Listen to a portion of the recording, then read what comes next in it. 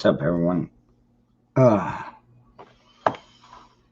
Dangerous Street, I'm barely awake. Oh, man, I had to take a nap after that long day at the pool. But I am here. Without further ado, hold on, let me get shit set up here. Let's see. Make sure everything freaking works here.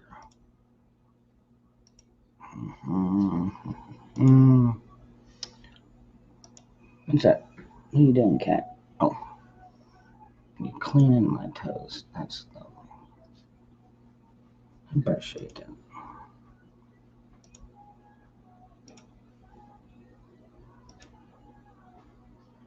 Hey, no problem, Sparky. That was a good stream too, man. Yeah, it was good that it was good to see Frank over there. I know that he's been getting railroaded pretty freaking hard. You know, they railroad us all because we like to be outspoken and we like the truth. Kind of bullshit, but I mean, what can you do? Go to Odyssey. Can you live stream over there on Odyssey though, Sparky? Venture working. I don't know. What's up, Navy vet? Well, I'm working on getting the link out there. Let's see. I think maybe here.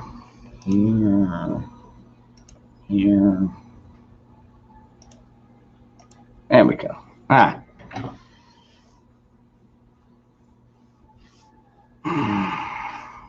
Some new stuff might be coming up. Right on.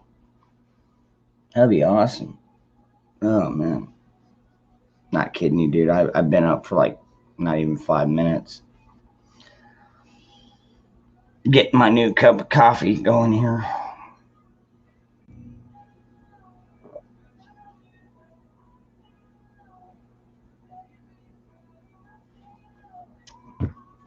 Okay. So, yes, that's not coffee, but whatever. What's up, Navy?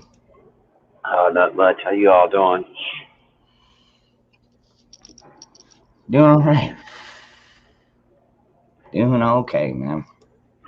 Like I said, man, I had to take a nap.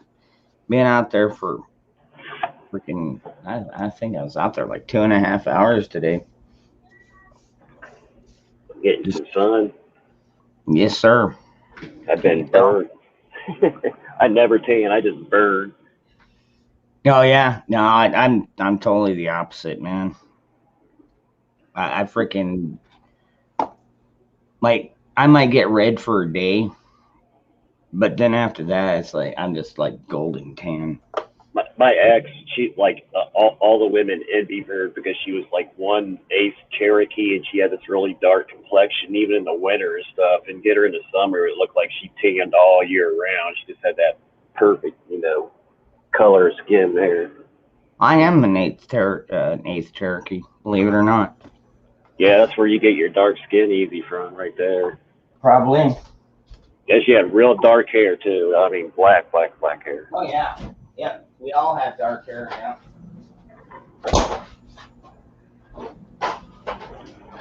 Yeah, I went shopping, man. I went to a bunch of used bookstores trying to find a few things and stuff there. I was looking for like homesteading books. There wasn't a lot to pick from. People are kind of wise and been buying that shit up. For what? Homesteading books, just basic like primitive skills.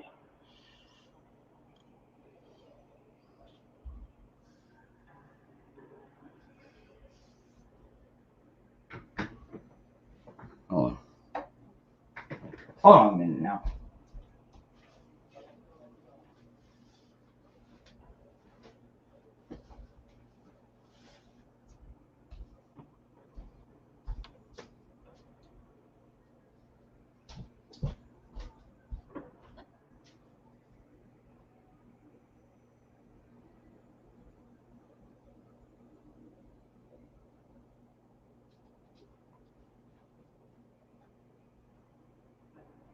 Hey, Sparky, were you Air Force or Navy?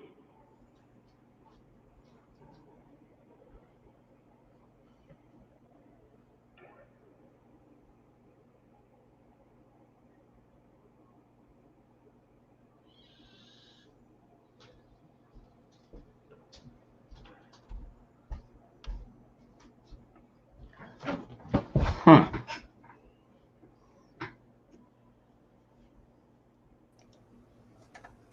Hey, what's up, Jeremy? What's up, everybody? Guess what? Don't mind me. You guys mingle amongst yourselves. I'm looking for something. Guess We what? say, Jeremy. What's up? Wait, hold up. I gotta turn this. But no, I don't want to try that shit. I watch it for free. I don't need to try nothing. Okay. Guess what, y'all? Guess what? I'm like happy with joy and freaking like nervous, but not nervous, but all everything and tingly because this is the first time I've ever done this, and I got approved for my house loan thingy. Right on. Oh, awesome, Boom! brother. Awesome. You got to be excited, man. I got approved today. So, When's the big moving date? I don't know. I gotta come up with the closing money and everything. So tomorrow I'm doing my taxes and filing for the 3 stimulus checks that I haven't got yet, plus everything else. And then once I get all the money situated and everything, once I get the money situated, I'll go and do the closing. And once I've already talked to Roger, who's my good friend but boss man too. He said that if I don't have enough, he would help me out because he's always done that before, and I've always paid him back. And he said he'll work something out with me. But he on closing date, I'm gonna go and change the locks right then, and I have to rip that carpet up immediately because it smells, and the people were literally. The last tenants were literally like junkies. I'm not gonna lie, like literally they were junkies, and it's only in the living room that the carpet's like is. But I can rip that up. I've got enough rugs for right now that I could lay down until I can get linoleum or something put down on there, get it aired out, and I've just got to patch some of the sheetrock holes and paint it.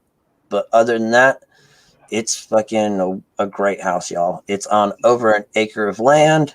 I can make my shooting range out there, and it's only one house down from Mama, so she can take care of that. I can take care of her and keep an eye on her too. And I'm getting puppy Flint, Monday or Tuesday. Dang, man, you sound like you're having a good day. Hey, be careful cleaning that shit up, man. If they had junkies in there, you don't know what kind of needles or trash might be in there. Well, yeah, I know that. Yeah, trust me, I've known junkies in my life and shit. But I know I know to be careful like that and everything. But yeah, man. I mean, once I get it, guys, I'll take pictures and videos, of course, you know what I'm saying? But man, I can't wait, you know what I'm saying? And shit, I wish all of y'all could come. You know what I'm saying? I'd throw like a little big freaking community thing over, get all y'all out there or whatever, man. That would be fucking awesome. But y'all will still be with me. You know what I'm saying? Within spirit. What's up, Cole? So. What's up, Gary? Patriot Sandwich Maker. Good to see y'all in the chat here. Hold on. Yeah, thank you guys. Bulldog, Gardner, Josh, thank y'all very much, man. I appreciate that. Right. Y'all been praying, and I've been praying and oh man, thank y'all so much, man. Thank y'all, man. Man, I'm excited for you, dude. That's awesome. Yeah. Me, so am I, man. I'm going through. My agent lady, she said she's going through a USDA because I'm a first time buyer and stuff. I wouldn't have to put any money down, and everything. Or so it's wow. Yeah. I've got a plan. I'm going to put a garden What's up, up. I'm going Carmen? to put my horseshoe pit up. I've Going got on, huh? over an acre of land so I can put up my shooting range. I've got my fire pit. It's got 2 sheds that are wired with power, with lights and sockets. So one, I'm going to make my workshop. The other one, I'm going to put my storage and everything for the lawn care and everything. In my house, it's 3 bedrooms and 2 bathrooms. It's just me. So my 2 bedrooms are going to be my art room and gun room where I clean guns and stuff. And the other one's going to be the YouTube studio room, y'all. So it's not going to be a YouTube studio room. It's going to end up being the Puppies room. You're probably Yeah, right no about doubt, that one, Mark. Yeah, you'll be doing your YouTube outside. What's going on, guys? How you doing, Hawk? All right, man. All right. Yeah, it's so, I mean, thank y'all so much for the prayers. And like I said, Puppy Flint will be here Monday or Tuesday, and I'm all ready for him too. And I've been packing for the past like 4 or 5 days, guys. So, I mean, I just felt it, you know, so I've been packing my house up, and I don't have a whole lot of shit. Blaine. Yeah, I was beginning to think I came to the wrong stream. These people were happy and everything. I'm like, what the fuck is going on here? I was like, did somebody sneak these guys some good feel good stuff or something? There's no Prozac going around, no Valiums. Nah, man, No. this is natural high. I mean, I haven't even rolled one yet, y'all. Well, I smoked 2 with Andrew. He came over, but other than that, you know. But I didn't have to roll them. Nope. Didn't have to roll them. How's them puppies doing, Hawk? Give me one second. Oh, I hear them.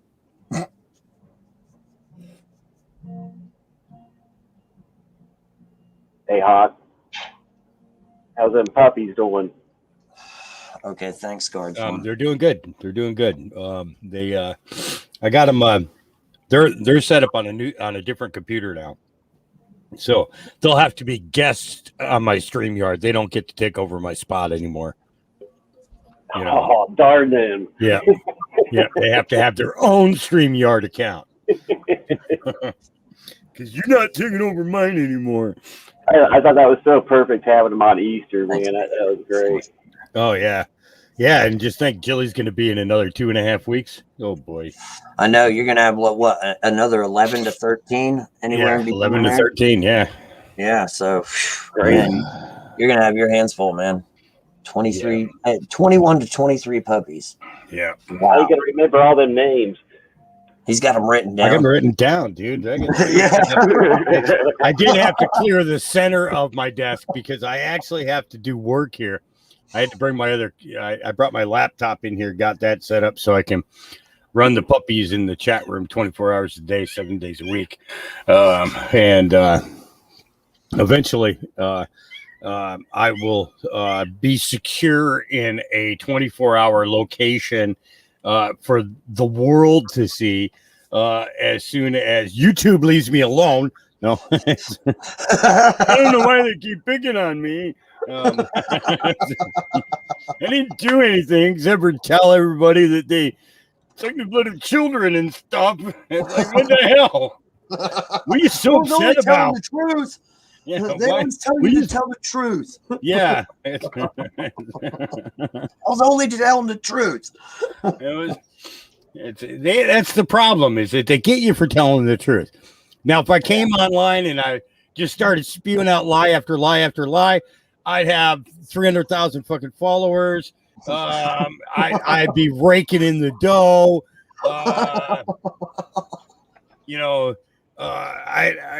It's just oh God, I just don't get it. It doesn't make sense to me. You know, it's like wiping before you poop. Don't make sense. Sometimes it does if you've sit on an anthill or something like that, you know, because you don't want anything crawling in, you know. Well, yeah, I mean, there are specific cases, you know. I forgot about the specifics. Yeah. A warped mind of a Marine. It never goes away. Once that warp gets in there, there's no getting rid of it. I want to know how Dangerous Freedom's doing tonight. Oh man, I'm doing all right, man. I am just waking up. Went to the pool today. Got some sun. Lost my fucking bracelet. Already? Yeah, I took it off and I put it inside my freaking my pouch. But now it's not there. I don't know where the fuck it went. You sure it's not? Honestly, I don't know. It might be. It might still be at the pool. I'll check it out. You had that intent look on your face when you got up out of the chair, so I thought you were looking for a bag of weed.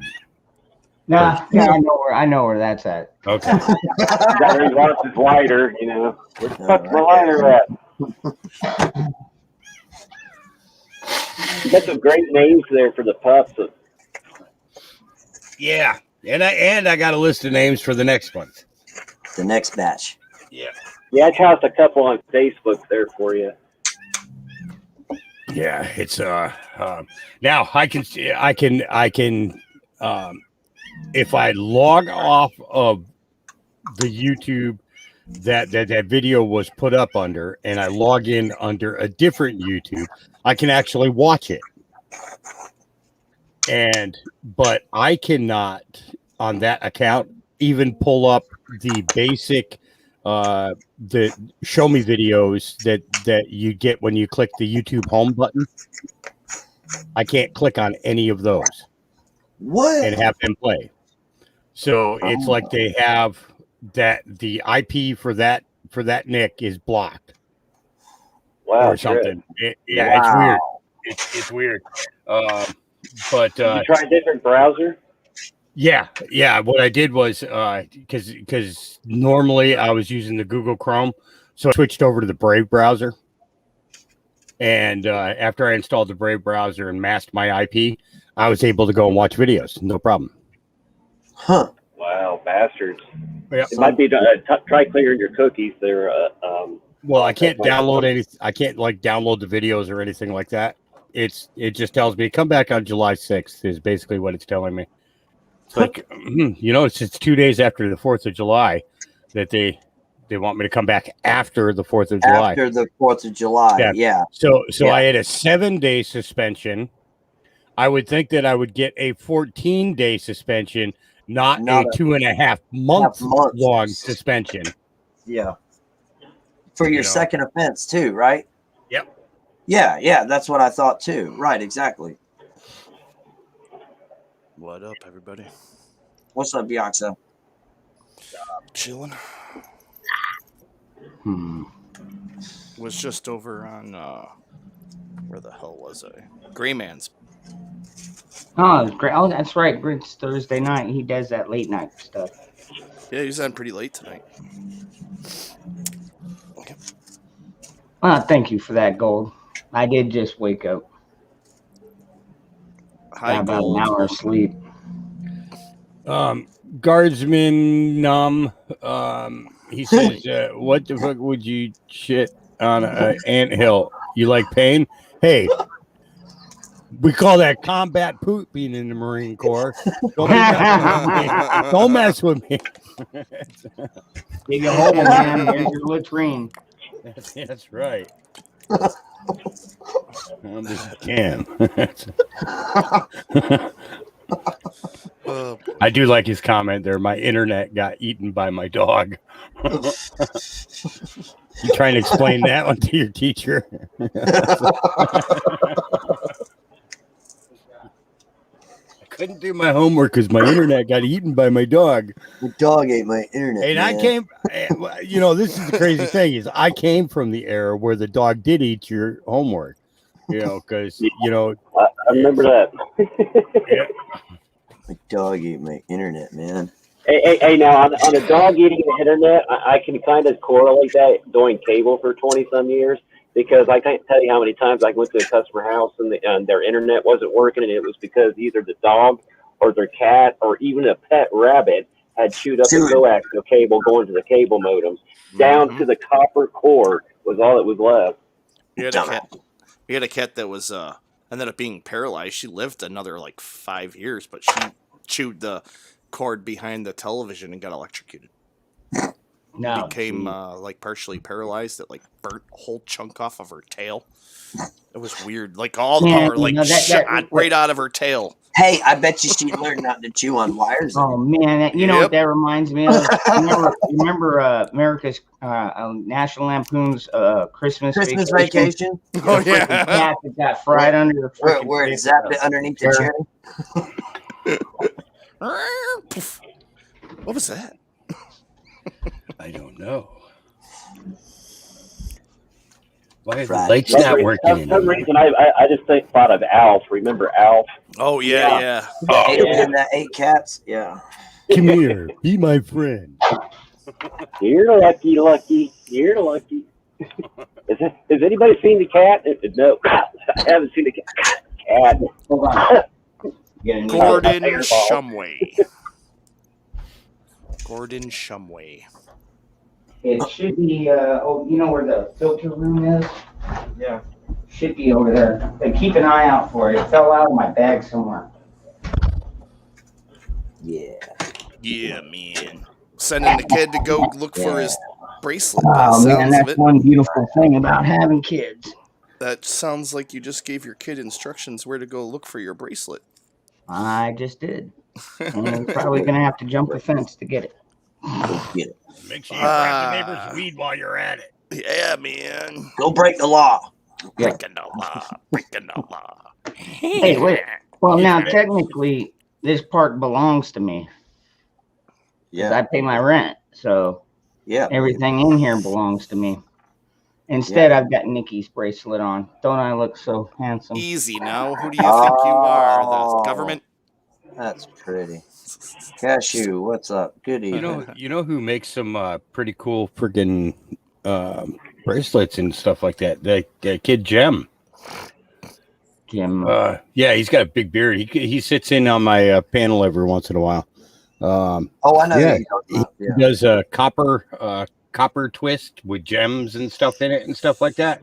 Oh, right on. Yes. Fancy. Yeah, he's good. He's good at it. It's I've been watching some of really his design. He's been sending them out. You know, people have been asking to get them, and he's been sending them out. You know, right on track. You know, not missing a beat. So Hey, what's up, Cashew? Yeah, nice. Got a little tree of life on mine. he's got a face tonight. He got a face. Beyonce. Hugs and kisses. What's going on? Not much. I thought about buying a camera. Instead, I bought some more silver. Hey, I got silver. Dude, you know what? Navy vet, you're not far off from me, except instead of buying silver, I bought more ammo. Yeah, I was gonna say I just I invented. can't find it. It's like sold out here. You can't even buy Target ammo around here. It is sold out. Like if you got a friend that's a member of a gun club, they can get it. But even then, it's limited one box at a time or something like that. What's up, Kay? Hey, what's up, Kay? Hi, Kay. Oop. Not much.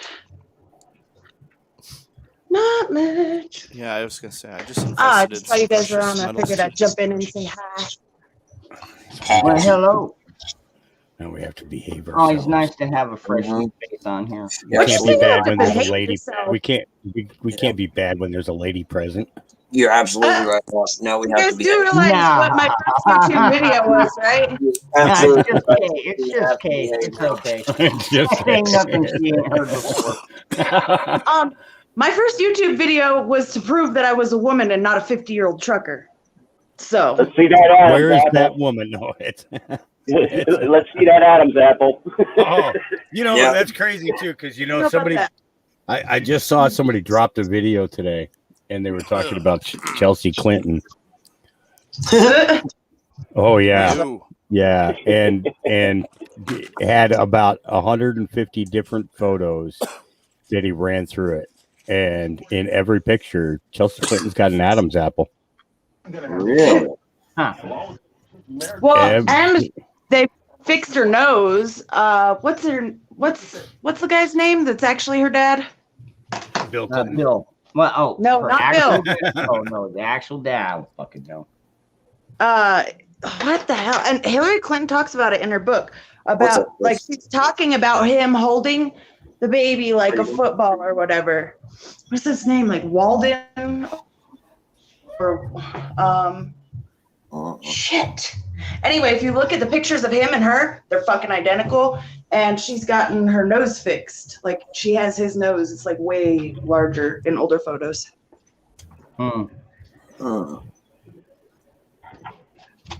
I'm just not But- thinking that she's a she anymore. It's getting weird. It's getting That weird. was a weird question on the panel, and Biaxa was on it too over at the Prepared Mind earlier. Somebody said, all right, so if they remove Biden and put Harris in, could Hillary Clinton run as VP? Yes. Technically, the vice president becomes president. She can choose whoever she wants to become the vice president. Yep. She doesn't have to be voted in. Wow. Yeah. Gary Took Todd. a shot of liquor or vodka or what was gin? Tequila. Oh, whew. You see it? See that old skull on that bottle? Yeah, That the wasn't sugar even- skull. That wasn't even a nice looking tequila. This is a kick your ass dead tequila. And she just You ever notice the fancier the name on a vodka, the cheaper it is? So, like, Senators Club and Aristocrats are like the really cheap, shit. You can get like a gallon for $4 or $5 or something. Nada. Oh, I got one for you here. This is the fucking worst thank purchase you I for ever checking. made in my life. Right here. It must be around the house somewhere then. Let's Just see. where the hell I might have put Rich it. and Rare Reserves. It is none of any of those. Is that It's fucking lacquer thinner. She's got bottles in every room. Yeah, For Christ's different, sake. different cabinets. You're an alcoholic stream. This is the one that you can't say right until you finish it. See that? She's in a totally different room now. I know, got she's this in the stuff living spread room. out. If you walk in the bathroom and pull out something She underneath was the just sink, we're in Yeah, I was trouble. gonna say, let's see the bathroom. I'll shoot her in the bathroom. I'm If not you gonna go lie. in the bathroom and go in the back of the toilet and pull out airplane bottles, I'm gonna be like, holy shit. My grandfather was like that with candies because my grandmother would hide him where he wasn't supposed to have the sugars and stuff there. So he'd have them stuff down in the seat, and then after he passed away, like we were finding him in the piano bench, and then Grandma was trying to play the piano one time, and it was all out of tune. We opened up the back of it, and there's like a whole bag of like Twizzlers and shit, and yeah, he had candy stashed around like he was an alcoholic. I do that too. Okay. All right. So gold. This is where I got my my headline title. Ow. This is a quote from Thomas Jefferson. I prefer dangerous freedom over peaceful slavery. Oh, I kept meaning to send you a video of Dangerous. Yeah, I like that. That's great, Yeah. Dangerous. There And is. it suits me. I mean, it does suit me. I mean, I'm always packing. That Thomas Jefferson was a little too Well, just smart for his technically, own what good. we're doing, just talking about this is dangerous, guys. Technically, No. we're the traitors, by I think she means the I Quit Karen title. Yeah. I The quit title of Karen. the live Yeah. stream. I That- quit Karen, man. Fuck I that. I think- figured you just misspelled caring. Yeah. Yeah. Come I on, think Hawk. You know yeah. me better than that. the live That was stream title. Yeah. I know you know me better than that. I know. Quick, Karen. That's the next bumper sticker. Oh man. Oh yeah, I can see that. Yeah. When I was stationed down there in Oceana, Virginia Beach, they tried to put out some bumper stickers that said, "Don't like my driving, call 1-800-EAT-SHIT." Well, they made them change it because we can't have curse words on their bumper stickers. So they brilliantly, all they did is they slapped an A where the S was. So don't like my driving, call 1-800-EAT-SHIT. Hey, there you go, Dangerous. Where'd it go? Chris Clevercraft says, I think the father name you're looking for is Webster Hubble. Yes. That's Chelsea's dad.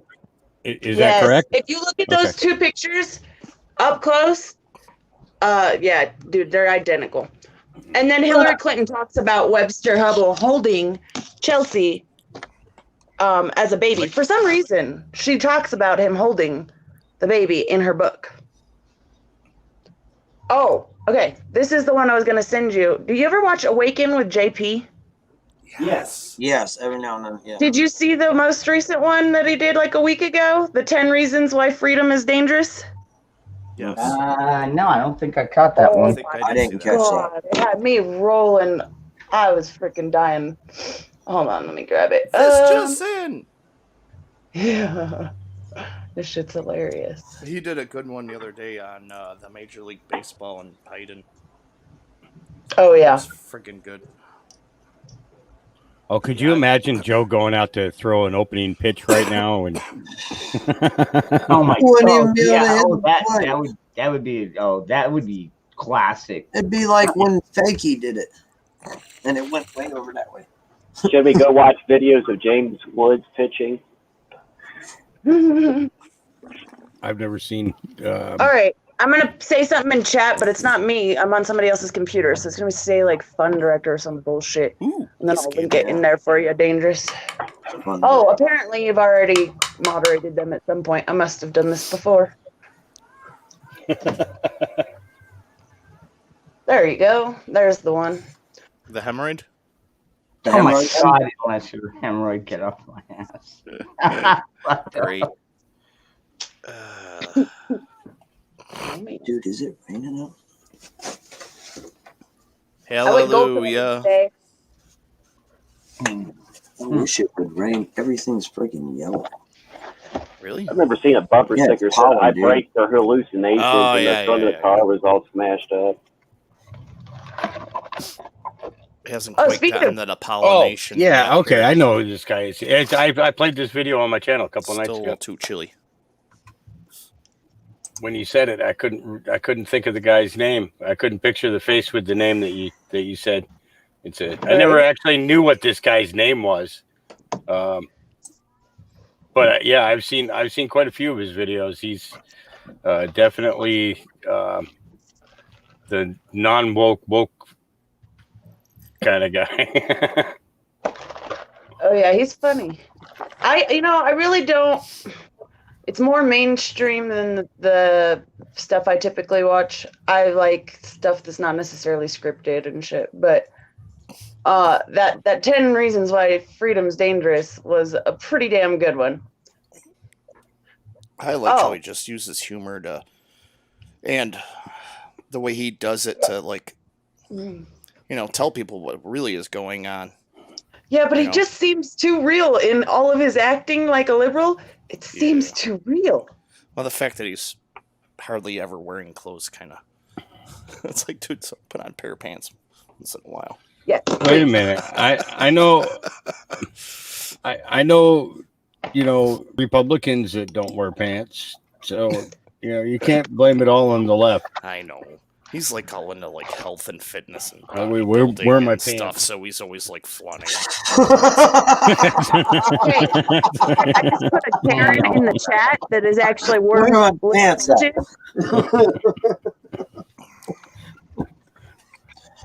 I'm gonna get put in a category now. Where in the hell are my damn Subscribe pants? to her if you haven't seen her stuff. Where's my damn bracelet?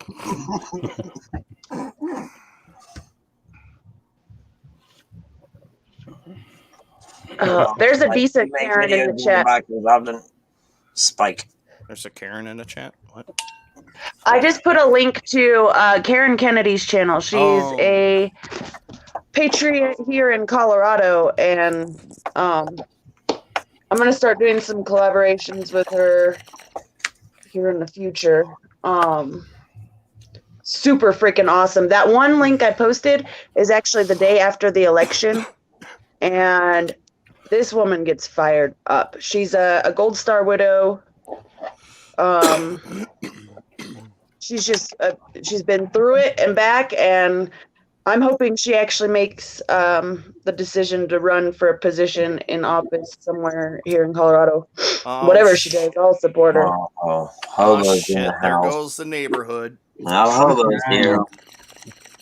Hey, I've been here for 5 minutes. Why did you say that earlier? No, And what's funny is that bong rip sounded like a perfect snore for a second there. I was like, he's starting already. I just got a new bong the other day too, so maybe you might be hearing that. Hey, does anybody else here Don't tell follow me Red God Steps Stacker? confiscated that too, Hobo. What was that? Does Don't anybody tell else me in the here in cops chat? confiscated your bong too. I know they took your guns. Don't Hey, die, you know- It's legal where I'm at. I just would prefer not to do it on the camera. That's why my camera disappears. Hey, See, you I ain't got know no pants on. I might as well take the sweatshirt off too.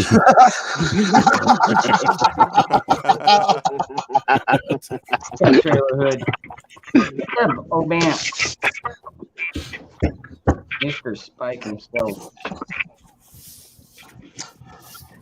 Hey, what's up, boy? I can't Well, see. Fucking fine. Since you guys, anybody else has been watching Red Step Stacker, he keeps having to make new channels because they take his stuff down. He made a new one. I posted the link in there, and it explains why he gets his good info. He's Juan's ex-brother-in-law. Oh wow. Yes, who's?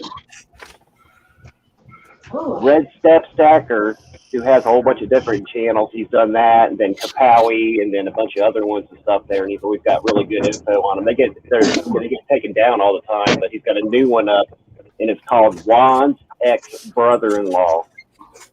So I believe he's referring to Juan 07 because his intel's really on game and stuff there. Cool. But I posted the link in there. I'll drop it again there if anybody wants that. He was actually doing a live one today, and he didn't post it. But the live one, he was giving all kinds of good info out. Cool, I'll have to check that out. All right, guys. I have a buzz now, so now I can actually go face the bar. Yeah. There you go. So I'll probably hop back on here in a little bit. I'm just gonna go kick some ass at some pool for a minute. Hell yeah. There you go. Oh, somebody bought a pool cue and they got balls now. So I've got one. I've got a pool cue right over there. I got one too. I'm one of those people that should just play with the wall stick the whole fucking time. Hey. I'm Polish and klutzy and smack shit. That's how hustlers do it, though. They'll start off with that fucking bar cue. Yep. Get to You bet gotta and do is then roll bam. 'em. You just got to They roll put up them on the the field. table, make sure they're not warped, and find the one that. Or you could do like in Four Brothers. Remember the one cop that goes in to confront the other cop, and he grabs that key off the fucking wall, and he's like, "Ah, man, I think the stick is twisted." Bam! Cracks him over the head with it. Great movie, by the way. Yeah, I have straight up watched my mom We- crack several pool cues over other ladies' heads. So Oh, so he's gonna make my own fucking. You got 2 balls, Obama. Did she just take us to the bathroom with her? That's just Yeah. wrong. That's just wrong. what? That's She is- I know it's the back of the toilet. You want to see the bottom of the back of the toilet. We want, It yeah, stops the camera and hits the mute button. yeah. We want to see all the we want to see the booze you got hidden in the bathroom. Damn it! Yeah. It's- Jesus, No, I can't show them the airplane bottles. Damn it, they're on to me.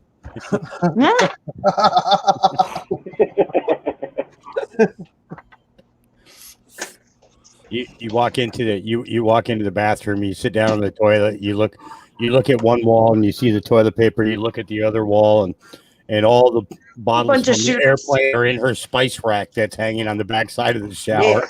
You know, Yeah, her spike sounds like rack's my in the kind of bathroom on the bathroom, damn it. wall, right next to. And there's a little tin can screwed to the wall. It says "Leave tips here." Just the tip. Oh man, that's great. All donations deeply appreciated. Deeply I cannot. appreciated. Jesus. Hey, I David. know I I'm thought so. sorry. Oh no, you're No, you're fine. not. Trust No. me. Probably No, worse I'm than not. half of you. So I have a question for the panel or the chat. Oh. Who all has adult children? Because now I'm a supervisor at work, and I need some tips on how to deal with adult children.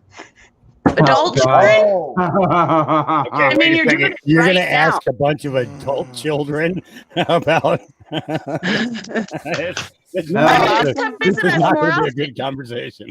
now, I'm now, talking keep in about mind, younger. you're not You allowed gotta- to beat them. You're not allowed to beat them like you are your own kids. Now, Okay, once Yeah, they we- turn That 18, one's out the I can't. window. My kid You turned can't- 10 yesterday. okay, you can't beat them. You can't talk down to them. You can't like cuss at them and everything. But if you use your words correctly, you can make them feel real dumb. just be slow and enunciate. Use big. No, I'm not talking. I'm talking about like people that I'm in charge of at work. You're the boss. Are they Tell like them to get their young damn work done millennial and write them type, up. or And 3 times you're written up, you're out of there. are they young millennial types that Just just like that. they're Bam. smarter than Easy. everybody? Simple. Bada bing, bada Pretty boom. much.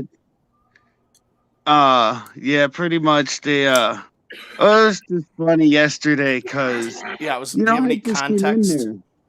to go I've on? been I've been back for like this will be like my second week, so you know I can't just go in there and just start making demands and shit. I got to get back acclimated with my job. I can't fuck up my job worrying about them, you know. Okay, I understand that. Okay, but listen to me here. Okay, when you go to work, do you go to work to make friends and play Facebook and show everybody your pictures and your YouTube videos and all this? Or do you go to work to make a paycheck? I don't even show you guys my YouTube videos. Well, there you go. I'm just saying though. Well, I'm But sorry, do you we're go to not work? into Do like. you go to work to do your job and get paid and make a paycheck, or do you go to work to play high school and show everybody your pictures and hey, look at this and oh, look at my Facebook page and did you see my post that I posted and why didn't you like it or heart it or why didn't you come out? I mean, what do you do to go to work? You know what I'm saying? I mean, it's just as simple. Oh yeah, I know. I'm just saying. No, I know what you're saying, Jeremy. I'm just saying. I want suggestions on how to be like. I've been told when I worked there previously that I was unapproachable. So now I'm being more approachable without and I need suggestions on how to be more approachable while at the same time staying get your fucking shit straight. Tie a bag of weed to your neck. There you go. Weed fees. I mean, look, Is it it's legal like where this. you live? Hobo, it's like this. Could you Where lose I your work, job and having I a weed wish around your neck? I wish Jordan was watching right now because Jordan Jones, who watches us on a nightly basis, I wish he was in the chat right now because Jordan would tell you, when I am at work, yeah, I'm the class clown. I'm sitting there, I'm goofing around, you know, I'm sitting there, I talk with people, I goof with people, you know, I make fun of people, we all bust each other's balls and shit. But guess what? Yeah. When it's time to work and it's time to, you know, bust balls and we've got, you know, tickets shooting out the damn machine and I got, you know, 20 across and I got people out the line. Guess what? It ain't time to play games. And if you're going to sit there and walk around and lollygag, oh yeah, I'm gonna get on to you. Look, why are you sitting there watching me work? Get to work. There's plenty to do. You know what I'm saying? So I mean, there's a time for fun and games at work and a time to communicate and you know hang it, you know, kind of goof off. But then there's also a time where it's time to get it done. You know, Jeremy, here's the situation. So I've been back for like this will be the end of my second week, and me personally, I don't have respect for anybody that comes in to a place that I'm at and then tries to demand respect. So I give my respect to get it, and but then when I'm disrespected, it's like okay, you know, you lay down the law and shit. But I don't want to deal. I'm looking for more outside the box ways instead of just saying, look, Either do your shit or go home. I'm trying to look for outside the box ways to try to, I don't know. So in other words, you're dealing with a generation where you have to be like, okay, tell me what your problem is. Why don't you like working here? What's wrong with it? Is it too many hours? Do you want me to turn up the AC? Do you need to go sit down and have a cup of coffee? Do you need to go smoke a cigarette right now? Are you pulling out your stress card? I mean, do you have to do that with these people? It's like well, it's more like you can't be like on Full Metal Jacket when he's like, now choke yourself. You can't exactly do that shit.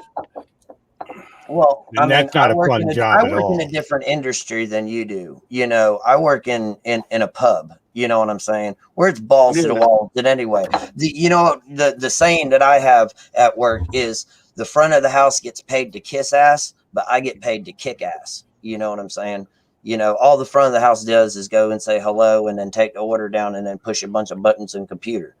I'm back there in a heat with 120 degrees on my back at all times, sweating my ass off, cooking with only just 2 people, you know, for, I don't know, 300-400 people, give or take. You know what I'm saying? And that's only in a couple hours. Well, this is how it was.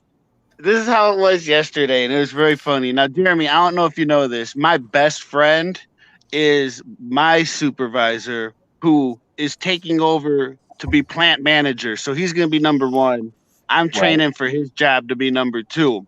Okay. So well, that's talk kind to of him, I guess. Who does number 2 work for? If you're taking over his spot, I would go to him and be like, hey, let me show me some of the ropes. Captain Interruption. Do what? I said, you gotta let me finish talking, Captain Interruption. When there's a pause, it means I'm taking a breath, Jeremy. You should try it.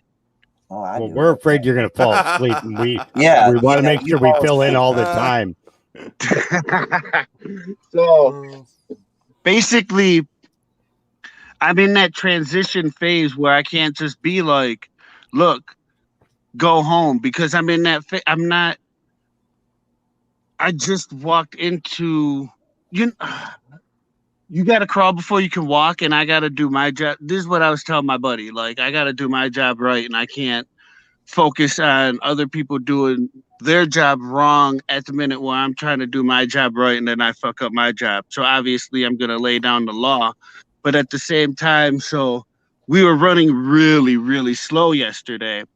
And I asked the person doing like the inventory control, like, why are you stacking? And he's like, because I'm bored. And I was like, well, did they ask you or did you offer? And he's like, I offered. So I'm like, fuck.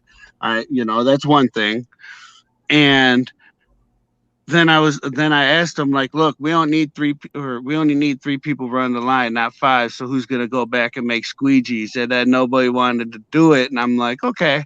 So I was like, well, well, Fred said he needs some people to go back to do squeegees right now. So who's going to do it? Nobody wanted to do it. And they're like, well, then go tell Fred. And I was like, all right, well, you know what?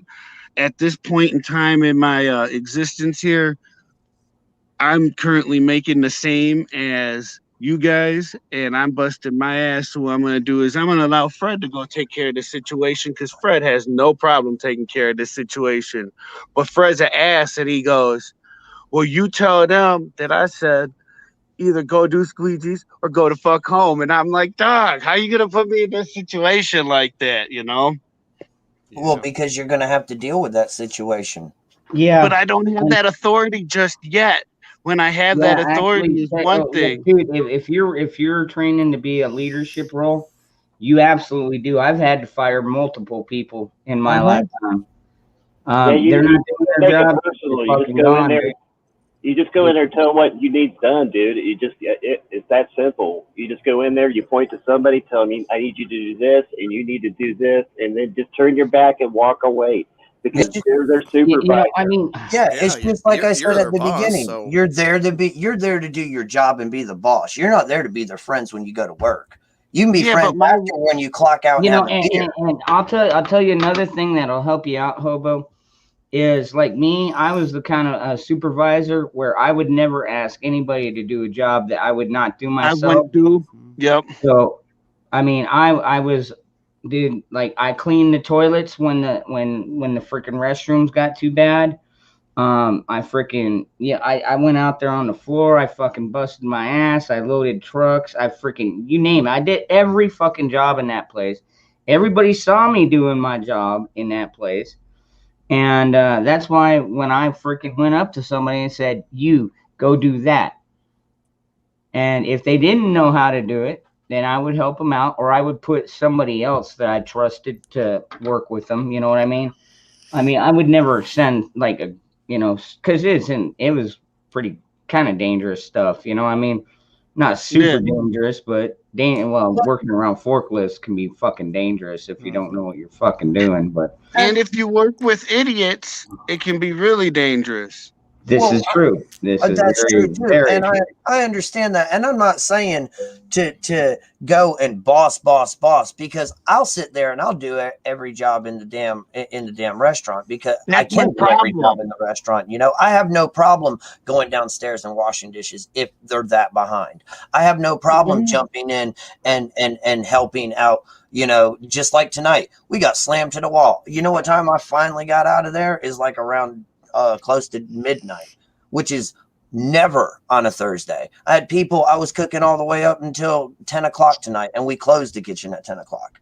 We didn't start cleaning until after everything was shut down and everything. And they were so far behind with so many plates. I got all of my work done, and we go down and we help the other guys out. That's what we do. It's a team. There's a big difference between being a leader and being a boss. What Jeremy's saying, and that's dead on and stuff. The way you'll earn their respect is by when the shit hits the fan and you're free. Just jump in and whatever the hardest part of the job is, jump in and do that part.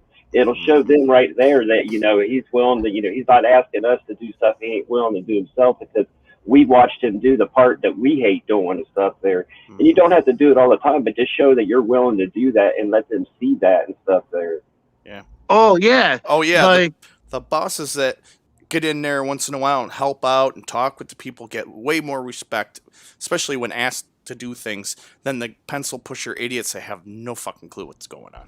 No, but see, my problem is if I want something done right, I'll do it myself. Yeah, and I want but you it done right. You can't do that all the time, though, dude. You're going to end up driving yourself crazy. You'll burn your. This is what happens when you get promoted. Is when you got to learn to delegate. You got to learn to delegate. You have to learn to undo things yourself that you're used to doing, like you're saying, delegate, and that's That's like telling a border collie to not herd sheep.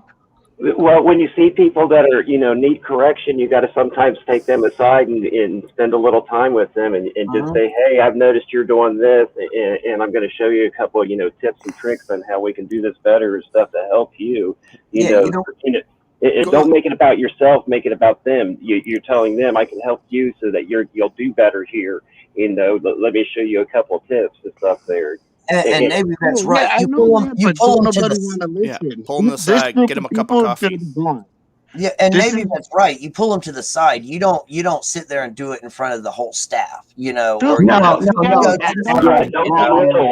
be little. No, whenever I had to discipline, now granted, if they're doing something heinously wrong, to where if any it was dangerous.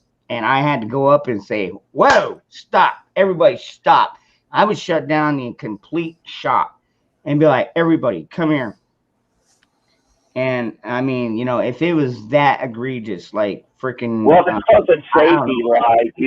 You have to do that. You have to sit down and stuff there because running the shop the wrong way, whatever the case may be. It's like, sometimes, it's like, look, this is super dangerous. This is why people lose their fucking fingers.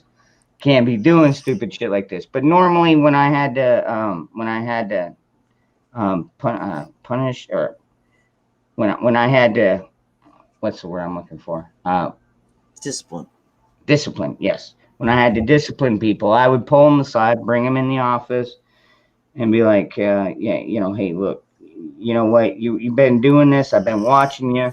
If you do it one more time, I'm going to have to let you go. And then I just keep an eye out. And if they do it again, I pull them in the office. And, well, first I call my superintendent. And I'm like, hey, this guy's doing this. It's a safety infraction. And not to mention it's endangering everybody here at the shop.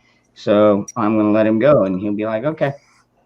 Yeah, especially on safety infractions, because even though it may be the employee, somebody underneath you that's doing it, if you've seen them, any type of safety infraction, and you witnessed it and you've let it go on, you're now complicit in it and stuff. That your head's going to roll just like theirs when somebody gets hurt. Exactly. Yeah. And you don't want to throw away your career in order to save somebody's ass. No, I never would. Yeah. That's a big mistake that a lot of people make. It's like, you stand up for somebody thinking that, you've got, a complete view of everything that they've done and so on and so forth. And it's make sure you look twice before you're willing to jump up and throw yourself out there as a sacrificial lamb, because that kind of a jump can screw up your career for a long time. It can bite you in the ass real quick. I went to bat for 2 people in my career at this place that I've worked at, and both times it bit me in the ass, and I will never go to bat again. Never again will I do that. And I've earned a lot of respect back. So I mean, but yeah, that stuff will hurt you if you bat for somebody that's not the right person. Yep. Respect has to be earned over time. It's something that isn't automatic and stuff there, and especially and it was the same for us when we were these millennials age, when we were late teens and young 20s. We knew everything, so it's no different. They're just they just don't they're taught less than we were. They don't know how to write cursive or read cursive. They don't know how to drive a manual. It's They don't need to learn how to all write kinds cursive. of excuses. See, now this is how you're gonna learn what type of person I am. Is to me that sounds like a whole bunch of bullshit excuses. I don't know how to drive a manual. Well, bitch, get your ass in a manual. You don't know how to get into a manual, then fuck you. I don't need you here. Like that's the kind of attitude that I have. My question was, I don't know how to. Dangerous. You have a 20. Hold on. Dangerous as a 20-year-old. I'm gonna be having 20-year-olds work under me. Dangerous and I are near the same age, ish. I want to know through his eyes what he's seeing the youngsters doing nowadays. Because I'm not 20 years old, but I don't have a 20-year-old as well. So you kind of also gotta. It's a delicate situation I'm in because yes, I can go. All right, here's what I can say about that. My 20-year-old, I raised my 20-year-old. He's an HVAC. I just told everybody last night. The company just gave him his own company truck.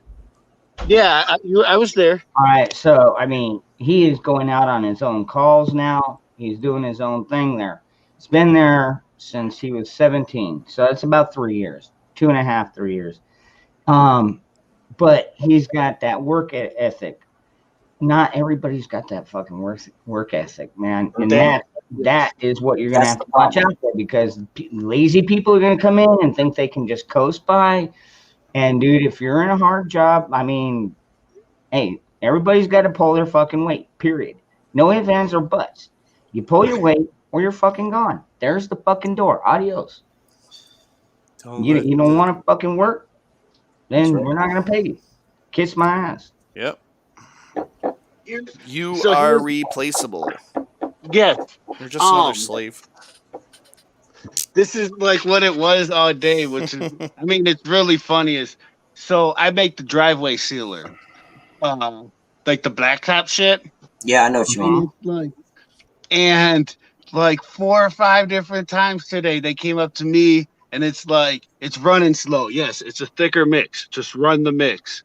But it's running slow. Just run the fucking mix. And by like time, it's like, dude, just run the fucking mix. Oh, now you're gonna go to Fred. Well, Fred's gonna tell you to run the fucking mix. Now you guys went to the plant manager and all he did was tell you to run the fucking mix. Like, that's clearly a sign of just straight up laziness that Or you've been stupidity. told, yes, run the fucking mix, but it's going slow. No, the reason you're saying it's going slow is because you want to have a reason for your lack of getting shit done. Is Yep. because it was running slow, but everybody knows exactly how much you're supposed to have done or whatever, and that's why. Well, today is going to be a lot of people's last day already. It's just because it's fucking around, or because of their fuckery. So that was my question: was for this new batch coming in, you know, taking learning experience because everything's a learning experience right now. And if I was to not if I was to act as if I know, then I would be setting myself up to fail, and that's why I'm listening to what everybody has to say on the panel and in the chat and shit too. Is because everything's obviously a fluid situation. It's like bugging Yeah, out. yeah. Well, Well, you're a and you pretty know what? dumb. That's actually Sorry. that's a good thing you brought that up, Hobo, because I have always moved my way up to management at pretty much every job I've been in, and I do it quickly. It's just once I know the job, I do it so well, and I'm good at showing people, telling people how to do you know, I've got a way with people, I guess, Mm-hmm. and but if people aren't, dude, I've ran into bad people too. That ones that don't want to fucking listen, the ones that don't want to do their fucking job, and I'm like, hey, my way or the highway, dude. Especially in construction, there are no, yeah, yeah. Dude, when I was in like the food service, I would give people a little bit of a slack because a lot of them were kids at that point, freaking 18, 19 and stuff like that. But when it comes to construction, dude, you're doing dangerous stuff, man. I mean, freaking people get killed on construction sites. Oh So, yeah. so I never played around when it came to the construction end of it. But, um, Yeah. Maybe, all right, Chris. Well, thanks for hanging out. I mean, Don't Hobo, mind you're me. pretty down to earth. I'm making a new bracelet. I mean, you Hey, seem pretty is down that to earth, Jelly so Bean right I there? mean, just do what you got to What's do, that? my friend. I think you'll be fine. I wouldn't. Is that Oh, yeah, Jelly yeah. Bean laying next to the bed there, or is that Baron? Oh, that's Baron. Oh, okay. Yeah, she let him like go halfway in the box Oh wow. to see a closer look at the pups. It'll be a couple more days, but she's as soon as their eyes are open and they can, it's basically she needs the puppy able to run away. Because for a year and a couple of months, he's a pretty big dog. Yeah, he's huge. Yeah, and he's going to be twice the size by the time he's 2. So, yeah, he'll be anywhere between 145 to 160 pounds. Gosh. Yeah. Damn, that weighs more than me. Big boy. Yeah, I'll tell you, my first Baron, it's I don't know if you've ever seen a person who's over 7 feet tall, but we saw a man who was 7'4" at a place called the Crystal Mall it's in just outside of New London, Connecticut. And this guy had his girlfriend literally picked up off of the ground with one hand. Just had her up in the air. Her feet were dangling like she was a rag doll. And that dog climbed that dude right up into his face. Oh yeah. It was like I was like, if you ever got excited about a friggin' watching a dog go to work, I tell you that was a dog lover's porn right there. Because once that dog was in his face and he realized that he was not the biggest thing, it was That's awesome. that was it. He never he tried to swat at Baron, and he was so big, he was so slow. They have no speed. They have power, but they have no speed. So Baron was darting around him, got him in the dick twice, got him in the ass a bunch of times, got him on the back of his legs. But he kept him, and he didn't really bite him hard, but it was enough to get his attention. and kept them like that until the I think it's the Waterford Police Department got there, and the cop was like, "Well, we need a full report on what happened." And I said, "Well, go talk to the dog. I said, he's the one who did it." Yeah, They go didn't- talk to the dog, man. They didn't find that funny at all. It was I had a good couple I of know, dude. I thought it was hilarious. man. Zachary. Oh, there we go. We just made my night. How you doing there, young man? Hey, What's Zach, up, how you Zach? doing, brother? Talk to my dog, motherfucker. I'm getting pretty good at these, man. What have we been on for an hour? I've been working. I worked at the state fairgrounds when during the fair for Ohio State downtown Columbus, and I had this a bag of really good weed in my pocket. And I was walking into the Bricker building. It's this big display building, and right as I'm walking in the building, they come over to the PA and they say demonstration by the Ohio State Highway Patrol K9 unit, 10 minutes in the Bricker building, which is what I'm walking into. I'm like, about face, double time march. I'm gonna get the hell out of here. I don't want to be part of this demonstration. I think Zach's got something to say. You ready, Zach? Just now turning 28. Happy birthday. Happy birthday. Okay, on the count of three, guys. 1, 2, 3. Happy Happy birthday to you. Happy birthday to you. Happy Happy birthday, dear Zach. Zach. Happy birthday to you. God, that was horrible. Oh, all the mics were cutting each other out. We should have let Hawk solo that. We should have let Hawk solo. Well, That happy was like birthday, a young bar man. close. Happy birthday. He's 28, but he's got the wisdom of an 82-year-old. Oh, boy. He's ready. Go He's ahead, got Zach. something else to say. Go ahead. And happy birthday, Hugh Hefner.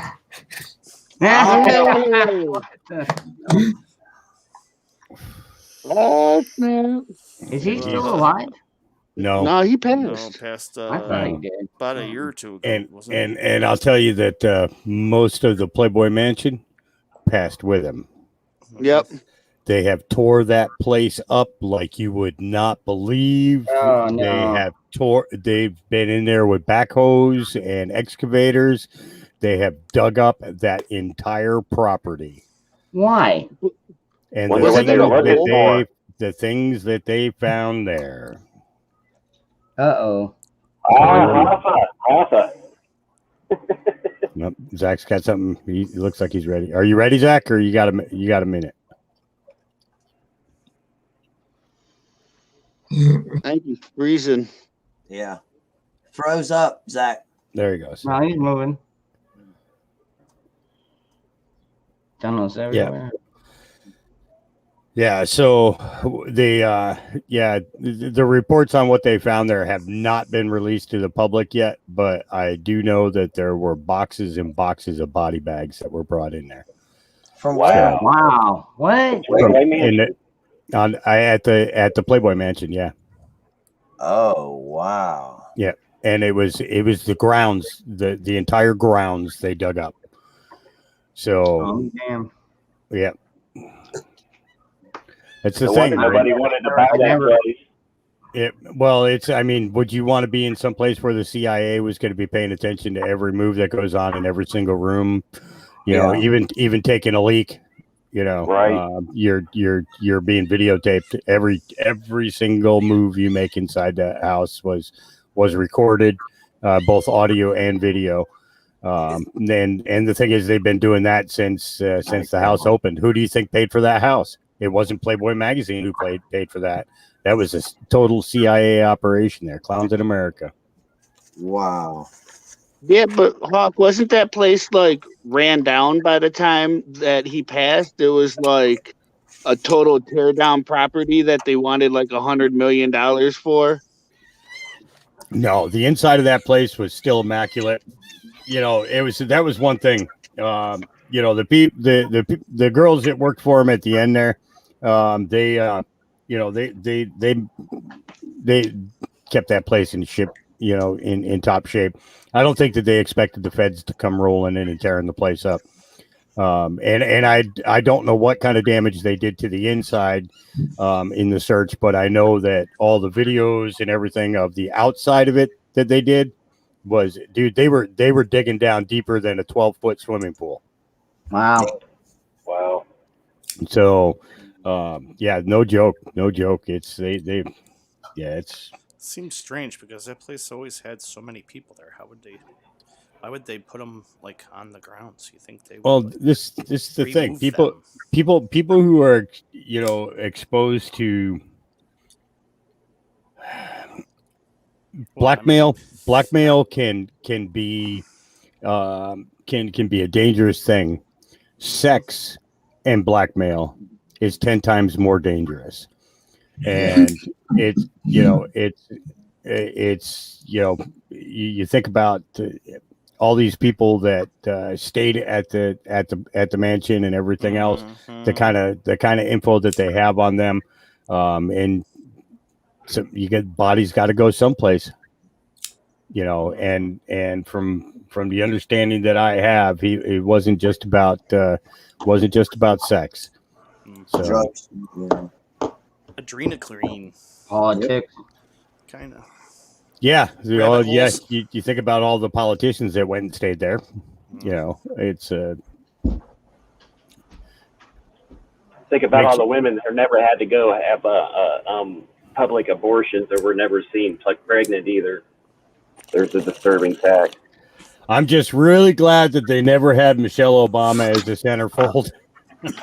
Oh, God. That'd be Playgirl magazine, right? Yeah. Right. Big Yeah, Mike. Probably. Literally play girl. Ooh. Big Mike. Or in a Barnyard Follies, more likely. He played football. Not 60 miles away from here. I'm not kidding. He had a workout show on TV. Damn. In the morning, you wake up and you see the Saturday normally morning. you'd see the girls. You see the girls doing the aerobics in the morning first thing. Jane Fonda and shit. That was a great thing to watch, having breakfast. But yeah, he had a morning workout show, and guess what dance he did or exercise he did? Exactly what he did on Ellen. Damn. It was the same exact workout, and it makes you think to yourself, okay, what else am I being deceived about? Yep. Exactly. So did You they ready? invest in duct tape when they went in office? No one caught that. I didn't hear you. I'm sorry, Navy.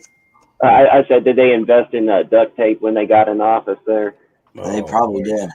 They're like, no, they want gorilla tape. You got to keep that thing tucked. Hey, what's up, Sassy? Gorilla tape that bad boy. I'm sorry I'm being so quiet, man. I'm almost done. Almost done with Gorilla this. tape.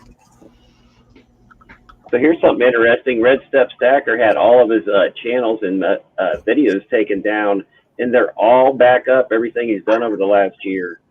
Shit. Just now. Huh. That's, All of his band videos are back up. That just happened here in the last few minutes. That's weird. oh, I don't think I know who that is. yeah, sure. He's pretty well connected. Like he gives out really good info and stuff. He was the one that released the key for Isaac Cappy's files there. Oh, okay. The key was like The key that showed, that little 15-second video or whatnot. No. Isaac Cappy, before he died, or disappeared, or was whatever you want to call it. Anyways, before he did that, he had what was called basically a dead man switch. He put out this, and I didn't realize how big the file was. It's several terabytes of video of all this stuff. I mean, it's like the worst things that you can imagine. And it was several terabytes. But it was encrypted heavily and stuff there, so no one person would be able to get it. And the person who released the key for those files, is none other than Red Step Stacker. Oh shit. And the new channel name he goes by is Juan. What is it? I gave it out a minute ago. It just says Juan's ex-brother-in-law. Oh, okay. And he's been to the White House and stuff like that. He used to make guitars for rock stars and all kinds of other stuff. He's pretty well connected just by the way he talks and stuff there. And it's to release that key. He knows somebody. You know, and this is the thing is, I would love to get those files and have them on a hard drive in order to provide evidence. But the fact of the matter is, once you gain possession of those, you're in the crosshairs. Yep. Yeah, that's why I haven't bothered touching it. And even if you have a powerful computer, a super powerful computer like the top end, with its several terabytes of files being needing decrypted, you're talking like a couple weeks to decrypt that shit, unless you got some government computers and stuff there. Yeah. Wow. That's crazy. And Red Step Stacker also says that Isaac Cabby is in fact alive. He is alive. Yeah, that whole thing looked pretty weird when I seen that video, man. And then when I seen different videos of explaining something about how the hell did it happen here and where's the truck and yeah, seemed all a little fishy to me too. Ooh, wait, which one are you talking about? Isaac Cappy. Yeah, I'd like to see those files, but like you said, as soon as you see any of it or you've downloaded that to your computer, you have broken the law big time. And you've already given them enough warrant to come into your house and kick the doors down if you download that shit, even if you don't decrypt it, just by downloading it. They have seatbelt locks. Sorry about that. I got another computer set up in here too, so I got my chat room set up over on this side here, and I'm hearing both sides through my headphones. Yeah. So, but I got to get out of here because I have a show starting in about 20 minutes. All right, cool. Later, man. So I will catch you guys probably tomorrow night. Awesome. Great night. Sounds good, Cool, man. man. Great to see you guys. Take care, Hawk. Have a good night, man.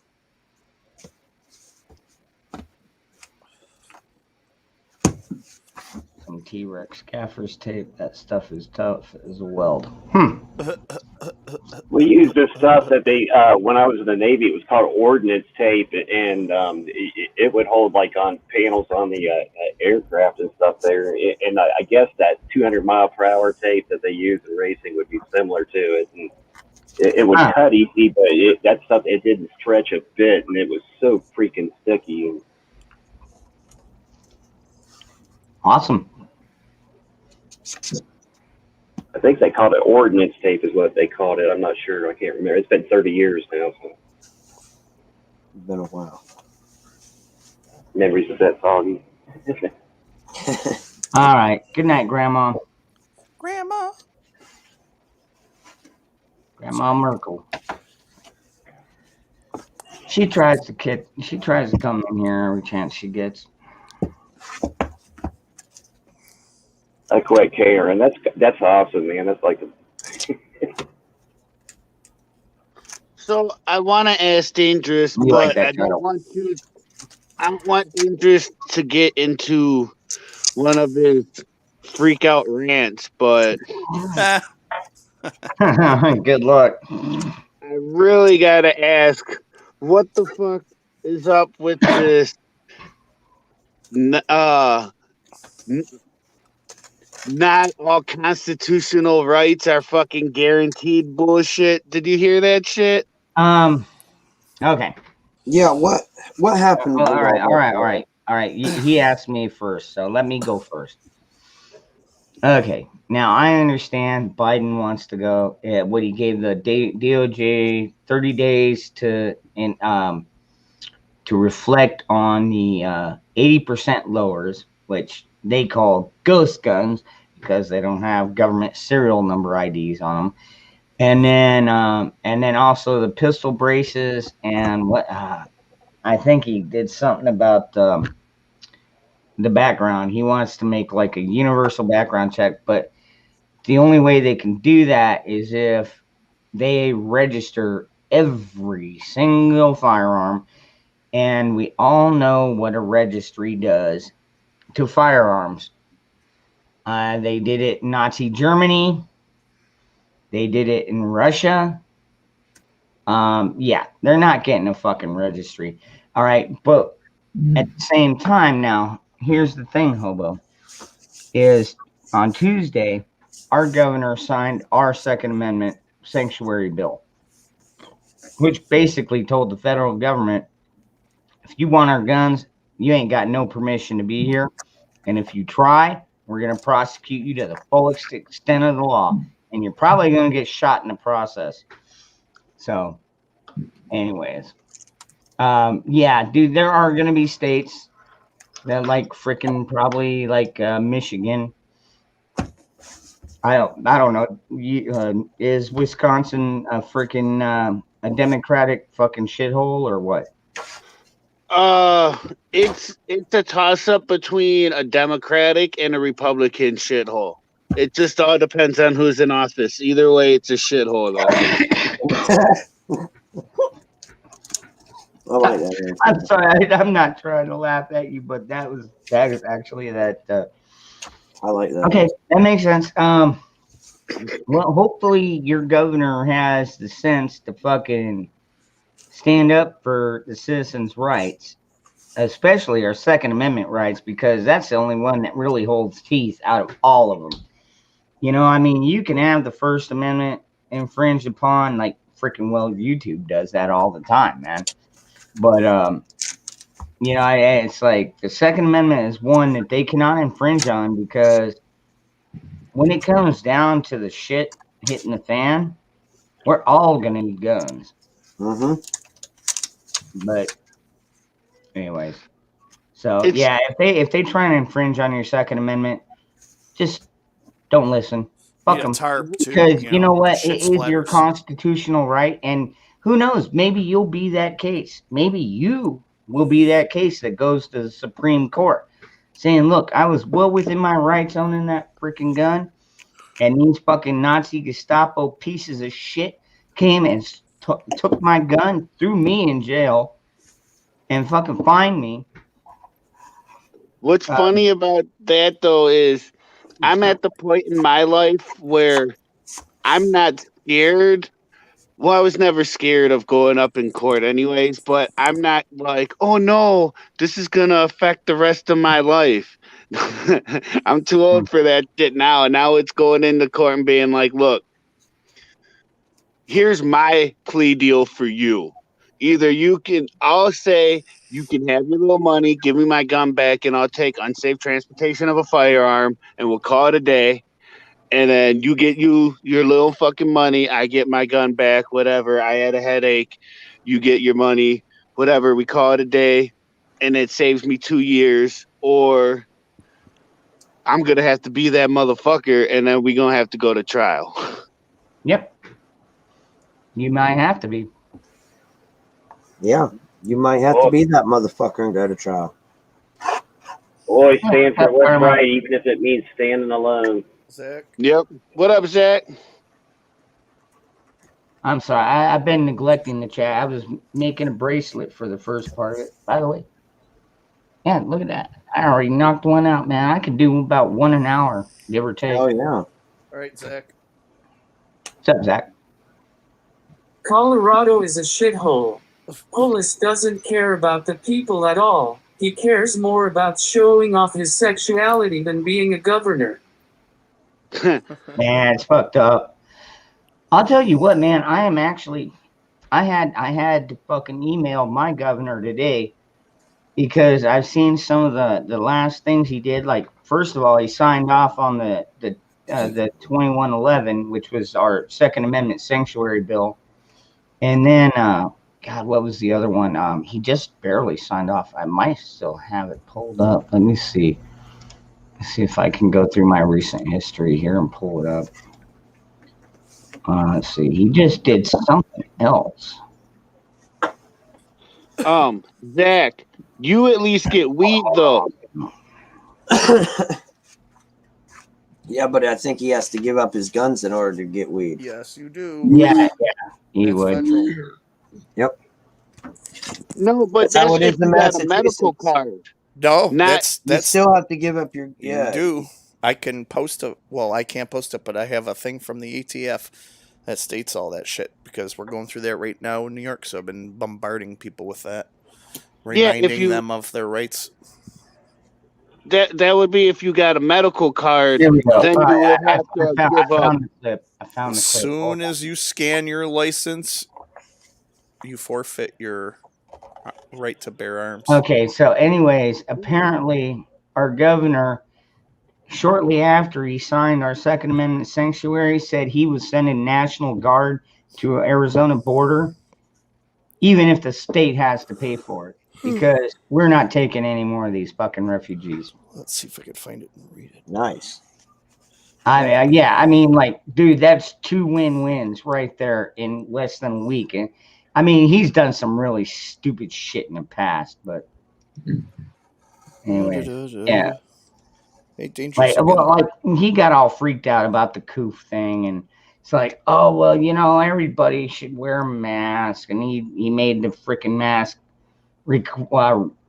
recommendation, I'd call it, because that's all it was. He couldn't pass law on it, but and neither can the government. To be honest with you, everybody that asks you to wear a mask, that's business to business, dude. But out there in the real world, nah, you ain't got to wear a fucking mask. It's your decision. But anyways, yeah. So even with the border crisis, he's like, fuck it, I'll send them down there, even if we have to pay for it. And I'm like, all right, I'll pay for it. yeah. He's already getting my tax dollars, so fuck it. Oh, what up, Zach? I don't fucking care about marijuana when it comes to my fucking constitutional rights. Yeah, that's a good point. What I was saying is, Governor Evers in Wisconsin, when he ran, they did this bullshit rope-a-dope. Should Wisconsin make it make marijuana legal? And it overwhelmingly voted yes. And then he goes, after he gets elected, just like the liberals do, they'll promise you this and that, you know, and then renege. He goes, oh, well, that was just to see if we should hear the argument next time the case is brought up. That was what he tried to say. So next time he ain't gonna get elected. He just by trying to get that one little fucking election, he done pissed off all of Wisconsin that wants smoke weed, and now he's gonna be losing that election next time because, you know, he did that liberal thing of I'm gonna tell you this, and then like Biden. Do you remember when he was in Michigan and that factory worker confronted him straight up and was like, "You're gonna take our guns," and he goes, "That's bullshit," and he lied right to his face. Well, he said, I'm not gonna take your AR-14, and the guy was like, what the fuck? What's an AR-14? I've never heard of that one. Yeah, what's an I mean, I know they got AR-10s, they got AR-12s, but I never heard of the AR-14.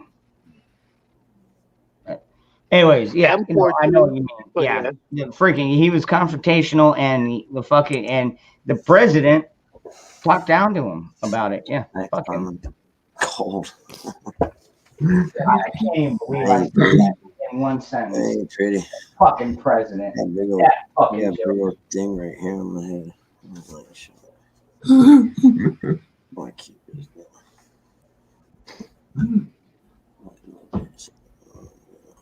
Joe Biden is a fucking joke. Yeah.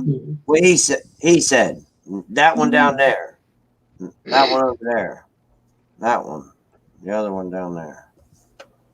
Right, Zach? You just throw your fingers in a direction, Jeremy. You'll find somebody. Not that finger, Zach. You're dangerous with that finger. Zach, you whip out that finger like you're in traffic and shit. Like, you know, we're gonna see you tomorrow, Zach.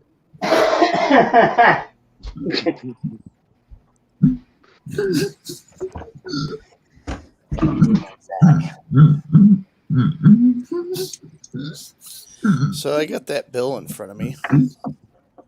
Okay. Let's see here. What bill? The Your power ATF, bill? the ATF bill. Oh, okay. Power bill. Let me see where it is. The Bureau of Alcohol, Tobacco, and Firearms and Explosives has received a number of inquiries regarding the use of marijuana for medical purposes and its applicability blah, blah, blah, blah, to federal firearm laws. The purpose of this open letter is to provide guidance to assist you. See, that's medical. If it's just regular, you're straight. No, because it's still, even if you go to a dispensary, you have to sign your license. So you leave. Okay. But yeah, I know. And I a know number of plenty states people have that passed order that legal. and still buy guns legally. Listen. A number of states have passed legal legislation allowing the use and possession of marijuana for medical purposes and under state law during a firearms transaction. A potential transferee may advise you that he or she is a user of medical marijuana. Under federal law, any person who is an unlawful user or addicted to any controlled substance. Yeah, I know. That's on any fucking background check sheet. Mm-hmm. So if you go to a dispensary and scan your license, that shows that you are addicted to a medical substance. It shows you walked into a motherfucking dispensary. I'm just telling you, man. Buy anything, yeah. I'm just telling you, man. I'm just telling you, my buddy's bought like 4 guns since going into the dispensary like a couple weeks before that, and he's bought like a fucking what the hell did he get? He bought a fucking Chris Vector. Well, I'm just saying it's a slippery slope that they could use against you, so I'm just trying to warn people. Oh yeah, no, I know. I know, especially here in New York. Especially here in New York, with they're making it recreational. Hey, I do not put it down that Coma would not try some shady shit like that. Yeah, but they also made it fucking an ounce legal, but a fucking like 64-ounce soda illegal. Your state's all fucked up. Yep, you can't have more than like 16 ounces of soda. You can't vape flavors. They're trying to make vape completely illegal, but yet you can buy cigarettes and everything, because... Wait, you can't have more than 16 ounces of soda? In New York City, I think. Wait, or they were trying to, but I don't think it got passed. Wait, you mean like you can't have like a 6-pack of 16-ounce sodas in your fridge or whatever? Or No, it can't be larger. So you can't sell a 2-liter bottle of pop. Get the fuck out of here. And 7-Eleven can't sell their big gulps and shit. That's to fight obesity. That was New York City. That was de Blasio. I gotta make coffee. Oh, what up, Zach? Sorry, I just have spasms and that finger likes to come up first. Hey, I know how it is, Zach. Sometimes it just got a mind of its own. I'm just saying, you're dangerous with it. Like, I think you whip it out to say hi. Like, what's up, officer? Bam!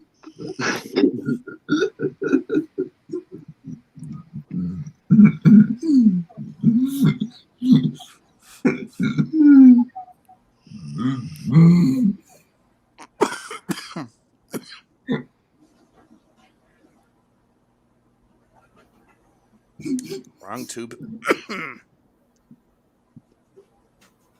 Vape hitting hard today? Just hit it wrong. Oh, it's the worst when you're taking a hit and then you accidentally like swallow the smoke. You get a hot pop on the back of your throat. Yeah. Sometimes not as bad with these. Like back when I used to like use mechanicals and rebuild my coils and drip and shit. You get the hot pops because it's so close. The pre-built coils and tanks, you really don't get that as much. I've been vaping for like 8 years. Damn. I just got my first pen last week for cartridges. Yeah, they're trying to ban that shit. They're trying to make it so all cartridges. It's an all cartridge system in New York. They're trying to ban. They're pretty much killing all the local businesses and Well, I'm making it talking so you about. can only get vapes from the fucking fucking convenience stores with all the cigarettes. I was talking about cannabis I know. cartridges, but I gotcha. I gotcha. I gotcha. you meant what I knew. I knew. I got one right here. Has anybody heard of Delta 8? It's legal, and you can find it in a lot of places that weed isn't technically legal. With all the CBD products, it's like 80%. It's not going to get you like super rocked if you're like a habitual person, but they have like some of the gummies and shit too you can get that are high in CBD but still have that Delta 8 THC. But it's the government made it so the Delta 9 strain was illegal. So with all the extraction of all the CBDs and stuff that they're making, they were able to separate the Delta 9 extract, or the Delta 8 extract, I mean. And so it's only like 80% THC, but it'll still get you a good buzz. You can find them. That's what this is. It's not bad. I've had the gummies, but they just finally, well, it's recreational, but it's going to take time to set up and all that shit, blah, blah, blah. See, my metabolism is too high, so gummies or edibles don't really do a damn thing for me. I can eat like 10 grams of fucking edibles, and then that shit is processed, and before I even am high, it's already gone. It sucks. Yeah, I hear you. And then the shit gets stronger nowadays, so my lungs can't take it. I feel like a bitch now, Biaxo. I can't smoke like I used to. I know, I hear you. I have problems with smoking and stuff because I worked in a steel mill and developed all sorts of breathing problems from inhaling the steam from with all the chemicals and shit on it, and working in. I mean, there was no heat. It was in the middle of winter, So then you're having a hot steam from the hot pipes just blasting in your face, and I ended up getting pneumonia and shit. And I haven't been the same since. Oh damn. Yeah. So, luckily I was vaping then, so it wasn't as bad.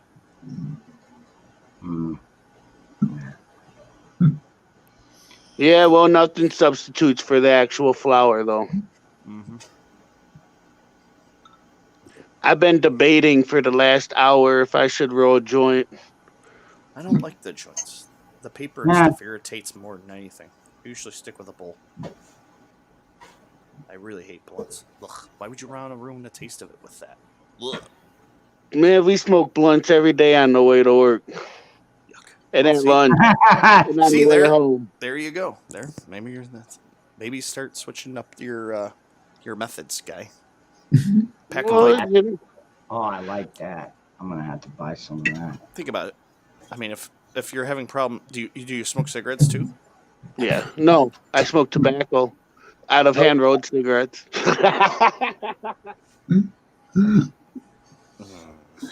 I'm just talking shit. Yes, I do smoke cigarettes. Well, that could be part of your problem then. Dun-dun-dun, dun-dun-dun. The more you know. I switched to hand rolling my cigarettes, so I always have papers on me now. So that's why I'm always smoking joints now. And I'm like, why would I buy a blunt if I have papers on me all the time? What's that prepping outside the box? I see out there. Oh shit! It's outside the box. Oh, I'm sorry. I'm not even watching the chat. I'm over here freaking ordering shit off Amazon. We were wondering what you were doing. I thought you were still making a bracelet. Oh, no, I'm done. Oh, hold on. Well, I saw it on your wrist. I thought maybe you're making a new one. No, not yet. Not yet. I'm trying to figure out what other colors I want. I got some red coming in. I found one, they called it General Lee, and it's actually red with the freaking X and the, with the freaking, Oh, I know. Yeah, I know. with the freaking Dixie cross on it. Yeah. Yeah. So I ordered some of that.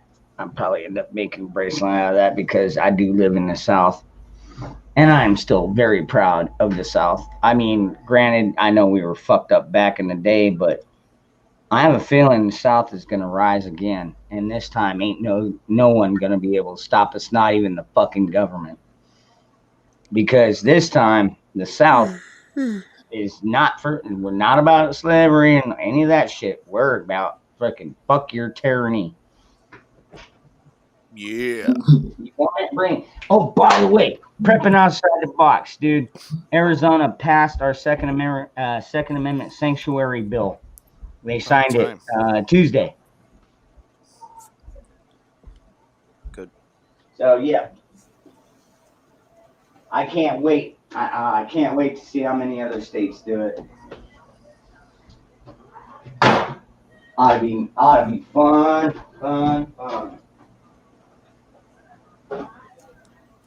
Zach is 28. Hit the 28th level. Level 28.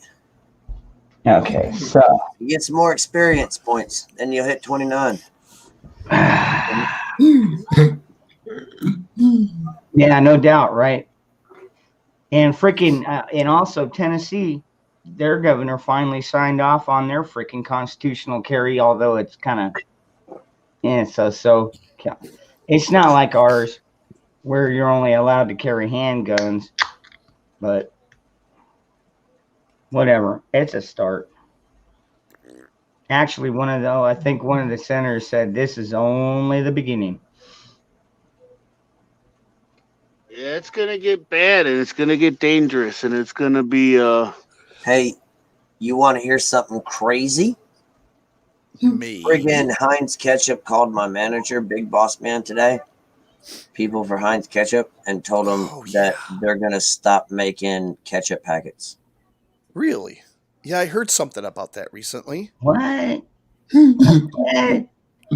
How? Why? How? What? That don't probably make cost too much to make. Packaging. Because You know the little ketchup packets you get in the drive-thru? Yeah, they're gonna stop making them. Yeah, I heard they're having issues too because all these restaurants and everything were getting rid of like bottles of ketchup and stuff and switching to the packets. Yep, that's exactly what was happening. Apparently a ketchup shortage or some shit. So I don't know.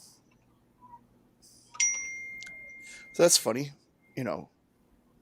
I never thought I'd hear about the great ketchup scandal of 2021 in A great ketchup. United States. Not scandal, shortage, I meant to say. Well, Scandal, shortage, same thing nowadays. kind of both. Well, shit. I'm going to have to start stocking up on my catsup. Good thing I kind of know how to make it from scratch. Catsup.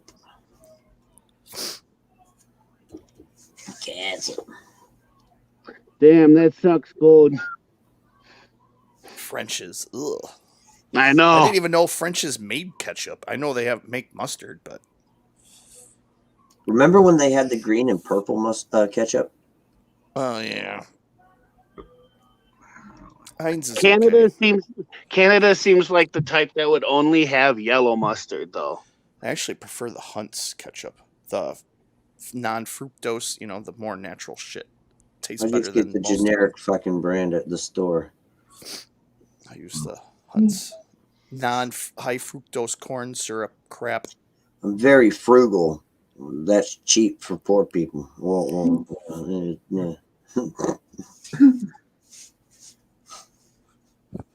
Plus, I just got my proof for a loan for my house, so I have to be cheap.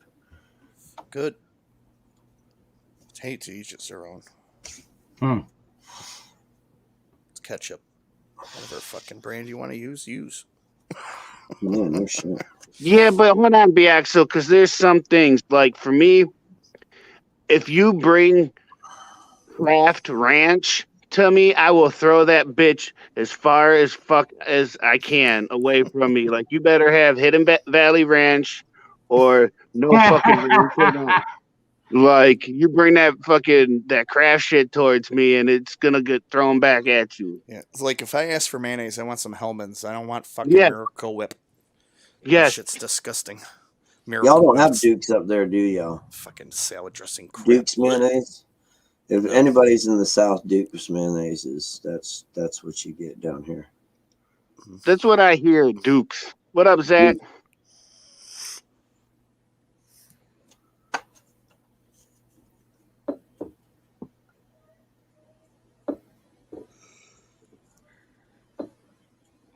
I miss fucking ranch. I can't have it.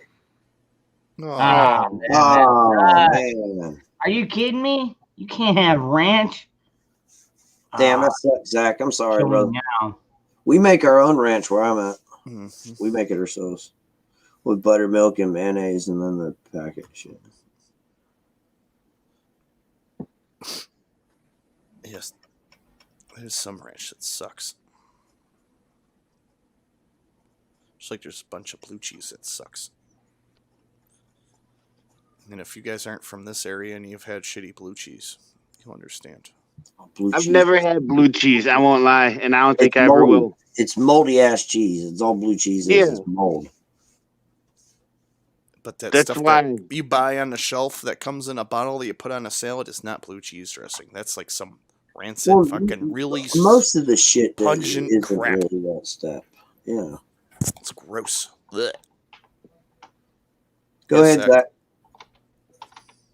However, it's weird. I can have ranch cheese at Grooves.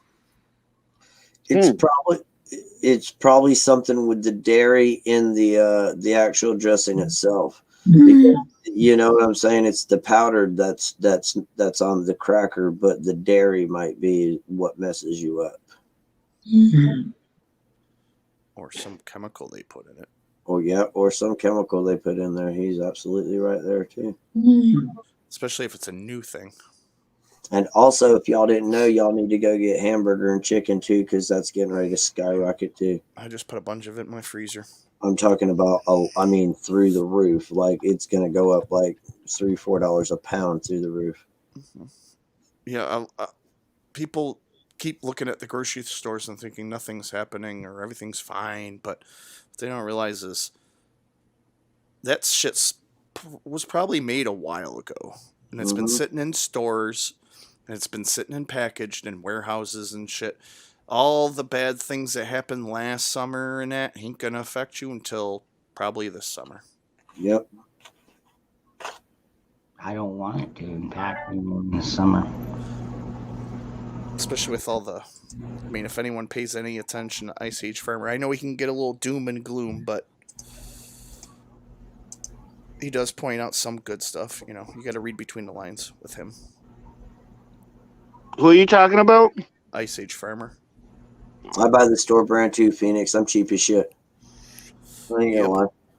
I'm cheap, but there are some things I will spend money on. Fucking, No. I will Same chalk way. up the extra $1.50 for some HVR ranch. I'm not gonna lie to you there, Hobo. I do the exact same thing. Some things, I do have to get the name brand or whatever, just because, well, I'm by myself and fuck it, I want it. You know what I'm saying? Right. It's my fucking money, and I fucking want it. So Yep. you And know, if it's something But you I grew hear up that. on, and Now you're talking capitalism, brother. I fucking want it, but for the most part, I'm cheap as hell. It's all, why the hell are you gonna buy that brand over that brand, and you're paying like twice as much for this brand over this brand? This brand is just the name that you're buying for. What? Turn it over, look at the box and look in the ingredients. Holy shit, it's the exact same thing. Wow, look at that. I've worked in factories that made I worked in it was a dog biscuit factory, but we made stuff for like 10 different companies. They just changed the recipe slightly. They're all the same, or they changed the dye that it was rolled on. Yep. Yeah, it's all the same shit. There might be one or two different ingredients in it. Kraft macaroni and cheese. The noodles are bigger. and I think they add powdered milk to their powder, Yeah, which they do. makes it different than everybody else. But if you buy any other brand of macaroni and cheese besides Kraft, it's all the same. It's all made at the same exact fucking place. If you get those Stacker 5-hour energy drinks at Dollar Tree, they're the exact same ingredients as a 5-hour energy. It just tastes like a watered down one of those freezer popsicle. Right. Are you serious? So I mean, I don't drink those things, but really, the Stackers are the exact same thing as the 5 hours. I was lit once, and I fucking did a side by side comparison for like 5 minutes. Was like, dude, this is all the same shit. Oh wow, shit, damn, Hobo, you're gonna kill yourself out and do that shit. That's too much energy.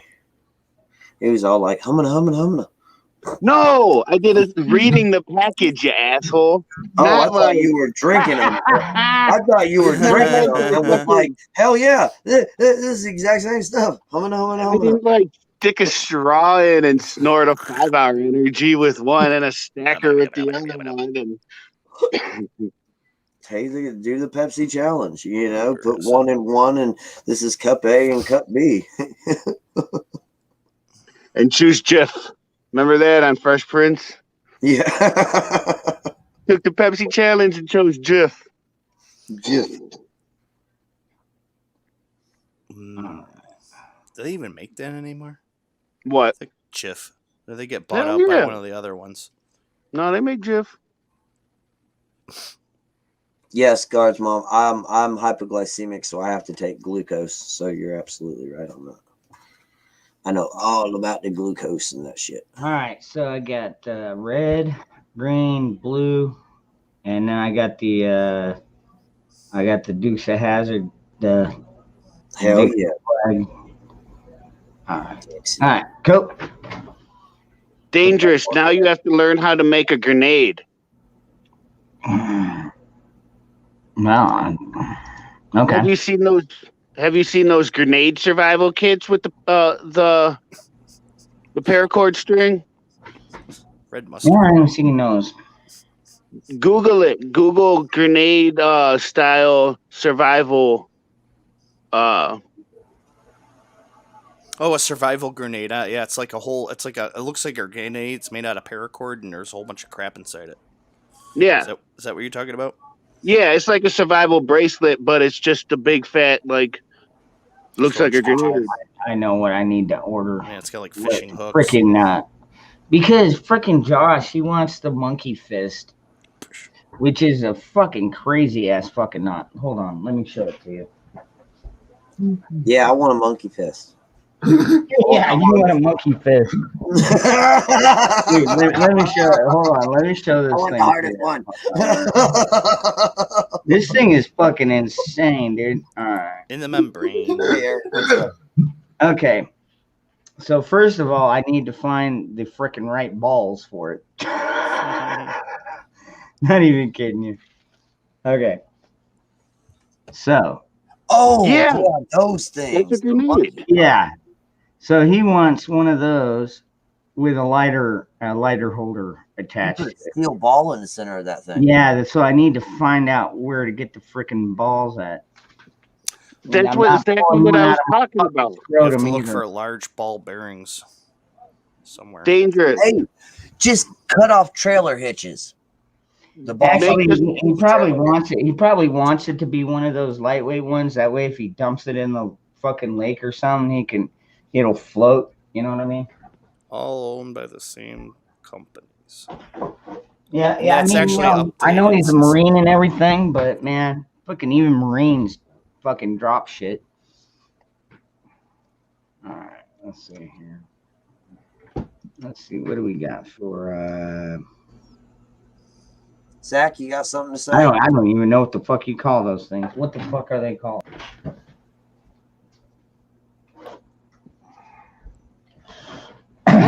Family, I'm going to go to bed. I love you all so fucking much.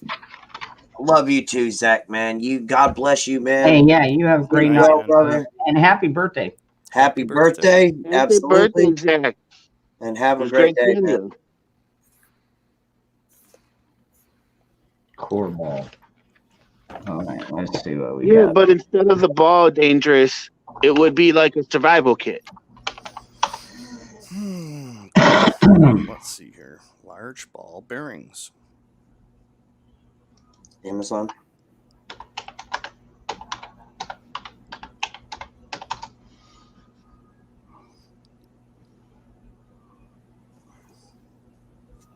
Holy crap. $78 for a freaking 4-inch chrome ball bearing. Yeah, it's solid, man. Holy moly. Seems a bit pricey. Use giant marbles that are an inch to a half an inch. That way they won't trip a Dude, metal. they want And 31 use bucks for a, plastic. Yeah, okay. they want 31 bucks for a 1 inch. Yeah, just get you a marble, just like Rip Curl says. Use a marble. They won't go Yeah. through the metal detector. It's a jawbreaker. Spend like 35 cents. Actually, you want to know something crazy? Miss Penny told me this. She says you can go to the pet section and pick up one of those monkey balls. Man, they sell them in pet sections. Really? Oh, Mhm. yeah. Duh. Huh. I wasn't saying duh to you. I was saying duh to No, me. yeah, Sorry, no, I that know was what you like mean. Yeah. No, I know what you mean. Really? Yeah. Okay. But All yeah, right. yeah. Yeah, it sounds a lot cheaper, man. Here's I one. mean, I like prepping outside the box and everything, but I'm not gonna spend $50 on this fucking Ball. lighter holder. This one says 1.5-inch monkey fist steel ball bearing. Pack of 5 for $18.95. More like it. Did you hear me? Yeah. It's not bad. That's a lot better than $78 for It's one. 2 months out.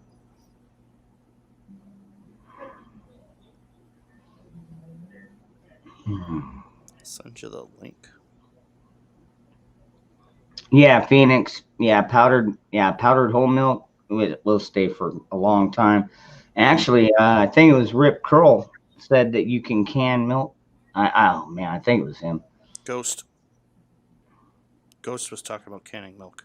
Oh, was it Gus? Okay, Because he cans that's everything. crazy.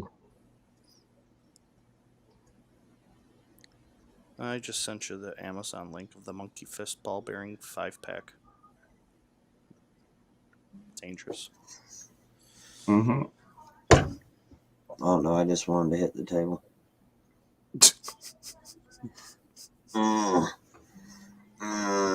Cashew.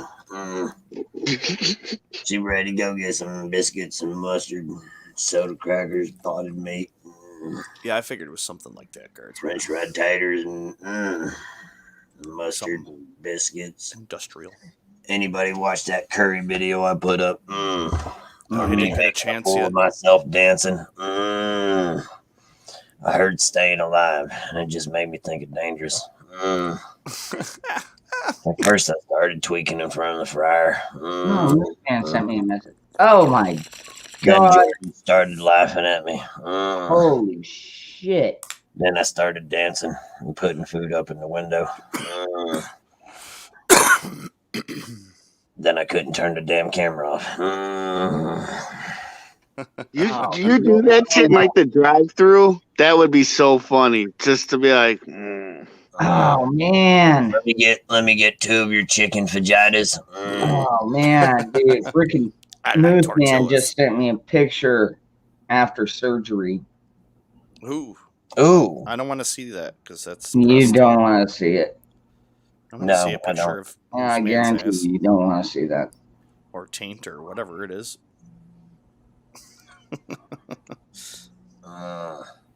Spaghetti. I like sketty. I love sketties.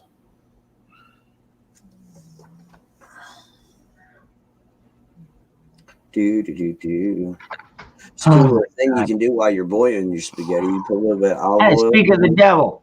Wow, Moose. Oh, there he is. Sort of. Hey, what's happening? Oh, we know you're in pain, brother. You don't stress too hard. Yeah. Oh no, I'm not in pain. I got good drugs. I bet. Holy crap, dude. I couldn't believe that when I saw your freaking belly, dude. Wow, you look like a Yeah, fucking Frankenstein project, brother. I got a zipper right down my belly, and my brother said I looked like I got caught offshore in Australia in a shark attack. Gosh. Whew.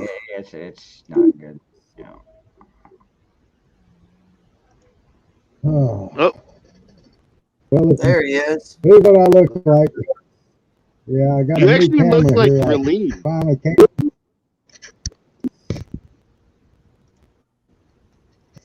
I missed that. Yeah.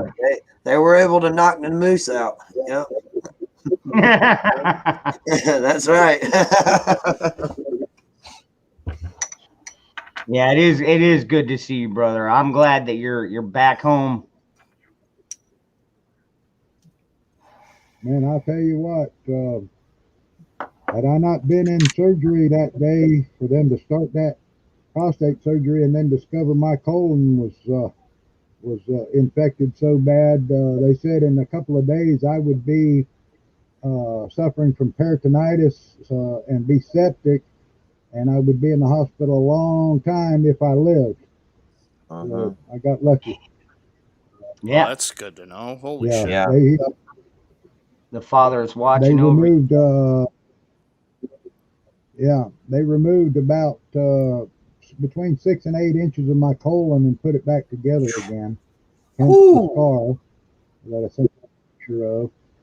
And they had actually started the prostate surgery, see, and they had docked the robot inside of me when they discovered it. And my urologist called the other surgeon and got him in, who'd just done the colonoscopy the week before, and they looked at it and said, "You back them instruments out very carefully of him, close him up, and we're going to schedule him for emergency surgery as fast as we can get him scheduled for it, because that's bad. I mean, it was already infected, and it had perforated my colon that they hadn't found the week before. So, man, they had me on pure morphine, man. I was morphined out. I was in goony goo goo land. I believe it. I bet. Now, I know when I went in for my surgery, freaking, I don't even know what they gave me, but they injected something and they're like, count backwards from 10. I think I got to like 6, and freaking I was out.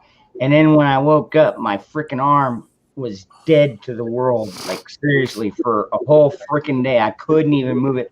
At first I couldn't even wiggle my fingers, man. That's how fucking dead my arm was.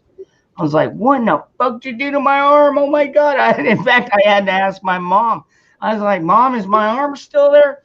She's like, yeah, it's still there. Because I couldn't feel shit. Yeah. Yeah, they got some good they had me.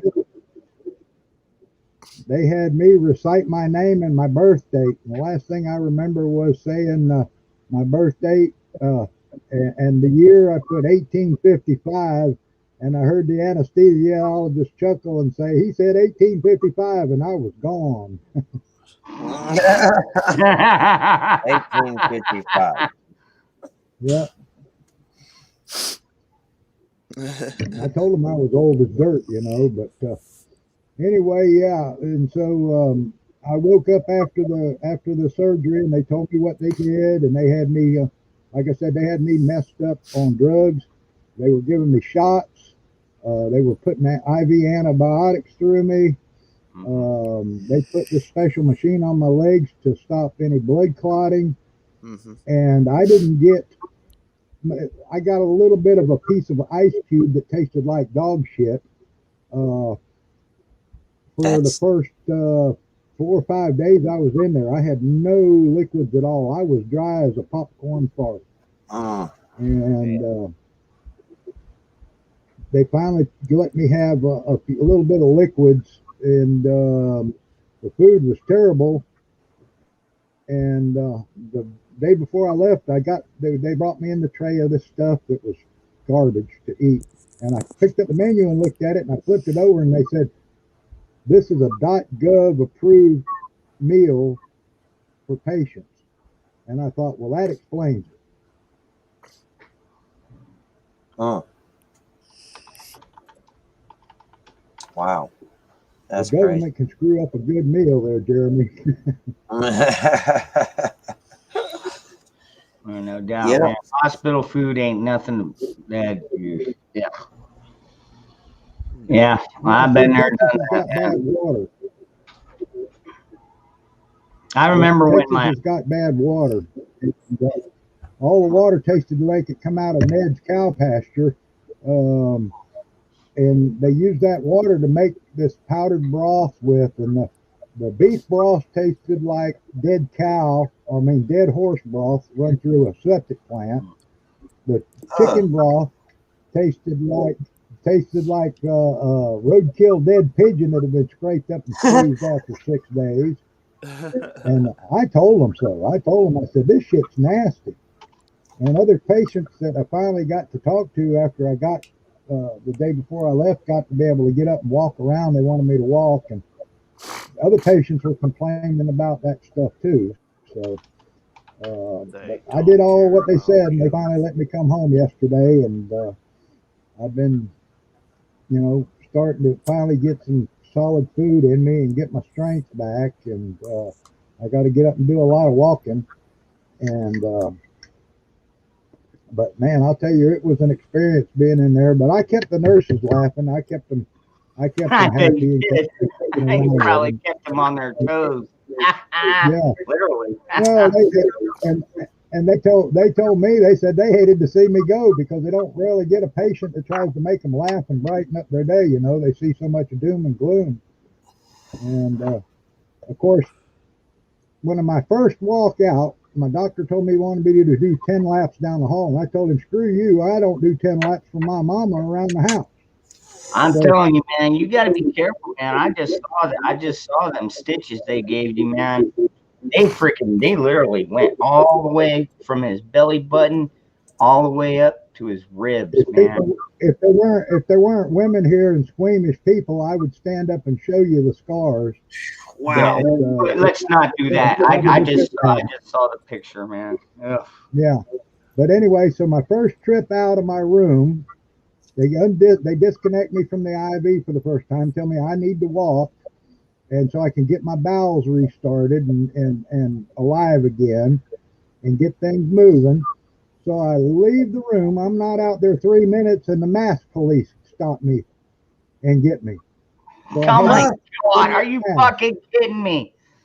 I'm not kidding you. So I said, I don't want to wear no face diaper. I can't breathe. So I'm shuffling back to my room. They give me a mask. I'm shuffling back to my room, and I see this Sharpie pen. And I ripped it off from them, and I took it back to the room, and I painted up my mask with a pig nose and pig jaws, and put "I can't breathe" over the top of it. So I put my mask. You went with the George Floyd fucking case. I can't breathe. I can't breathe. So, I'm ODing. Can't breathe. That's fucking great, man. So I walked back out the hall, and I walked by the Nazi mask police lady that was sitting there at the desk, and I went, "Heil, I have the mask on," and kept walking. And she gave me the dirtiest look, and I didn't give a shit. I'm under drugs. You can't use anything I said against me. That's awesome. Yeah, I love it. I love to hear that. Eric. That's freaking amazing. 9. Yeah, Uns keine 99s. Jawohl. I went by next time. I went, jawohl. We are masked. No, man. Oh, yeah. Anyway, I did feel all the prayers from you guys. I mean, people tried to call me, and I couldn't answer the phone. I was so messed up. and I had needles in both arms and IV drips and getting shots and breathing treatments and That's on machines hooked up to me and a TV remote that wouldn't work. Um, and So, I was pretty well messed up in that bed, and finally, before I had to get up and start learning how to get up and go to the bathroom on my own again. I'll tell you what, your wife Red came through, man. She covered for you, man. She came on here several nights. Yeah. And gave us updates on your condition. I mean, we're all concerned about you, brother. Mm-hmm. And stuck with our shenanigans. Yeah, and she relayed to me what was going on, and I felt the prayers from you guys. I'd be laying there thinking about, and I could feel the prayers coming in from people and stuff, and it kept my attitude good, and I didn't pull no punches with them people. That ain't me, and yeah, so it was an experience. So now I've got to heal up for 6 to 8 weeks.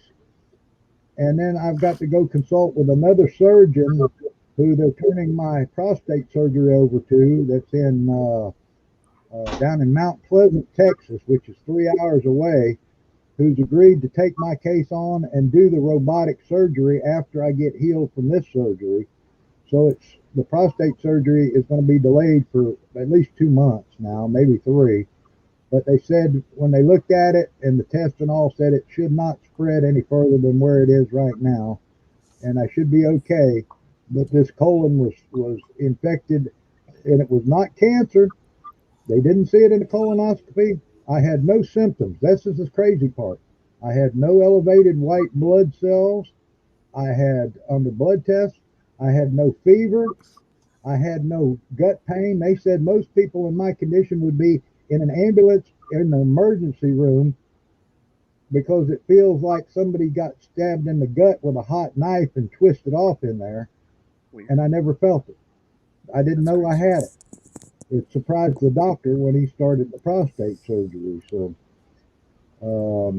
but they said they're going to do a case study on me because I should have had symptoms that should have shown up on one of the scans, a colonoscopy or something that did not show up. Didn't show up in the blood work, which is crazy. Well, so yeah, you got maybe it's like this, Moose. Some of us are just super tough. I mean, we can work through pain, and if it's just a little bit of pain, it ain't gonna stop us. It ain't probably most of it. Well, at least from you and me. A little bit of pain ain't even going to slow us down. I worked on a broken leg for over a week. I pass kidney stones at work and go back to work. I get off the line, go to the bathroom, pass kidney stone, come back, finish my shifts. Yeah, well, pain makes us know that we're alive. Yep. So I always felt alive. And I've lived with small amounts of pain and stuff because they quit giving me pain medication, and I was using kratom to kind of mask that. But that was that's a muscular deal that I've got, a torn muscle. But this one was something else.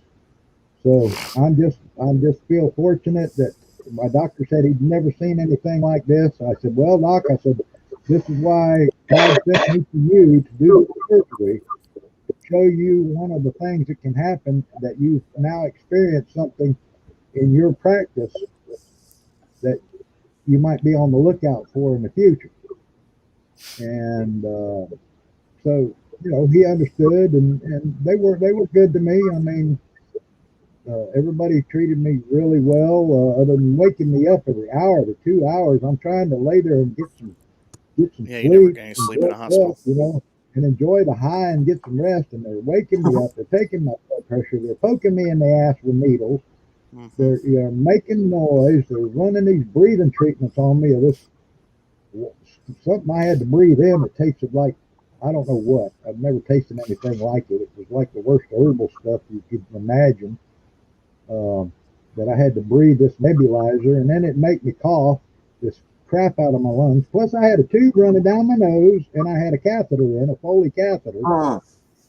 Oh man, let me tell you, those were the two worst things, especially when they took them out. It was rip. Oh my God. You know, I Oh, thought yeah. you were going to pull my brains out. You know, Oh, my man. neighbor, Been Okay. there. and then when you pull the other one out, I oh have man. been there, Moose. Yeah. That's Yeah. horrible. So When other people I have had my experienced this. appendicitis, when I had my appendicitis when I was like 10 years old, they shoved those fucking tubes down my nose. And I'm freaking dying. And my mom is fucking yelling at the fucking nurses, like, what are you doing? You're killing him. Fucking yeah. I mean, give me something Well, I'm under It glad your hurt they belt had like me. before you do that motherfucker, shit. man. Those things, God, I'm I glad hate they it. had me under full anesthesia to do that when they put them in, because they'd have probably got kicked and punched if I hadn't been totally knocked out to the world. I mean, yeah, I woke up and not feeling anything, not feeling any pain. I had lost hours on the clock, didn't know where the hell I was, you know, and it was quite a drug trip, to be honest with you. But Mm-hmm. but they weaned me down from morphine to Dilaudid? Dilaudid, and then down to hydrocodone. So now I'm Hydrocodone. on Yep. hydrocodone. Yep. And You know the best way to do hydrocodones? Hydrocodones? Not You to crush them very inhale. up and carefully. snort them. And snort them No, bad boys. no, Yep. Yep. Snort No, them. thank you. no, Just no. No, no, no. I don't need to do that. I've get a little drop of actually water, put it up in there to get rid of a little afterburn effect. I don't know. I've just learned that from friends, what people told me. Not from Dude, I'm telling you, my nose, Don't do my drugs, nose bleeds okay? just thinking about that.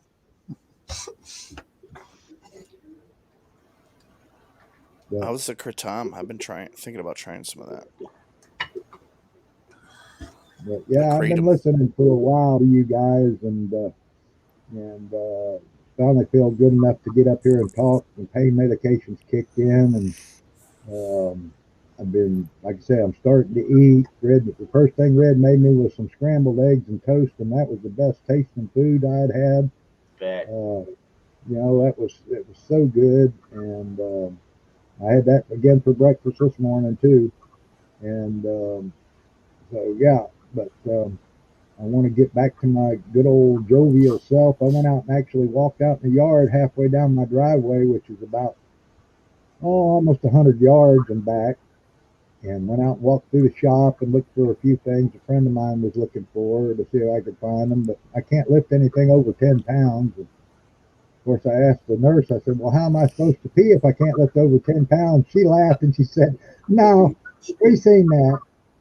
You ain't got 10 pounds. So we seen that. So I had them cracked up.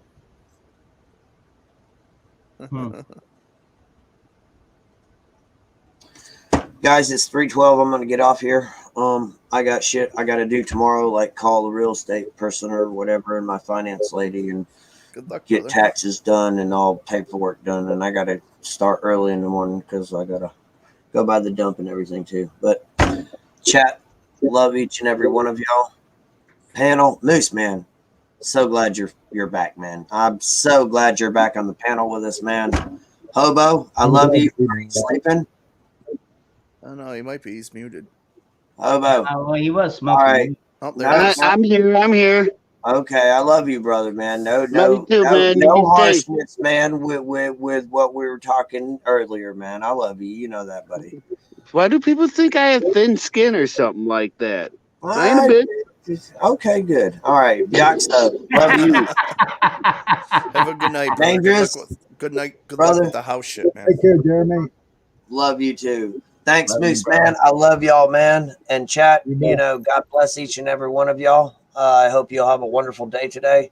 People try to let you down. You know what to tell them. You know what to tell them and where to go. And don't let them get down. Love each and every one of y'all. Bye. Yeah, I was listening earlier to hobos becoming a supervisor. So Supervisor. a Stupid visor. supervisor. We used to call them Yeah. stupid visors. And I just want to tell him to treat people how you want to be treated as an employee, but Be firm with your employees. Let them know where the boundaries are. Set the boundaries. Set the rules. Set the goals, and try and get them working together and communicating. And if you got some little pissant running around to the next guy up, he's the guy you can't trust. And I actually had to fire a guy one time when I was working one of the biggest jobbers in Central Florida, and our delivery driver went out and was drinking on the job, and I got calls, and I was actually temporarily in charge because I was the assistant manager. The manager was gone, the owner was gone, and they were going to be gone for a week to a conference or something, a training, and they left me in charge. And I got calls from people saying, we think your driver's drunk. So as soon as he got back, I walked right up to him, and I could smell it on his breath. And I said, be straight with me. Have you been drinking on the job? He said, yep, I have. I said, okay, you're fired. Punch the time clock. I got calls and complaints from customers, so you're fired. I said, I like the sound of that. You're fired. And punched the clock and made him go, and then started looking through applications to hire somebody else to get a new driver in. But you got to put your foot down, because come to find out, he'd been, this wasn't his first time, but it caught up with him. So I had no qualms, because I have to look out for the business, and that's what you have to do, is you have to look out for the business if you're in a supervisory position, or it's going to come back to bite you in the ass. Exactly. Mm-hmm. Yeah, how my style is like, basically, like, I'll go up to the line and I'll be like, okay, the person who's running the line, I'll be like, who do you work best with? All right, you work best with A, B, and C, and then I want A, B, and C with you, and then D and E go do this or whatever. But then all of a sudden, B and C start fucking off, and then it's like, all right, well, you picked who is on the line. Obviously, they are working well there. Now we got to start. All right, now you guys have to go do this or whatever, and then that's when the attitude comes out. And then when the attitude comes out, that's when I don't say anything right off the bat. But don't ever pull your punch. Don't ever pull your punch. Always be no, direct. I don't pull the punch. Yeah. Yeah, no, I'm not gonna pull a punch or ever downplay something, but I'm not gonna say something right off the bat. It's kind of like you add up. You nip it in the bud, man. That's part of being a manager, is you nip it in the bud right there. And what I used to have to do too is, if somebody was screwing up like that and making the other people look bad and was screwing up like a job or something, I would assign that person to the dirtiest, nastiest, filthiest, hardest job, and tell them, basically, you're going to do this job and you're going to do it right, or you're not going to work here. Yeah. And it wasn't punishment. It's not a punishment. It's to get their attention, to let them know who's boss. And I've seen so much crap in the workplace. I even got attacked one time in the workplace. And, but I called the guy on his crap. And he didn't work there anymore after that. So, a lot of these kids nowadays have no work ethics. If you've got good people with good work ethics, and then you got some guy that's screwing off, I'd get rid of him and find me somebody that's got good work ethics. And I hired people before. I run my own companies before. I had my own contracting business up in Alaska. I hired employees to work with me. I would tell them what I wanted them to do, and I would work with them. And at the end of the day, they got paid. My thing is, I'm worried about me being like, oh, okay, well, then you'll want to do it, go home. And then my decision getting not undercut, but overcut by somebody above me. And then it's all of a sudden like, well, damn, what the fuck authority does a motherfucker have? Right. Well, that's the thing. If you've got a supervisor, there's a chain of command. But if you've got an employee that's working under you that's a problem that you need to deal with, I would go to my next supervisor up and tell him, look, I'm fixing to fire this guy. He's not performing. We need to get somebody in here that will do the job without the attitude. And I don't want any slackers. And I want to build a good working team that gets these jobs done efficiently in a time and a money saving manner for this company. Yeah. And your boss up above you should appreciate that. And they will normally say, you do what you got to do. Then there ain't no backlash. It's a matter of you communicating with the higher ups. There's always, shit always flows downhill. Yeah. But if you're basically at the top of the first hill, and then people are down below you, that's where the shit's going to flow to. And then you got to climb up the hill just to verify it with your other people. That only takes a few minutes, or you get on the phone and you talk with them and you tell them. And I had to answer for firing the guy at work, and my boss is a drinker. And he came in and said, where's so-and-so? I said, I fired him. Why did you fire him? I said, he was drinking on the job. He was driving the company truck under the influence, and we had customer complaints. He said, that's all I needed to hear. Did a good job. So, it got me up further up the ladder doing that too. Yeah. And that's what I said, because that's how I was when I was the foreman of that one crating shop, man. I had a lot of duties, and if I had a problem with an employee, I would call my supervisors and be like, hey, look, this guy is not doing the job properly. He's he's breaking our safety protocols, and so I was like, I want to fire him, and they're like, okay, go ahead. And I told him, all right, look, dude, I've warned you. I warned him probably 3 times. I gave him more than the 2 strikes, but if you're gonna break safety protocol, dude, especially when you're working around equipment like that, no, like seriously, somebody's gonna lose a finger or a hand or who knows. Yeah. And that's where accidents happen, is because people get careless or they do stupid stuff or they horseplay on the job. That was one thing I did not allow. I did not allow horseplay on my jobs when I'm working, especially doing electrical contracting or laying electrical lines and wiring panels and stuff. There was no horseplay.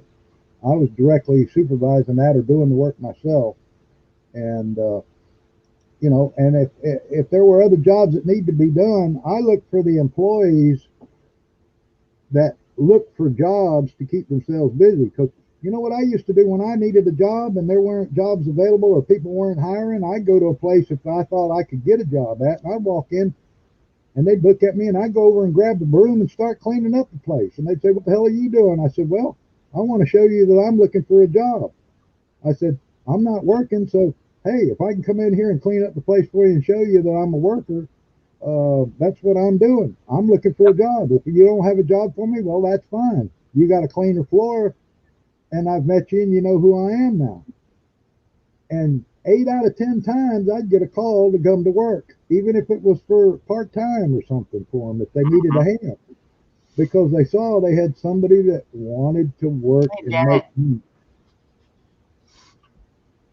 That's one thing I kind of found out, Moose, yesterday, is I found out when I came back that people were like, oh, he came back and he's already a supervisor, and like doing the jealousy stupid shit. And it's like, damn, I was asked specifically to come back. Don't act like a little bitch about the shit just because you're lazy and you ain't get the job because you're lazy. Right. Hi, Janet. Hey, the thing happens is you will get advancement if you work for it, and that's what these punk kids today don't know. And I can always find me a crew of Mexicans though that are ready to willing to go to work, that want to make cash money and will work hard. And if you tell them how to do the job, they will do the job like you tell them. Yep. And that goes a long way with them. And sometimes they already know the job. Like I worked with a bunch of Mexican when I was in carpentry, building houses. I mean, I would say probably 2/3, maybe half, maybe half.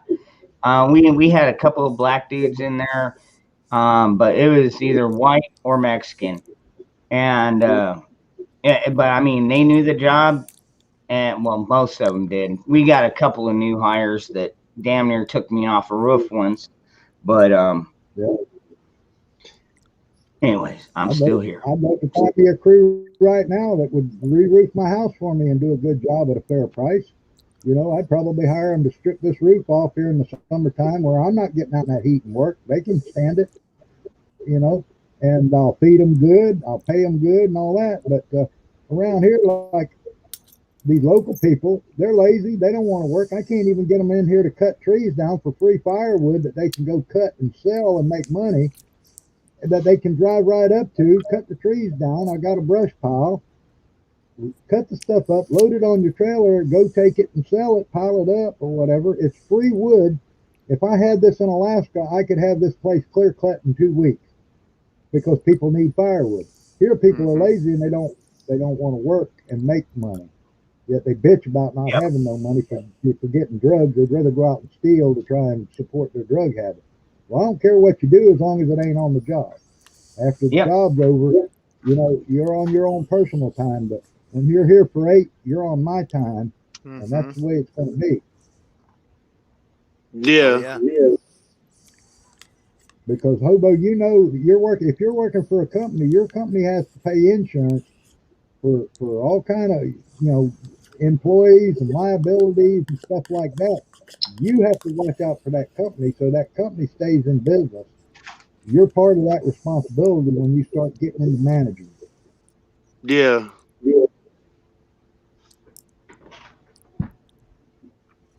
It's a lot of information that I'm listening and taking in. So if you don't hear me responding, I'm listening and absorbing. Well, you know, there used to be a joke about that one day a guy's body had an argument with itself, and the brain thought it should be boss, and the mouth thought it should be boss, and then the asshole thought it should be boss.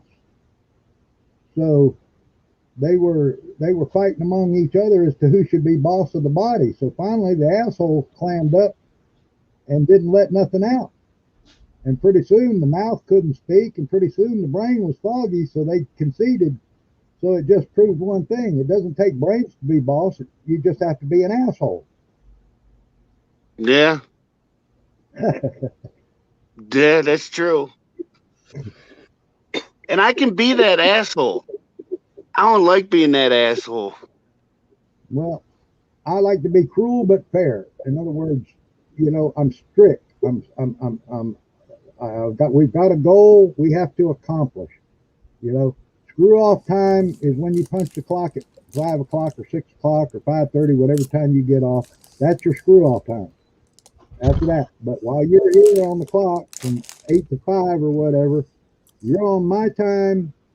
You're getting paid by this company. I represent this company. We have a job to do, and we are going to get her done.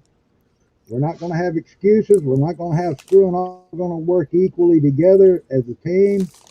And anybody doesn't like that can punch your time card now and go find them another job, because I'll put out the word, and there'll be 10 guys here tomorrow wanting to get hired on that are looking for work right now. So there's no shortage of human resources right now, of people looking for work that are trying to eat, survive, pay their mortgages, their car, you know, payments and insurance and everything else.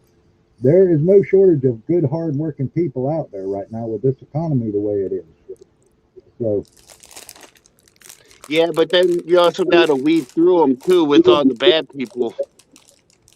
yeah, well, that's it, and that's why I interview people. I go online if I'm going to hire somebody. Like right now, I'm on the board of directors of our water company, which is a state county organization. It's state. It's covered by, we're under the state rules, but we're a county water district, and I'm on the board of directors as treasurer. And I had to go with the president. We needed a new office manager, and so we had to hire and he didn't know how to do it. So I went online, and there are questions that you can't legally ask anymore. So I went online and got the questions that I can legally ask. There's a whole pool of them, and I broke down specific questions that were job related, and I asked every one of them the same question, and I scored them on their answers as to how I thought they should, and I look at their honesty and see if they were trying to figure out the answer I wanted to hear, or if they were speaking from the heart. And we ended up hiring a lady that met all the qualifications. I could check all of her background references. And we've had her now for over 2 years. I put her on salary immediately. I let her have the front office. She's the office manager, and it's worked out pretty good for her. She's had problems of late, and we've kind of had a lot of kid problems, breaking their arms at school, and a divorce with her husband or something. He wants to divorce her and stuff. So we kind of, because of the job she does, we give her a little more slack leeway. But I tell her, we're paying you for a certain amount of work, so you may have to make up some of that work. If you need time off, you let us know. If the office has to be closed, you're running it. But we are a business, so just remember that. And so it's worked out good for us that we've got a good employee that we trust. She handles a lot of money for us. She does our billing, and takes care of all our bills, our accounts payable that come in. She has to give us a report every month at our board meeting, along with our other manager, that's our field manager, and then I have to give a treasurer's report. And we've brought this company out of being embezzled out of thousands of dollars by previous workers there, up to where now we're back into building the company up, making money, and working on getting a better water supply for our customers, that's our main goal. So I'm tickled to have been part of that. Now, what about when you get your employees through a temp agency and you have no part of the hiring process? Oh God. Oh, dude, that's where I always ran into problems, Hobo. Is when I worked at that last place, man. We used to go through the temp agency a lot, and man, we used to get some rejects. Like I said, I've had to fire quite a few people. Some of them I fired within the first week or even couple of days, because I just could tell they weren't going to cut it. I've had people that lasted an hour, dude. Hey, Nate. Yeah. Dude, if they get that stupid and refuse to abide, then yes. Hey, what's up, Dan? Can you hear me? Good morning, Janet.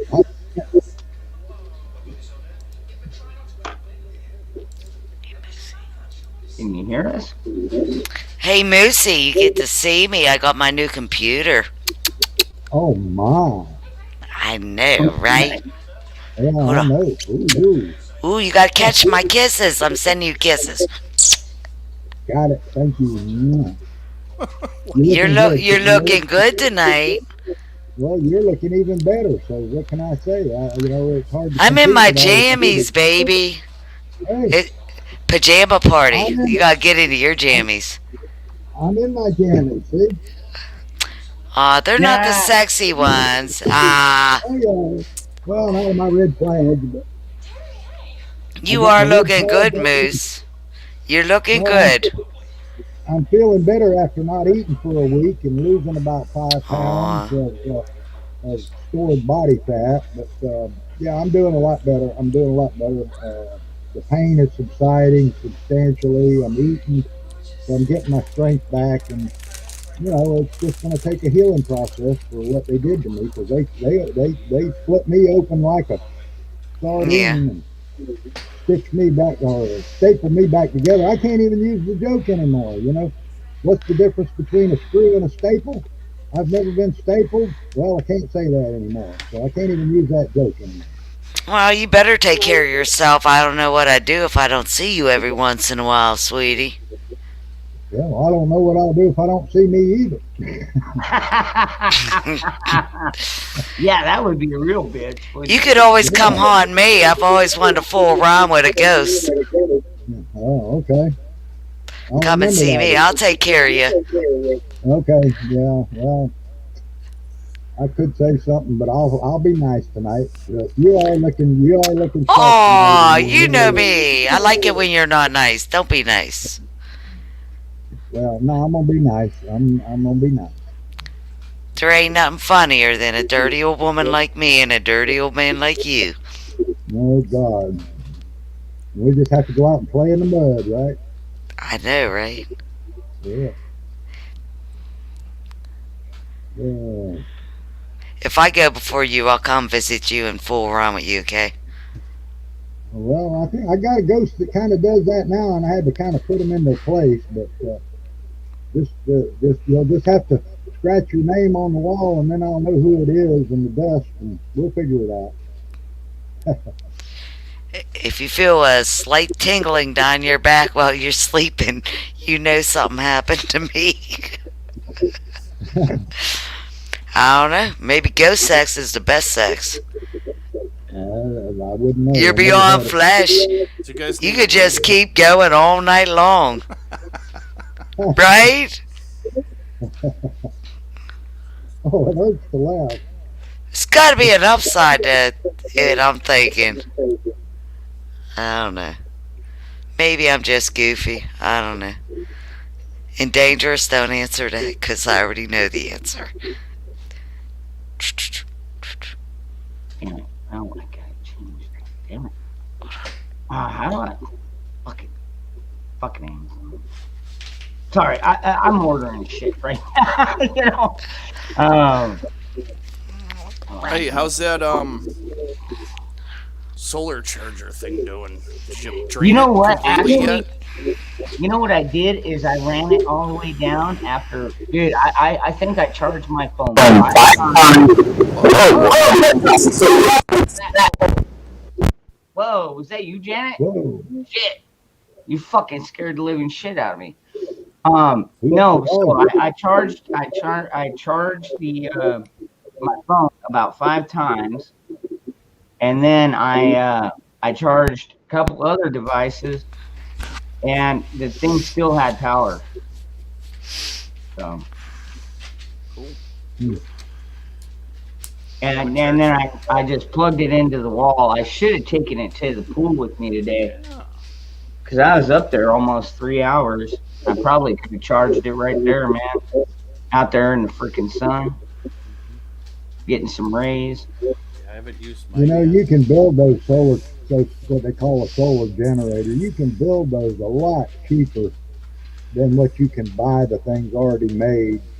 I mean, I could put one together for probably, I'm gonna say, $150 or less, and have way more power. You're talking about the big ones. No, we're talking about these. These are handheld. Yeah, those aren't too bad. Yeah, those aren't too bad. But that's just more of a solar. They're good for small electronics. Hell, you might be able to charge a computer with one. Like if you got a laptop or something. Yeah, it's just basically a one I'm solar talking battery. about is going to be one about the size of a suitcase, though, that's got some power to it that you could actually jump a car with, or you could run drills, emergency tools, electric saws, electric chainsaw with, and actually get quite a bit of runtime with, and recharge completely off the sun. I know how to do all that and wire that stuff up and put the controllers in and all. So survival stuff. Mm-hmm. I got you.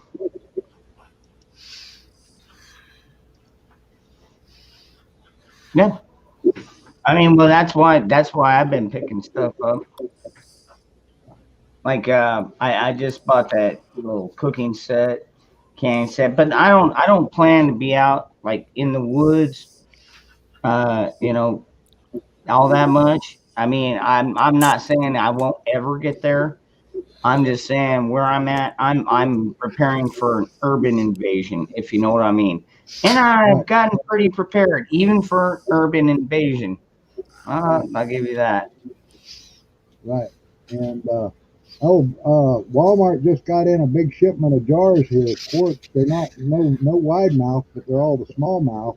But they're usable. They got pints and quarts, and they were like $8 or $9 a case for 12 pints, and I think it was 10 or $11 for a case of quarts.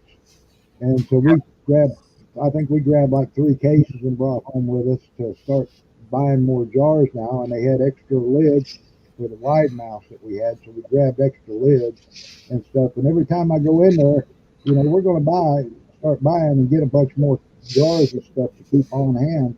Even if we don't use them, they can sit there and be fine. And Yep.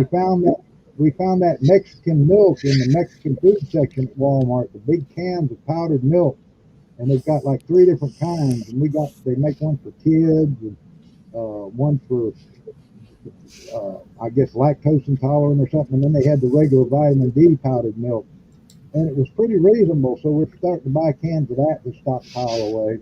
Yep. Because milk will be one of those items that would be hard to get. And I've actually been getting into my stash right now of instant oatmeal packs to eat, because that's something that I don't know, for some reason my body's been craving like scrambled eggs and oatmeal and stuff to get my health built back up and get my strength built back up. But I haven't had oatmeal in a while. yeah, they gave me some stuff called what the hell was it? Cream of wheat in the hospital. I never. It Oh tasted yeah, like cream of it wheat. tasted Yep. like it tasted like flour mixed with swamp water. That was Yeah. the nastiest shit. It was, and it was about the consistency of Snot. I don't know what. It was so thin and watery, and it was like, this is what you're giving me to get better? Come on, man. Yeah. Man, some hospitals, I don't get it. Like, there's certain things they just don't pay attention to. You're trying to get Well, better, this but they is don't pay attention to, like, I don't know, the water, the food that yeah. they're feeding the patients. I mean, like, Jesus. Yeah, dude, hospital food is the fucking worst. Even when you go to the cafeteria, it's no better. I used to fucking go across the street to get food. And even for my wife, because the only time I've been in the hospital, well, besides my appendicitis and the time that oh, never mind that time. I'm not gonna tell you. That's a different story. But anyways, I've only been there a few times, mostly for childbirth. And even my wife was like, "Hey, will you pick me up a taco?"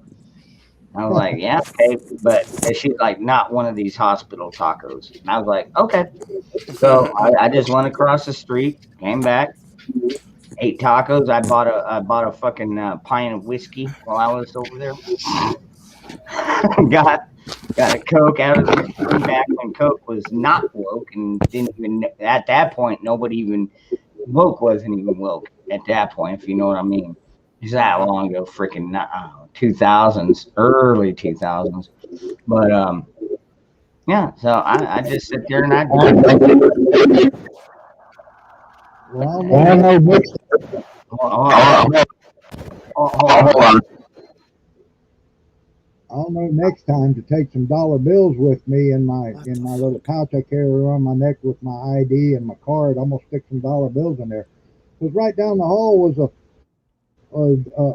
vending machine with big bottles of good drinking water, and I'll get the nurse to go get me a bottle of good drinking water, because Texas water is so nasty. Like I said, it tastes to me like it come out of Ned's cow pasture and run through the horse pasture before they pumped it through the damn pipes.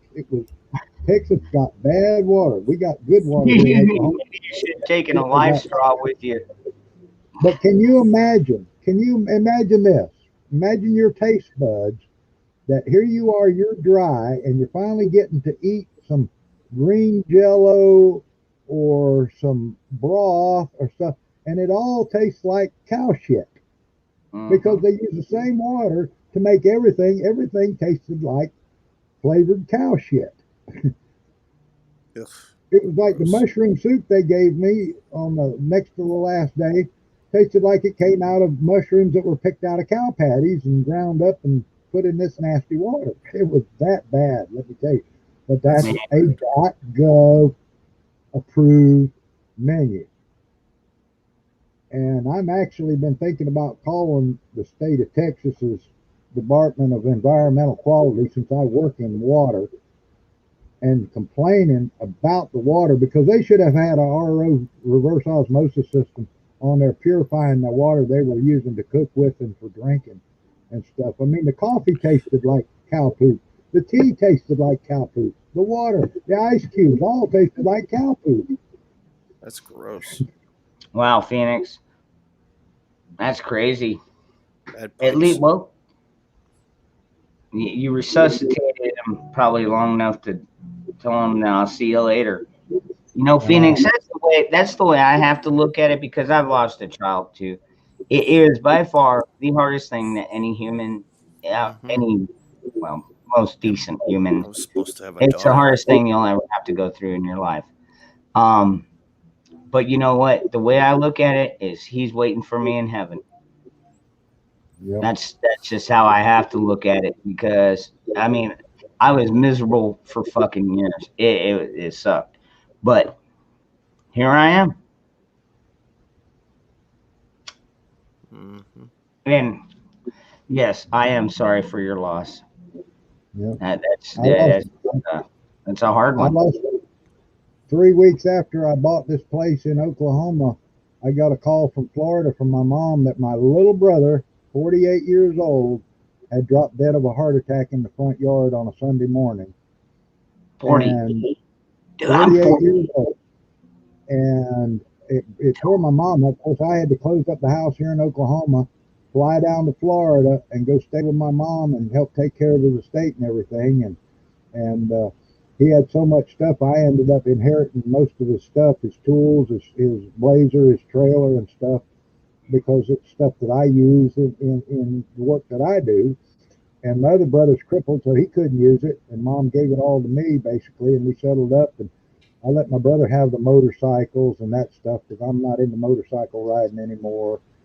And we sold some of his other vehicles and stuff that he had, and to help pay the expenses. And but I had to stay down there and then drive back to Oklahoma, bring the stuff back here and put it in my shop and everything, and then fly back to Alaska to get prepared to move down here the following spring.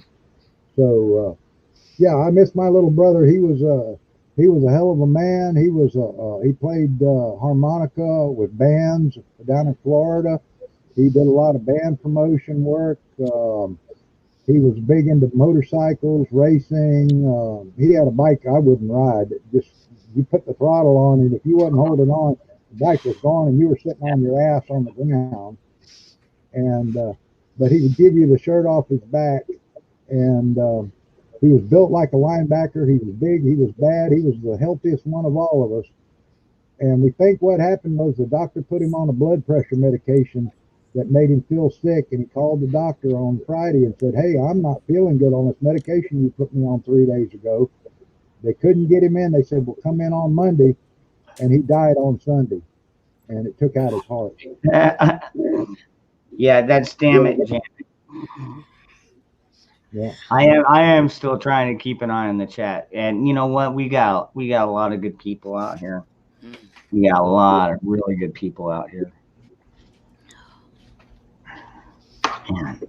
Johnson says, "Damn it, Janet." Damn it, I have Janet. a hard enough time with my left and right, and now that it's reversed on camera, it's like really fucking with me, Moose. Yeah, well, I'm hold on. pointing at you now, but I'm pointing the wrong way. See, I got to point this way, which is pointing the other way. So yeah, I may be trying to play you a kiss, and then it ends up at dangerous. Or I don't even know. I'm getting used to it. Hobos. I just got this new camera installed actually yesterday. I ordered it off of eBay back in December or January, and it got lost in the mail. And after a month, eBay refunded my money.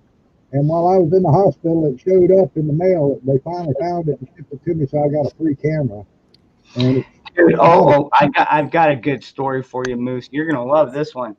So I went to Ammo Seek and I picked up 50 rounds of defensive.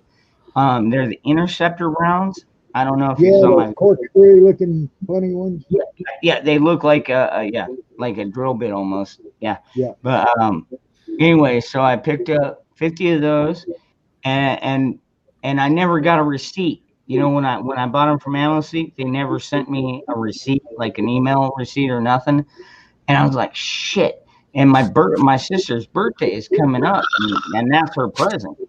So I'm like, shit. So I went out and bought another 50 rounds of hollow points. And so those are on their way. And so, yeah, so it looks like my sister's getting 100 rounds of defensive ammo for her birthday. My birthday's coming up. Yeah. That's nice. We'll take one of those $1 million survival kits. Yeah, right. I did some research on that thing, actually. It's not actually $1 million.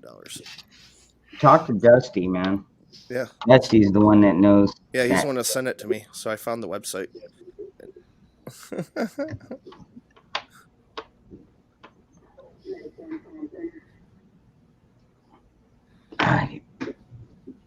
Pardon me for a moment. I forget what the website is called. I did finish this one up when I got home and felt good today. I finished this one up. 8K. Damn. Nice. Yeah. All right. While you were gone in the hospital. That's good. That's gun porn. Go ahead, keep going. Yeah, gun porn. You bet. While you were in the hospital, Moose, I actually was able to pick up 2 pew-pews. I got me a shotgun, and I got me a 22 now. Oh, Yeah. right. I do get an interesting group in here. Absolutely. Well, it's because, I mean, I try and share love. You know what I mean? There's so much negativity out there. I mean, yeah, sometimes we talk about serious things, but I try not to let it get escalated. If anything, I'm the one that escalates because you've all seen me when I get ready to go on my freaking rants. But other than that, I mean, right now we got Moose Man here still coming back from the hospital injured. We cannot make him laugh that hard. Maybe we can try. But no, I don't want him to bust a stitch. Where's my hydrocodone at? Let me grab my hydrocodone. I'll be okay.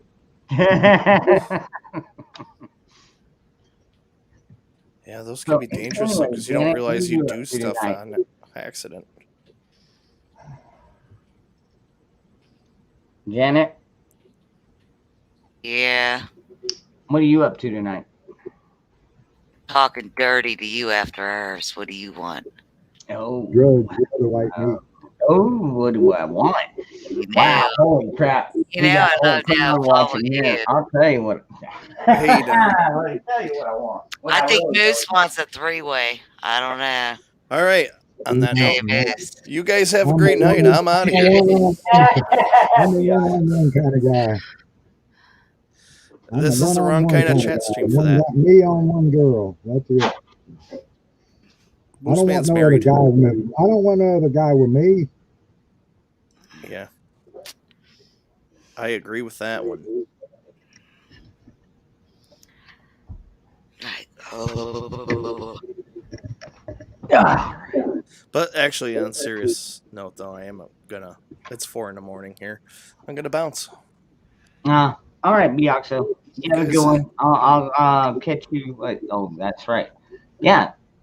Tomorrow's Friday. I'll catch you over at the Prepared Mind. Yep. It's Friday night. Yep, it's Friday Take night. care, Bioxo. Good seeing you.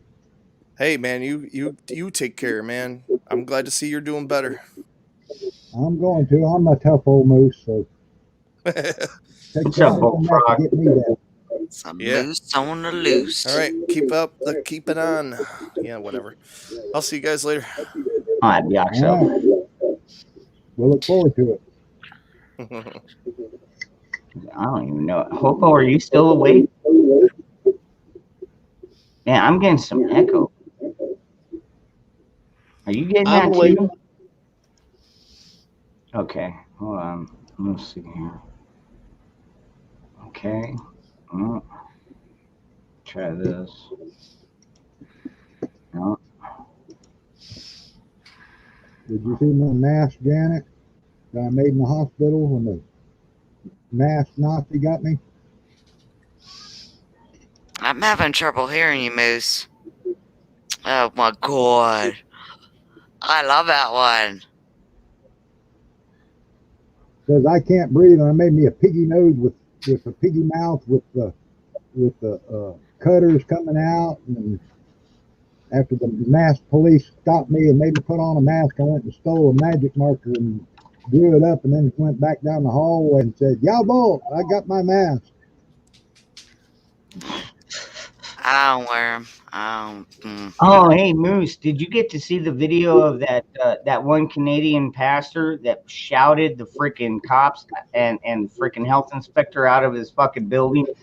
Oh my God, I loved it. I'm like, get out of here, you Nazi Gestapo bastards! Come back with a fucking warrant. Oh man, I was like, dude, much respect, bro. In the interview, he said, "Look, I've lived in a communist country, and I know communism when I see it, and that was it. So, yeah, you get the hell out of here. You know, I came to America to get away from communism." No, he was in Canada. Or he came or wherever he was. Yeah, he said he came to get away from it, from communism. Yeah. Although in Canada they do have a bit more communism than the United States, but not by a whole lot. If you know what I mean. Yeah. Man, freaking, you know, and a lot of people. All right, here's the thing that kind of gets me, Moose, is I got a lot of people that are like, oh, you know, Biden's going to sign all these freaking acts and start getting, you know, guns banned and shit like that. And a lot of people are getting freaked out. And I'm like, don't freak out. Just now, depending on where you live, if you live in like a Democrat shithole, I would suggest moving, because I've been saying this for fucking years, Moose. We are already seeing the Balkanization. Right. We are already seeing the Balkanization happening in droves, and we're going to see more of it. Much more. In my opinion, we're going to see a lot more of it. People are going to come to these gun-friendly states. We just passed 20 now, because Iowa and Tennessee just went constitutional, and which is awesome. That means we're not quite the majority, but we're getting there.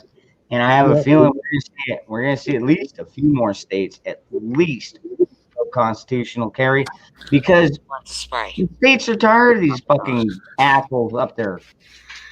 Kansas today went full 18-year-olds can carry handguns and everything else too.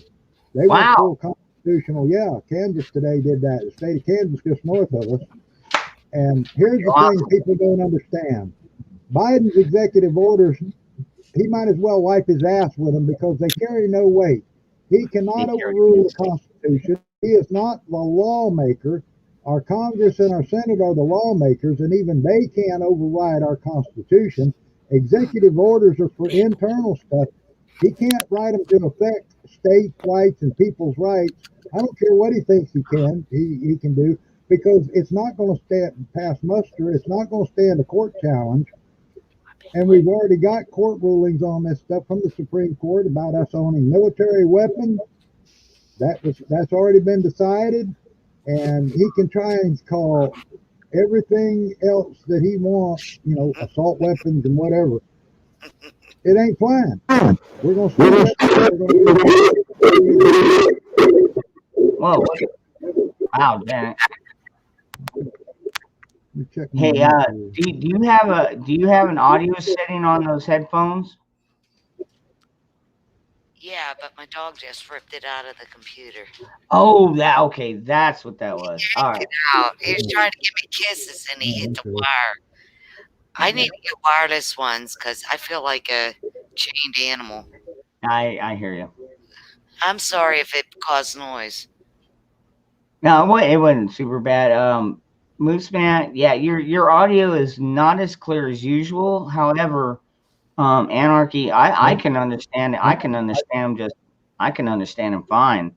But then again, I can also speak freaking hillbilly and redneck and Spanglish. I mean, and freaking people like you can't speak a foreign language. It's like, oh, I can too.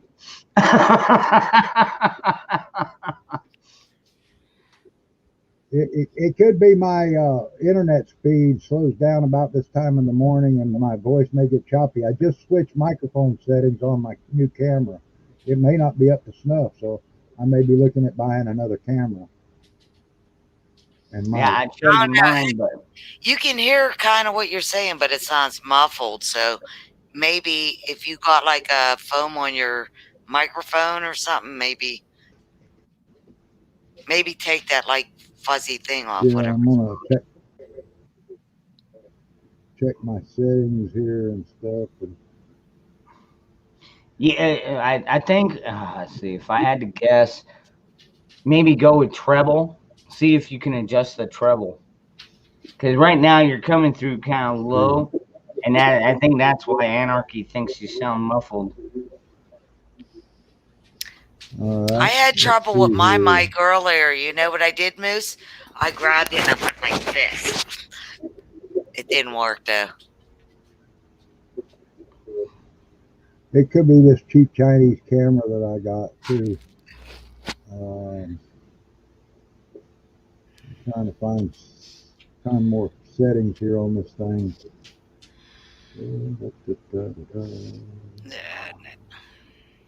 Well, let's see. Hold on. There's a couple of things I can do on my end. Not very many. Yeah. Let's see. Try that. Say something, Moose. No.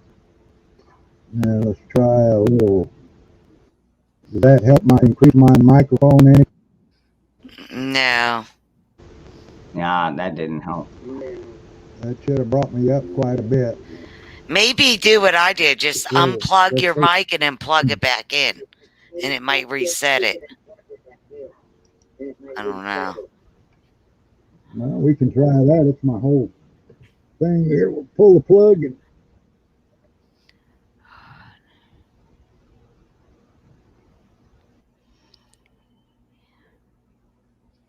Yeah, Bullfrog. Yeah, dude. Bullfrog does have a pretty good channel. He does, man. He's out there in the swamps and shit, man. He kills freaking gators and snakes and shit. It's pretty badass. Yeah. I'll tell you what, man. I would love to be able to fucking get a fucking gator bracelet.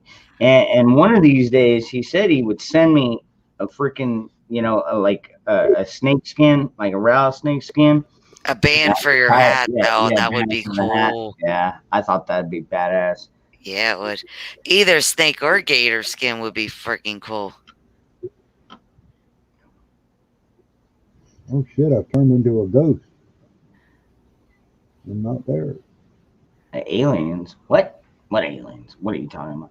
So, anyways, I bought some more paracord. I can't believe I fucking lost one of my fucking bracelets today.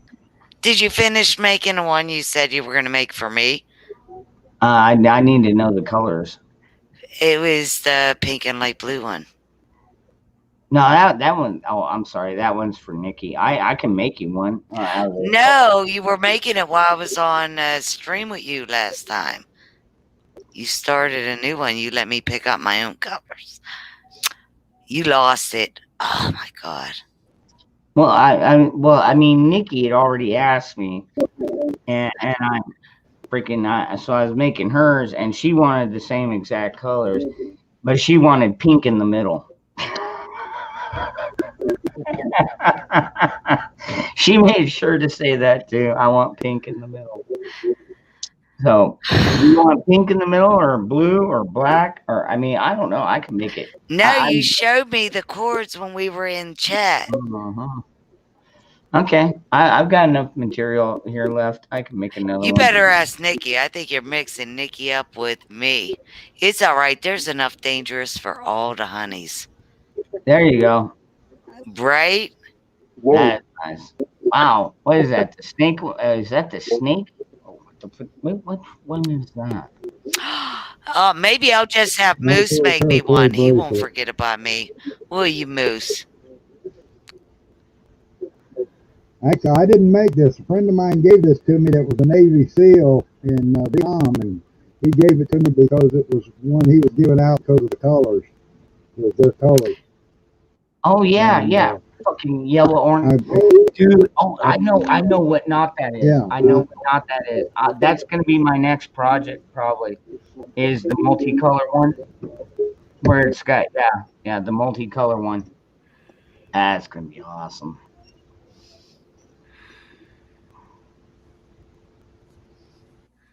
What are you doing, Gold? Can y'all hear me? Hey, what's up, Bullfrog? No, I hear you. You can't? Okay. Hey, Dangerous, I tried to reach out to you through your email. I think I had the wrong one. What's a good way to get in touch with you to send that rattlesnake skin? I hadn't forgot about your hat band. You know what I'm saying? Okay. dangerousfreedom73@gmail.com. Go ahead and try it right now. Hold on. Let me write that down, dude. All right. Yeah, just dangerousfreedom73@gmail.com.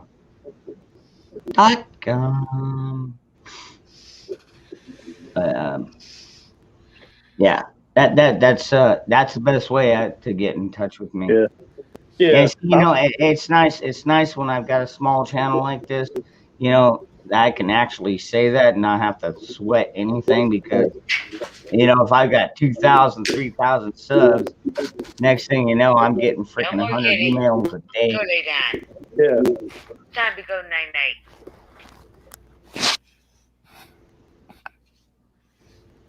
Hey, Dangerous. If you reach out to Patriot, I'll write that down. But if you reach out to Patriot, man, he's got all my info and my cell phone number. Oh, okay. I told, or what's his name now? Backwoods Rain. Yeah, he went. Yeah, he changed his name. Yeah. Oh, by the way, everybody, the Patriot changed. Yeah. I told him to give it to you, and I'll reach out to him and shoot him a text. And you can have my number if you want it. I mean. Yeah.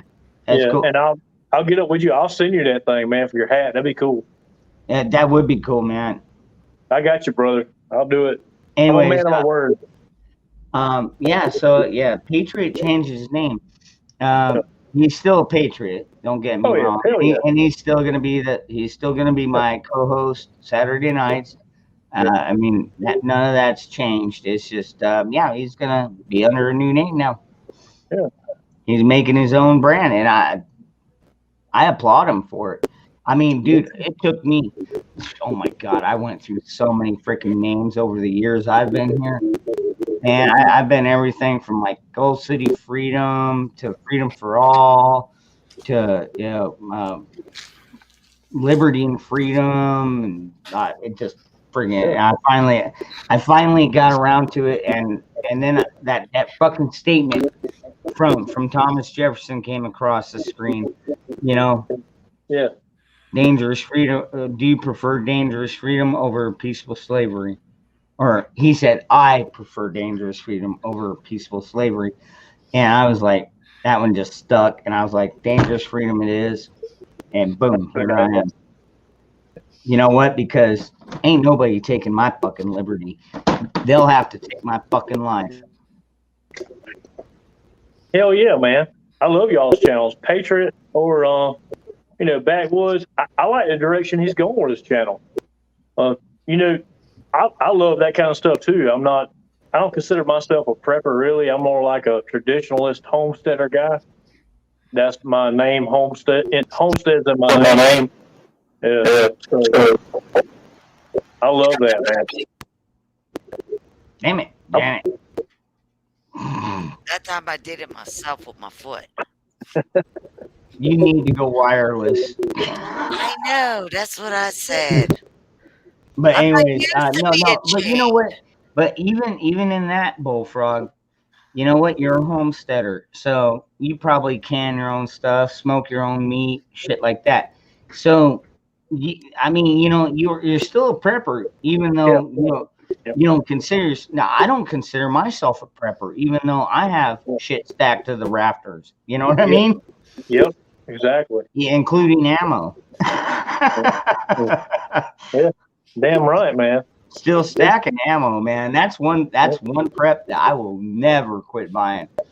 And in fact, it's funny because I just got some new ammo in, and it's 9 millimeter, and it's for my sister. I But saw it. Yeah. my sister is she's number 2 in my mag group. My Yeah. son should be number 2, but I kind of include him in with myself, both of my kids. But anyhow, so it's like I need her to have enough ammo to where when I go over there, I mean, I can stash shit there, no problem. Yeah. I don't have to worry about anything getting touched. But Yep. Yep. That was a cool video you did too, man. Those are some wild looking rounds you got her. Those yeah, dude, they're like corkscrew. Yeah, yeah, they're corkscrew. I would love to see the ballistics. They're awesome. I don't think I think they're like a what would you say, Moose? Oh, Moose is walking. I don't think because they're 65 grain. Yeah, normally on a 9 millimeter, you get about 115 grain. Yep. Or up to 124.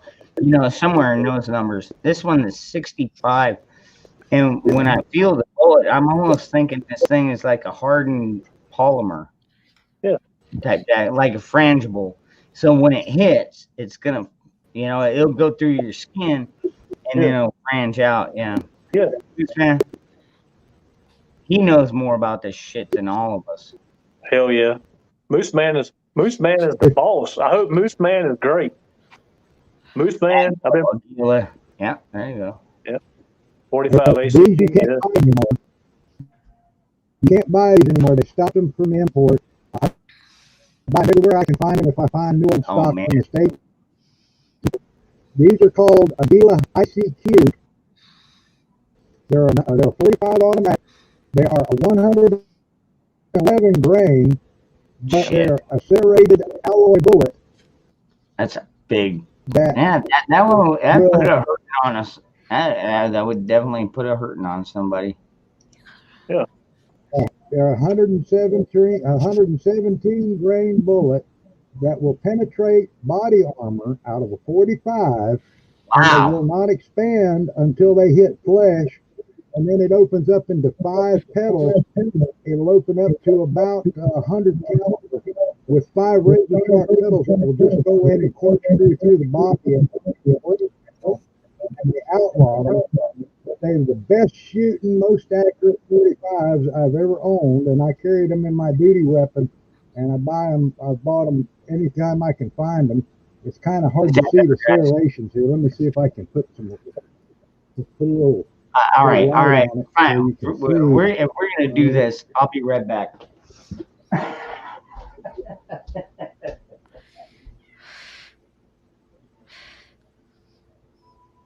But they're a specialized bullets you can't find anymore. But they were one of the best made for self-defense ammos that I've ever found. Hey, Moose, any man with a bullet is a good man, right? Well, I have big bullets too. Oh, I bet you do. Size matters, babe. Size matters. I want to talk about some ammo porn. Here we go.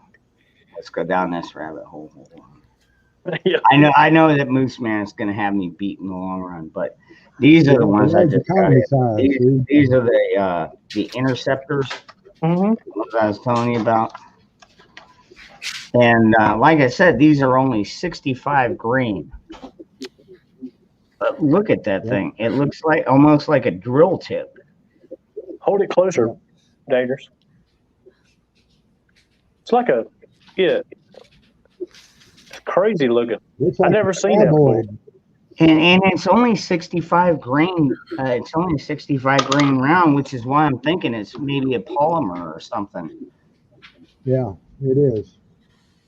It's a short range defense weapon that's won't do over penetration for inside the house use, for like if you live in an apartment complex, and you don't want to risk going through drywall into your neighbor's house. It's a short range defense.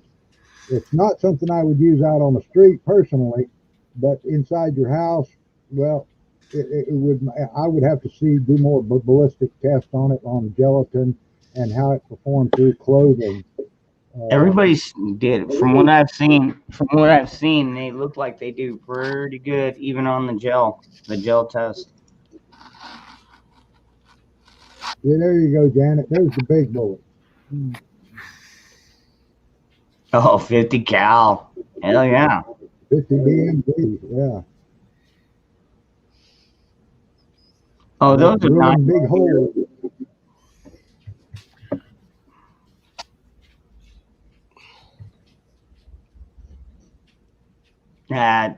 You know, the only thing, Anarchy, is I made a video not too long ago when I got these in. My sister is the 9mm person. I am the 40 guy. I mean, I've got 40 calibers. I mean, they're bigger bore. They're not quite a 45 because a 45 is just hard to conceal. But man, I love these subcompacts, man. And I'll tell you what, I'm accurate enough with it. If I need it in a pinch, I can make it work. And considering I don't leave my house very often or very far, I can always get home to my rifle or my shotgun. So, hey, what's up, Scrimshaw? I haven't seen you in a hot minute. What do we Hi, got? Scrimshaw Rose. I'm alive. It's hard to see. It's like there's actually a little point inside of that. Oh, okay, like a hydroshock. Yeah, it's like a. Yeah, bring mine up. I don't know if I could. Yeah, hydroshock round. Yeah. I love those things, man. That's what I carry. That's my everyday carry, actually, ammo. Yeah, I carry those. It actually, I don't know. I carry those in 357 Magnum. Nice. You know, and then I shoot alligators with the full metal jackets, like the full, hard tips. Mm-hmm. Hey, Moose Man, what would you think would be best for like better penetration for hard surfaces? Sorry. Damn it, Janet. Yeah. Damn it, Janet. Mine goes right to the gutter, but you know what? Mine kind of did there for a second too. Damn it, Janet. How do you penetrate a hard surface? Yeah. But shooting alligators, man, we can't shoot full metal jackets. We need like a hard. Damn it, Janet. You made me choke on my own cigarette smoke. But actually, most hollow points won't expand in a hard surface, believe it or not. I found a lot of 40 cal hollow points that would be shot through 2x4s, really? And they won't expand. Yeah. But you shoot them into gelatin or body flesh or an animal or something, and then dig the bullet out, and it's soft flesh that makes them expand. Now, really? These are the kind of a similar bullet like you were talking about. I think they're Federal. Yep. They have the point in the center. That's what these are. And what's neat about these is you can load a large pistol primer in here and seal it and have an explosive tip bullet. Explosive on impact type thing? Explosive on impact, because it'll hit that primer and it'll set that primer off, and you can actually have an exploding bullet. They frown upon that now, but that's just an emergency prepper type of situation. You might need something like that. Yeah, I think damn it, Janet likes explosive on impacts. That's what I heard. Got that right, baby. I thought you said something about she liked deep penetration. Oh, Oh yeah. Takes a lot to get me there.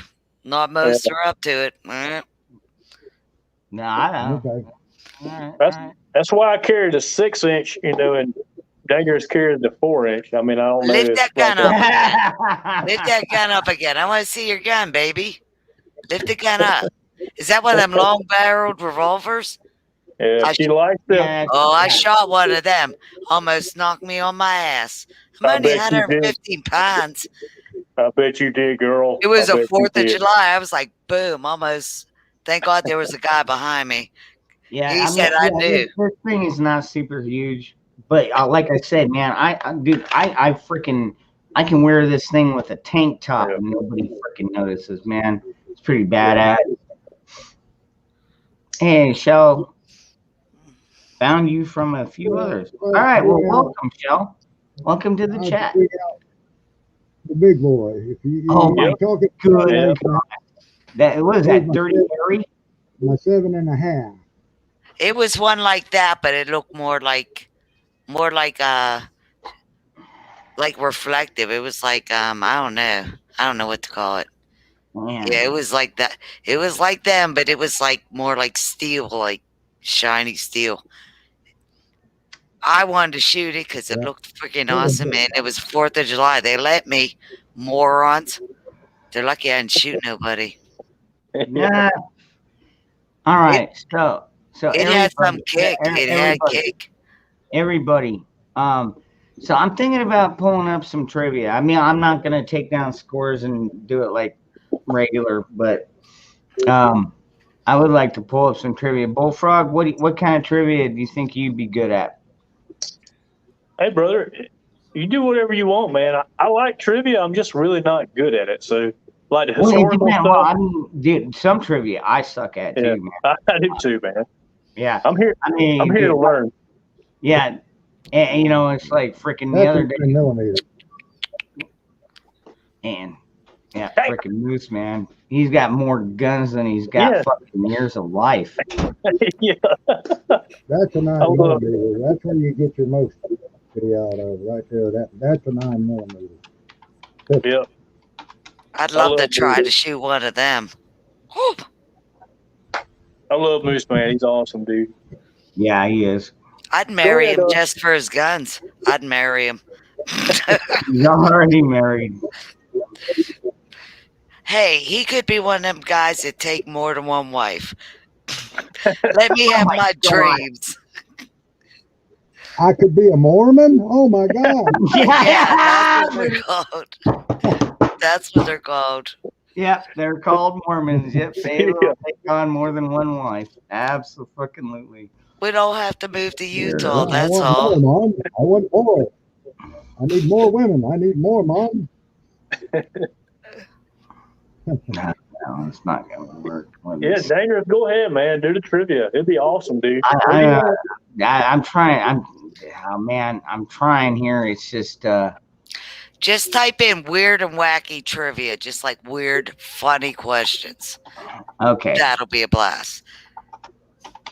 They have them on them machines at the bar. It's like weird, off the wall. We need to do gun trivia. Now that we could have some fun with. It's not going to be gun trivia because Moose will win. Yeah, he will. You got to give us a chance, Moose. Oh, okay. Well, no, not all right.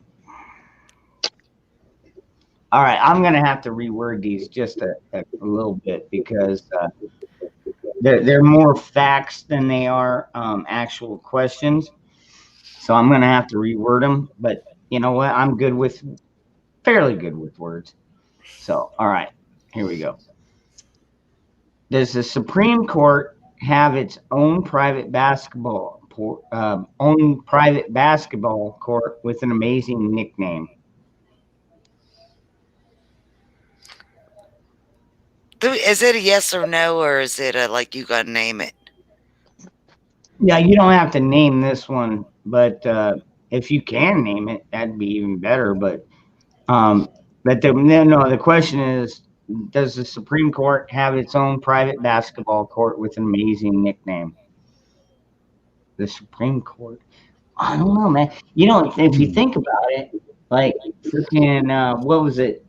The freaking. Remember when Scalia or not Scalia? Freaking. Remember when that one fucking weirdo went out and shot a bunch of senators? So I mean, they had their own private. Well, I don't know if it's private baseball field, but.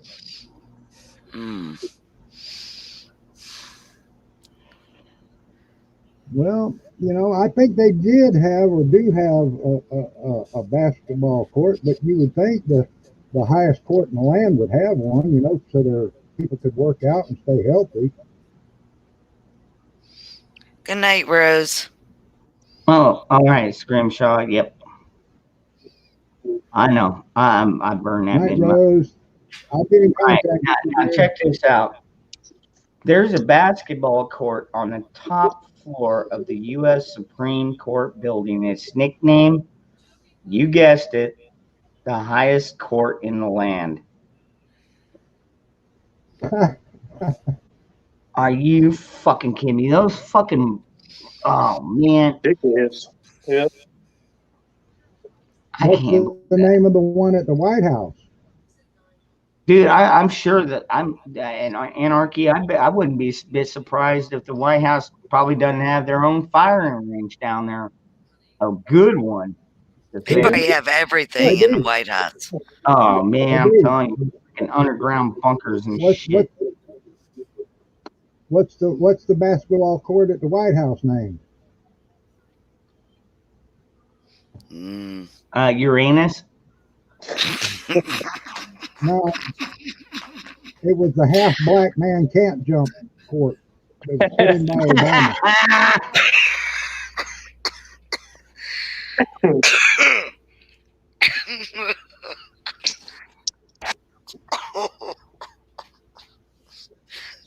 Wow. Walmart has a lower acceptance rate than Harvard.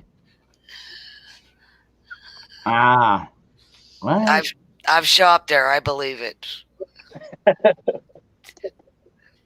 Just saying. Yeah.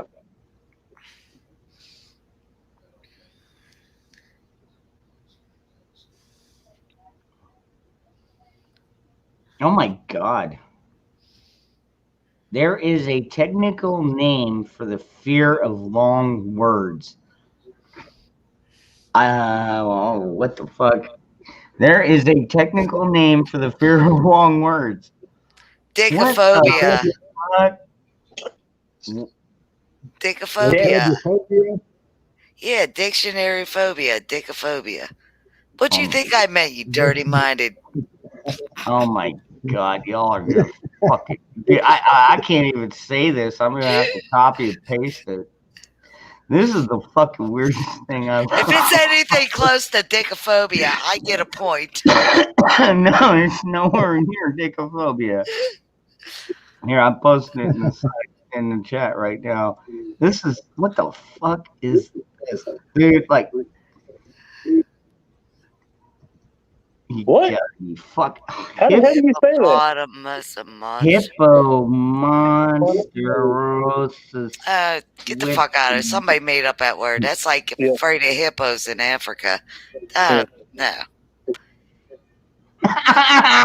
Hunting unicorns is legal in Michigan. Oh my God, this is funny shit, Dad. Lake Superior State University of Michigan offers a unicorn hunting license. Unsurprisingly, the chief herald of the unicorn hunters was once quoted saying, "The pursuit of the unicorn is a lonely quest." we wish them nothing but good luck. By the time you got to the end of the sentence, I forgot what you were saying at the beginning. That was too long. That was too long. All I heard was unicorns. Oh, I got it in the chat. Hippopotamonstrous phobia. Yeah. What the hell? what would I carry as a sidearm to hunt unicorns? I'm trying to think. That's the first thing that popped in my head. This would make it dumber. BB gun? I don't know. I just carry a 300 mag and not worry about it because that'll take anything in North America. Yeah. I was going to say 7mm Magnum. Yeah. That'll work. Any belted Magnum. Yeah.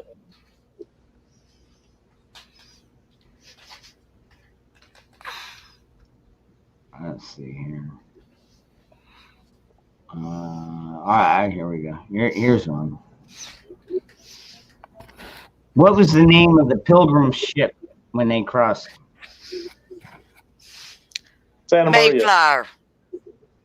Mayflower, yep. Yep.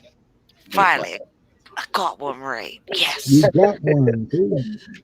Janet knows her moving companies.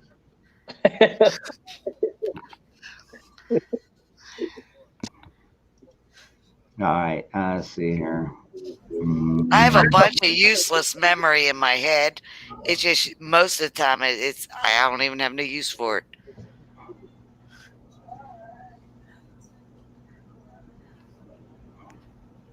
Come on, Deja. What?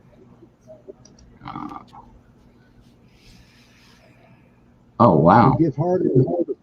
Janet, it gets harder and harder as you get older to find that brain cell that has that stored information. Because you go through the catalog and figure out where that brain cell was that you learned back when you was a kid, and then find it when you get old like me. So don't get old. Oh man, here's a good one. This one will get a few people. Maybe. What city was the first capital of the United States? Wow. Virginia? It's gotta be a state or a city. State or a city. It's the first. What city? Yeah, what city? I don't know. No, I don't know. New York City. No, Richmond. Maybe? What? I'm sorry. What was that, Bullfrog? Somewhere in Pennsylvania, maybe. Philadelphia. Philadelphia. Pennsylvania is not a city; it's a state. Okay. All right. saying One thing you got to understand about trivia: when we got Moose Man on the panel, 9 times out of 10, we should probably just follow his lead. Although there's that one or two times that he'll throw out a false fucking. He doesn't know and he just guesses and everybody's like, "Oh, he knows it." No, he knew it. It is New York. Get the hell out of here. Yeah. What New York City was the first capital of the United States. Huh. I'm gonna have nightmares now. Well, don't worry, they're not the fucking capital now. Now our cap. Do you know what? Yo, by the way, dude, we passed Arizona 2111. We passed Arizona 2111, which is our Second Amendment sanctuary bill. Fucking went over the governor's desk. He signed it, no problem. He's also fucking came out and said, look, if the border guard or the border patrol ain't going to do their job, then I'll send the Arizona, the Arizona freaking National Guard down there, and we'll patrol it ourselves on our own fucking dime because we're not having this shit. Yeah, I feel sorry. Dangerous. I feel sorry for like Texas and Arizona, got where y'all are at, man. Because really, that shouldn't be a state problem. They should be a federal problem. They should be stepping up, and the feds should be securing that line. To me, that's their one job: protect the nation, protect the fucking nation. That's one fucking borders. By Biden and our government not securing our borders, they are committing treason against the United States. Because part of the government's job to protect us from all invading forces, people, whatever. They are committing treason, and I just want to know who's going to step up to the plate and walk up and write out the charging documents and charge them with it. Yeah, and, me too, man. Dude, Arizona just might, and you know what, and Texas might too, man. I'll tell you what, Arizona and Texas, I know there's that freaking that new state in between us, but it shouldn't be New Mexico. It should be It should be called Texona, Yeah. because we're gonna just invade it. They don't have a chance. Once we go south, once we separate, dude, they're not gonna have a whole lot of choice. Yeah, I feel sorry, man. I've been watching some of the interviews from the Texas governor. The Texas governor he's been going at, I think we could say on this channel, Biden's ass, dude. He's been going at his ass. He's like, we need help. Shit is going down. The ranchers have people coming through their yards at night by the hundreds. Please come down here. And he ain't done shit, dude. He ain't done shit. I feel so bad for countries like Arizona and northern and southern borders. I mean, everybody. I think the federal government should secure all our borders, and regulate everything that comes into this country. That's why we freaking pay taxes. I ask for freaking taxes. I pay a lot of freaking taxes for them to do that. They're not doing it.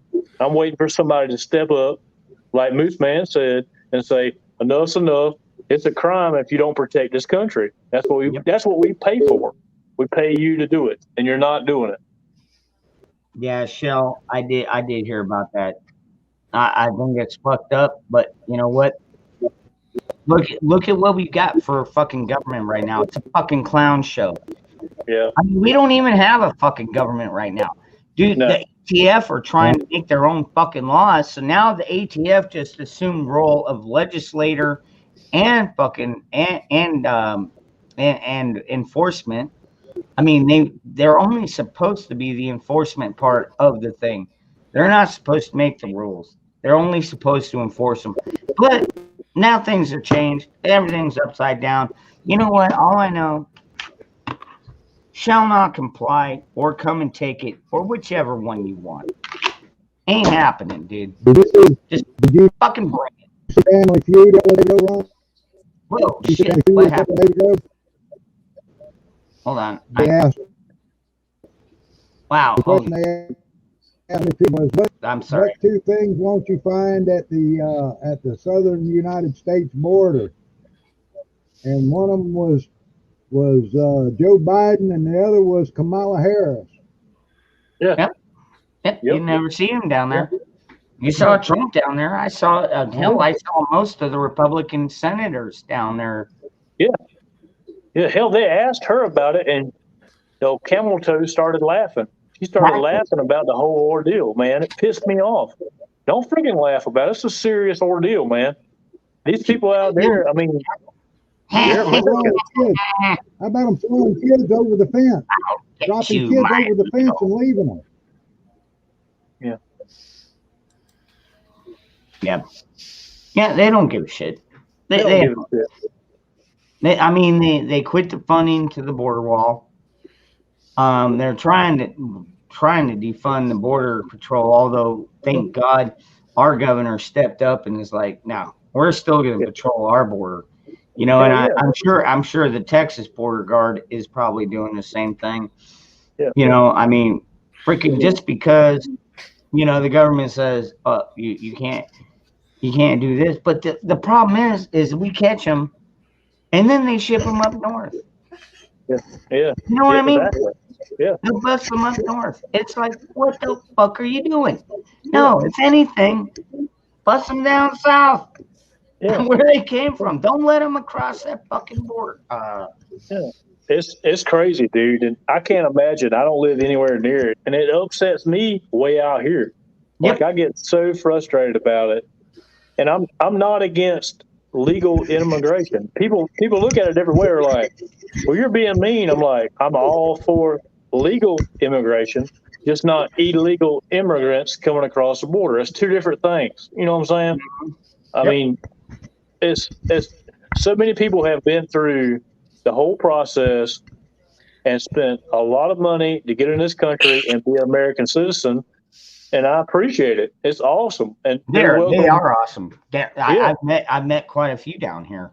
Me too. Yeah, it's awesome. They fucking voted for Trump. You know what? Because they were legal to vote for Trump. Yeah. You know what? When they asked our Arizona senators how many illegals are in Arizona, there were 7 of them up there being questioned. Only one of them had the nerve to stand up or to speak out and say, well, we know there were 35,000 fraudulent votes cast this year. Didn't answer the question. She just knew how many illegal votes they caught. Yep. Not how many illegals. Dude, I wouldn't be surprised if there's fucking 50 million fucking illegals in our country right now. I wouldn't even be the slightest bit. Yeah, it's ridiculous, dude. It is. And freaking like Shelley was saying earlier, New York wants to give them $15,000 a piece for illegals. Yeah. What the fuck?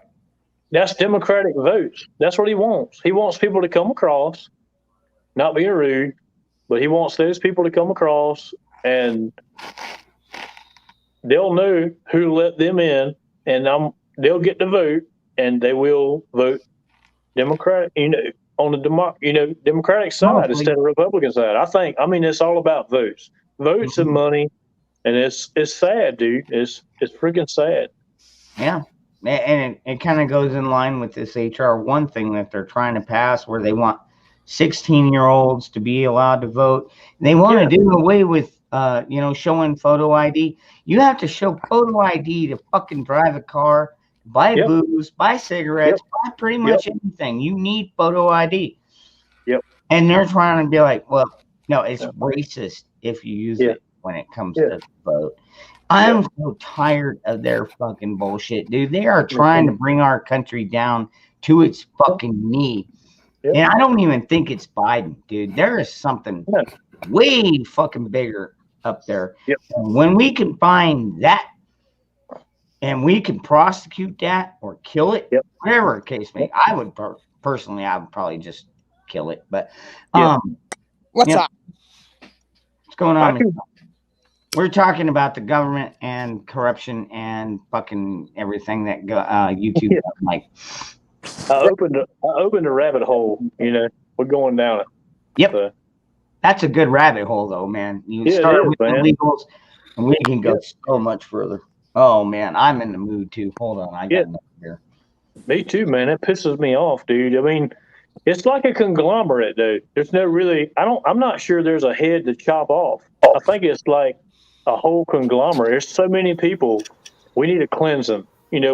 That's why I got so excited when Trump went in. He was talking about drain the swamp.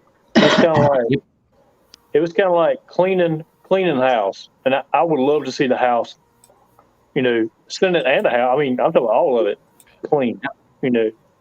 New start with original values that our forefathers wanted. That's what I want. That's what I want too, brother. That's absolutely what I want. Now, I mean, I don't want anarchy.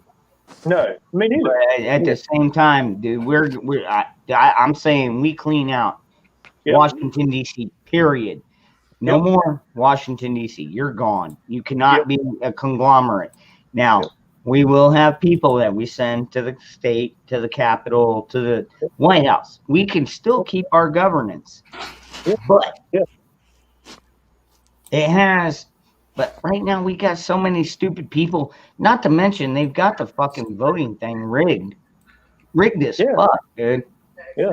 I'm telling you that. Even besides the voting, I'd like to see the states more go back to self-govern. The Fed has got way too far overreached into state affairs. So states should govern themselves. I think. I mean, for the most part, because each individual scenario does not fit every state. That's why the Fed oversees everything, but they're reaching in too far. They're overreaching. The Feds are. As far as I'm concerned. Big time. Not going to argue that one. Yep. I think especially the ATF motherfuckers. Man, you know what? That should be a goddamn convenience store. Pardon my French. So Biden called them the AFT today. Biden called them the AFT. I think it's too late for any of this. Like, we have to start thinking of what's the next step here. I mean, did you read the executive order and how these red state flag laws are going in with this gun control executive order? And some states like you, Ron, like in Arizona, you'll be fine. Texas will be fine. Florida will be fine. But as far as New York State, we're fucked. Homo will go with every red state flag law that was put in this executive order. As far as our future of our electoral system, you might as well say goodbye, because that We the People Act bill will get passed, and there will no more be what we saw as the electoral process. Yeah. We're such a country, bad enough we're killing babies. We're #1 import for child pornography and export for pornography. I can see God even healing America. Yep. I agree totally. I mean, if you look at the red states are pushing back. You know, South Carolina, where I am, and they're pushing back. And like he said, there's going to be a division, and people are slowly removing themselves, and we're separating the nation just like it was before Civil War, I think, red and blue. Yep. And I'm with Dangerous on that. It may be a progression thing, like over years. It's not going to happen all of a sudden. Right. But it's slowly happening. The two most newly moved to states, I think, are Tennessee and Florida. Iowa. Everybody's separating. They're tired of paying high taxes. That's got a big freaking thing to do with it. And then they're tired of regulations, taxes and regulations. Mm-hmm. People are freaking sick and tired of being taxed to death and being regulated to death and having all their rights removed. And the ones that separate, that's going to be what Dangerous was talking about. You know, the division in the country. It may be 20 years down the road. I think it's going to be a slow progression. I don't think it's going to happen really fast, but it may be 5 years. But I mean, don't think. America's not divided by racism or the systematic racism. It's divided between good and evil, between wrong and right. Like, it's not about systematic racism, what they try to say. You know, I even thought that for a while, but no, that's exactly what these politicians from the very beginning wanted. Yeah. I don't believe, I live in the South. I'm a minority actually where I live. Mm-hmm. And I get along with African Americans, and they don't like to be here. They don't like to be called African American. My buddy likes to be called an American American. He's like, that's my name. You know, I fought for this country. Same here in Oklahoma. Right on, brother. Yeah. Dude, we're fucking American. Dude. I don't care if you're Mexican. I don't care if you're Chinese. Are you an American? Yep. And that's one thing that always got to me. No, I'm black. Like, are you an American? Brother. Yeah, I'm American. All right, good enough. Yep. Well, it's like when I went to jail one time. I was gonna spend. I had to do a week, but anyways, I went in there and we had Mexicans, some blacks, and a bunch of white boys. And the white boys came up to me first because, well, I'm kind of white. Anyways, they're like, "Hey man, what's up? Are you wood?" And I looked at them and I'm like, "What?" Like, "Man, are you a peckerwood?" I'm like, "Nah, I'm white, dude." And I'm like, "All right, good enough." And then they helped show me how to roll down my bedroll, because I'd never been to jail before that. I mean, I've been to jail before that, but never had to spend any time there. Fucking sucks. But anyhow, been there, done that. But you know what? The Mexican in the bunk directly across from me ended up being one of my best friends in there, because he could tell I was fucking starving, because they didn't feed us for shit in there. Right. And so he had already hookups in there, and so he had plenty of fucking rations. I mean, dude, he would just be like, "Hey man, you look hungry, here's a sandwich." I'm like, "Fuck yeah, dude, thank you." You know what I mean? And when I got out, I was like, "Dude, do you need me to contact anybody on the outside?" He's like, "No, I got it covered, bro." I'm like, "Thank you very much." Yeah. I mean, hell, Dangerous, half of the Antifa motherfuckers, excuse my language for cursing on here, but they're white. I mean, BLM. I mean, a lot of the African American, they call themselves black people. I mean, are American Americans, but here they're like, what are these retards trying to stand up? We don't need your fucking help. You know what I'm saying? I mean, it's just retarded. I don't see it here, dude. I don't go very far. I mean, it's just my own area, but we're not like that, dude. And I'm in Deep South. I'm in my land. We have a cotton festival here. I mean, we're in cotton picking land, dude. You know, I mean, I'm in the Deep South. It don't get no more deeper than I am. And I mean, I hold doors. Are you in Mississippi or are you in Mississippi or Arkansas or South Carolina, Low Country? Oh, South Carolina. Yeah. So I mean, I don't freaking get it, man. These little immature, spoiled rotten brats think they're sticking up for somebody when the people who they're sticking up for don't want help because they're not in right. They're good. You know what I'm saying? They're happy. So it freaking pisses me off, dude. The whole racist thing is bullshit. It's just a cover up to try to divide the nation. It is. A lot of my black buddies at work. I mean, I don't even like to say black. I just like to call them by their name, but they'll tell you the same thing. They're like, screw that shit, dude. We all have to stick together. They're trying to separate us because they're scared of us pulling together and being one group and being strong together. They want us divided. They want this nation divided. Black Lives Matter came out tonight and threatened that even if it's a not guilty or guilty verdict, they're coming after the white people. Yeah. The game is on. Well, then we'll stop them. We'll have to stop them. Yeah. And like I said before, these executive orders don't scare me in one bit. They're suggestions for internal work. They have no power in law. And Marbury versus Madison, we are ordered by the Supreme Court to ignore any unconstitutional law because it has no power in jurors. Yeah. Amen. That's what even people who live in New York need to realize exactly what you just said. That's crazy. And we've got people and we've got gun dealers. I talk to gun dealers I have on my forum in New York and all that, and they're flipping the bird at the whole deal. They said they're not going to comply. We've all been actually stocking up on 80% receivers and stuff because we're afraid that the companies are going to comply because of the threats that they put against them. And a lot of these are small mom and pop businesses. Yep, you're right.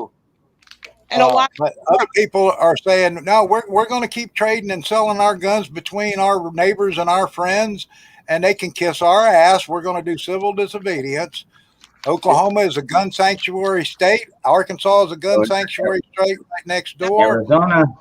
Arizona now. Kansas. I mean, we're surrounded.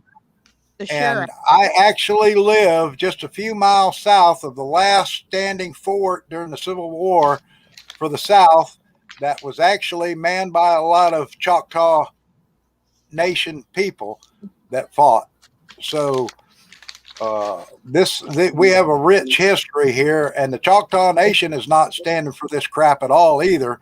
And our sheriff has ordered all his deputies to stop and arrest any federal officers who come in and try to mess with any of citizens' guns or anything like that. And he's got full support of the armed citizenry here because everybody's armed.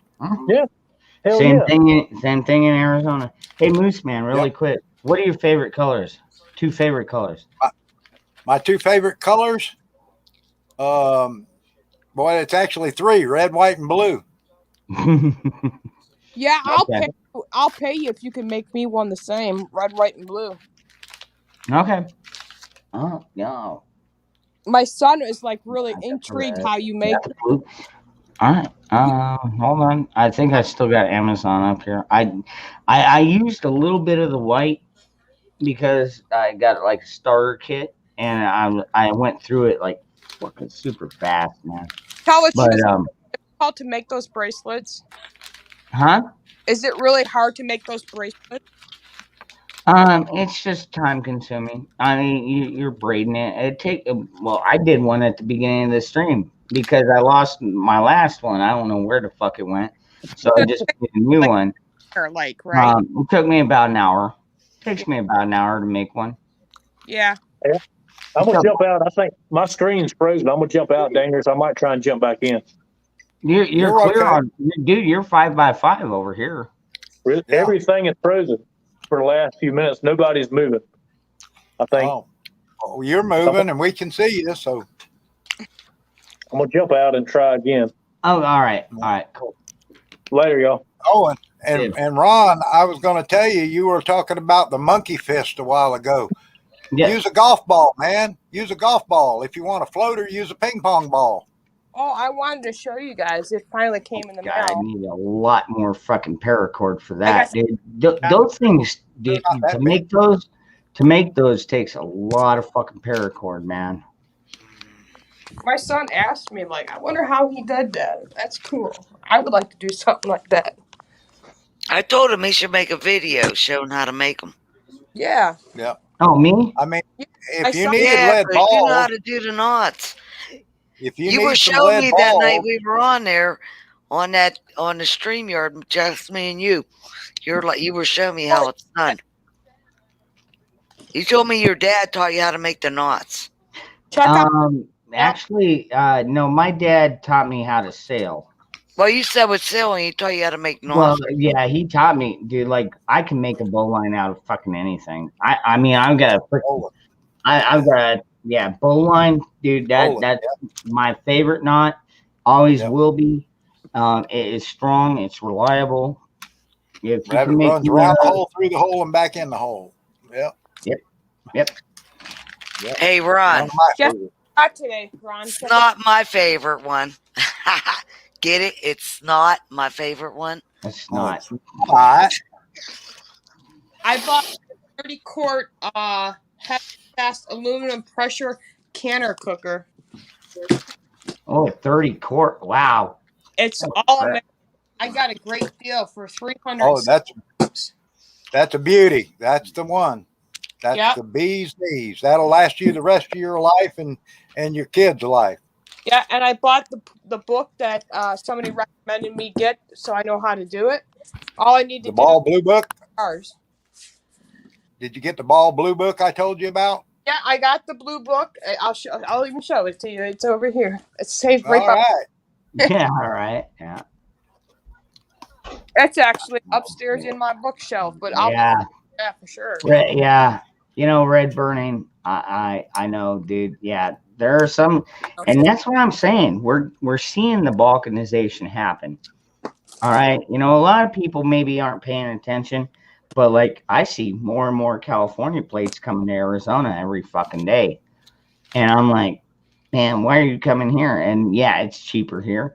Maybe some of these people are conservative, but I'm guessing most of them are probably going to bring their stupid ideology here because even though we passed this, now check this out. Even though we passed this 2111 bill, which was our Second Amendment sanctuary bill, it passed narrowly by like 3 or 4 votes on both the House and the Senate.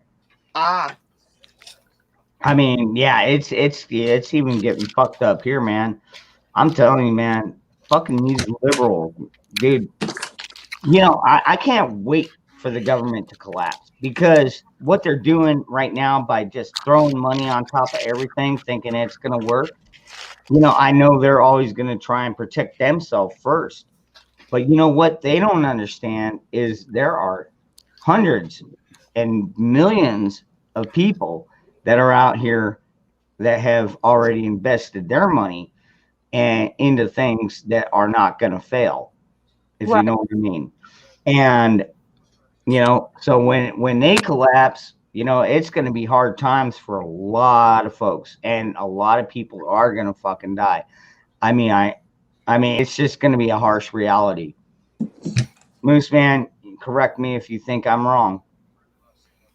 No, I don't think you're wrong, and I think a lot of preppers aren't preppers in the sense that they're survivors. Yep. They're wannabes. And I'm sorry to say that, but I think there's a lot of bullshit out there, and they don't know. Let me test you. Let me put you in a real survival situation. If you think you're that good, get on the show alone and go out and try to win $1 million and prove to me you're a survivalist. Hey, hobo, you awake? Hey, Moose Man. Yeah. Was this the right book you said to get though? The Bob first one right there? The Ball Blue Book of Home Preserving and Canning and stuff. Yeah. Yep. Okay. That should have everything in it from drying, from canning, preserving, recipes, how to do jams and jellies. What do you recommend me start with to start canning? Vegetables, fruit? What is easy? Whatever your favorites are that you want to stockpile and start canning. Okay. That's a good question. It's what you have access to the most of, what's seasonal, as far as like what you can buy vegetable wise to can. The one thing I will warn you, the one you got to be very careful is green beans. Follow the instructions strictly on green beans because those have to be pressure canned at higher pressures and temperatures so they won't spoil and cause botulism. Other vegetables, tomatoes are a lot easier to do, your acidy vegetables and stuff like that. Pay attention to your meats, especially. You want the higher pressures and long canning temperatures. Follow the rules on it, and you'll be fine. Right. And do some test jars. What I do is do some test jars. Okay. We make our own spaghetti sauce. We make we'll cube up wild game and put it in with water and some spices in a jar and can it up, and then let it cool down for a few days, and then open it up and try it and see what you like. If you find out you've got a spice in there that overpowers a little bit, add less of that spice. Because canning will amplify some of those things. These are things you learn as you go along and can. But like I said, there's a lot of recipes in that book already on how to can things and what to can to them, how much salt to add to them. Make sure you use canning non-iodized salt to preserve your colors, and you'll be fine. Just follow the instructions in that book because it's people laid it out. Yeah, I appreciate all your guys' advice on how to do this properly too. Yeah. I've been watching your channel, your little videos, Dangerous Freedom, and how you're getting ready for prepping and stuff, and you're giving me ideas. Yeah, mine's mostly Second Amendment related. I know. No, I think. I do buy like little camping stuff and sleeping bags and I haven't made a video on pitching the tent. Well, I save that for the private. These new tents, all these tents say these new tents. Oh, it'll only take 10 minutes to put up. Yeah, 10 minutes, my ass. Nah, it only takes me about a minute. I like those tents where you just throw up in the air. Janet. Throw them up in the air, and they're already set for you. I think that's pretty cool. Oh my God! Okay with that. 5 seconds if I've got the right woman with me. I buy king size tents. I don't know why. I'm obsessed with big tents, so it takes like 3 people to set it up. Dangerous, you'll never be happy with one woman, not with what you have. Aw. Just putting it out there. Wow. When I told him. Just calling it like I seen them. Oh, wow. I thought Janet was going to flash us there for a second. I was starting to cover my eyes. No, man, I've been trying to get her to show me her tits for like a couple of days now. It's like, I couldn't do it if I wanted to. I don't know that well yet. I got nipple piercings that have little gems. It would get caught. Oh, I gotta be careful when I take off that stuff. No. Yeah, I do. I got nipple piercings. They snag on everything. I tried the piercing thing, but ever since I saw my friend, he tried to pierce his own. He tried to pierce his own freaking belly button, and it got so infected, man. Like seriously, he lost like his whole belly button out of it. You gotta was keep them clean. You gotta keep them nasty clean. mess. And anyways, so yeah, I just took all my piercings out at that time. I had let's see, I had 2 piercings here. I had a piercing. I had the Wait, labrae. Wait, what do they call that? The labrae that goes through your lip. Get off my blanket, or you're going down. I don't know. I wouldn't put one on my face. I like my Oh, face too man. much. Ugh. Maybe like one I of them shudder tiny to ones on the nose. Those are pretty, but I wouldn't do it. I can't do it. I won't. I got do a it. big nose. It would just draw attention to it. No. No, don't lay on my. What about your I wee wee? just- Would you do your wee wee? Oh, come on now. No, That's no. racial. They have something that's called Jacob's Ladder. It's No like way in 4 or 5, Here's all up on the Nah, no, you know what? No, I've already got a tattoo that goes down my happy trail. I'm fine with tattoos. It's just ink on the skin. It's nothing worse than a fucking scar. And so I'll stick with that. Yeah, I'm not piercing anything else. And I'm not getting my dick tattooed. Good. I'm glad you. Right now, I got more piercings than anybody on this panel. I don't know about that. No, M9. I seen want to that. know Moose. The Or, Moose. not Moose, M9. Moose. I'm sorry. I want to see him. I want to see him. No. No, I seen the split tongue. I got over 35 or 40 staples in me. So yeah, I got piercings right now, but I shudder to think. Oh, that don't No, look he's actually fucked up. We shouldn't be able to Yeah, make him laugh. It's so But good, maybe we can. man. I'm glad everything worked Oh, out. I'm okay. The drugs are working. The drugs drugs are are working, Ron. But I was gonna call. I just want to bother you. yes. My favorite part is just watching you casually smoke your cigarette like you ain't ever been in surgery. You're just sitting there, just chilling, taking some hits and chilling, and it's like, oh yeah, by the way, I have 462 staples up and down my body. I got good it's more, I got good it's drugs. more like That's why. it's more like 350. But man, he showed me the picture. I'm glad your surgery went well, brother. I was praying for you. Should I show him Yeah, a little bit? well, but he's gonna have Should I show a one little hell. bit? Oh no, don't do it. Take Don't do it off. Oh my God, Take he's it off. Oh my man. God. Ouch. Wow. Oh my God. This is not good. Oh, wow. All right, y'all asked for it. Why aren't Alright. you down? Like the doctor probably tells you to do. Oh, There you go. That's all you get. That's all you get. You gotta promise me you'll take it easy though. There, right there. You gotta recover too, brother. I got holes all up and down on both sides. I got holes and all the way down You to have the short to hair. that doesn't rip And open. all those are staples. I got my own zipper. Wow.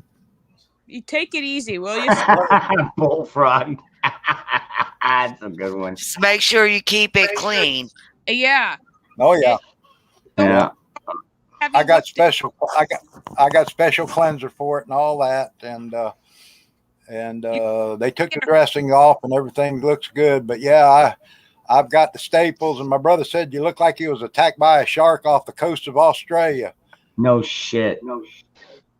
Hey, Moose, you'll love this story. My brother, he had a tumor on his optical nerve, so he had brain surgery, right?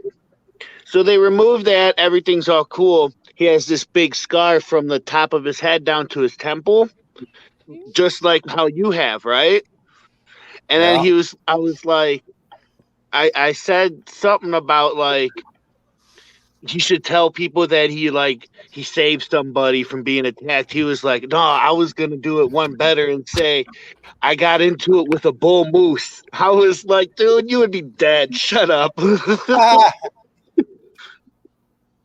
That's his story that he wants to tell people is he got that head injury from a bull moose. Yeah, I was a do this. I'll be honest. I do the same thing with my appendix scar because it was almost ruptured. So, like, even though I'm freaking, it's been like 35 years. I still freaking tell people I was attacked and somebody stabbed me with a knife, massive scar, and you know what? It works. So Yeah. I met some asshole and he came at me with a knife, and anyways, and in the same time he cut out my appendix, which actually gives me more room for this.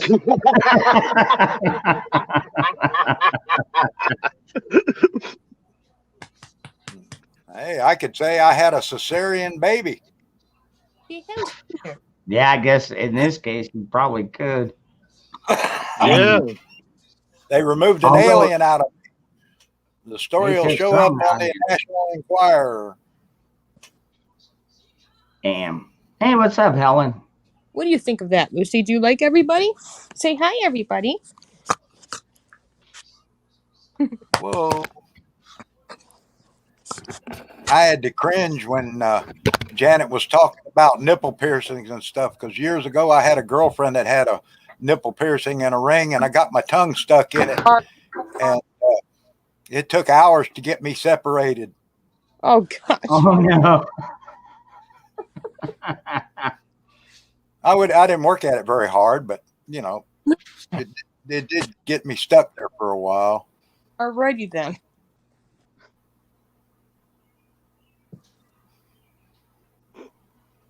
My wife got a tat when she was 36, and the guy did it.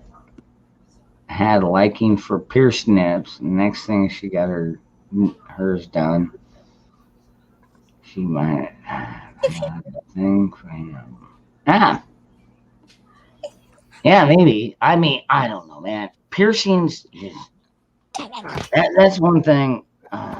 You know, I tried the ear piercing thing. I tried the lip piercing thing. I got the pierced ear. I left it there. I was like, yeah, I prefer tattoos. I'll get another tattoo. Actually, probably the last one I'll get, maybe the last one I'll get, is if you've ever seen the movie 13 Hours, where the one guy's working out and he's got that huge skin rip, and inside it's got a waving flag. Wow, really? Yeah, it's badass, dude. If you haven't seen 13 Hours, you should go check it out, dude. It's about the guys from Benghazi. But Yeah, that's right. anyways, yeah, dude. Like seriously, it would be something like that. It would be something totally patriotic. Clint Eastwood directed that movie. Did he? Yeah, Clint Eastwood. Are you talking about the 13 Hours? Yeah. I believe so. I don't know. Tell this dog to move over. Does your dog sleep in your bed with you? Anybody? Does your cat? Only once in a My while. cat mine did. Yeah. Lately, I've been making her sleep downstairs.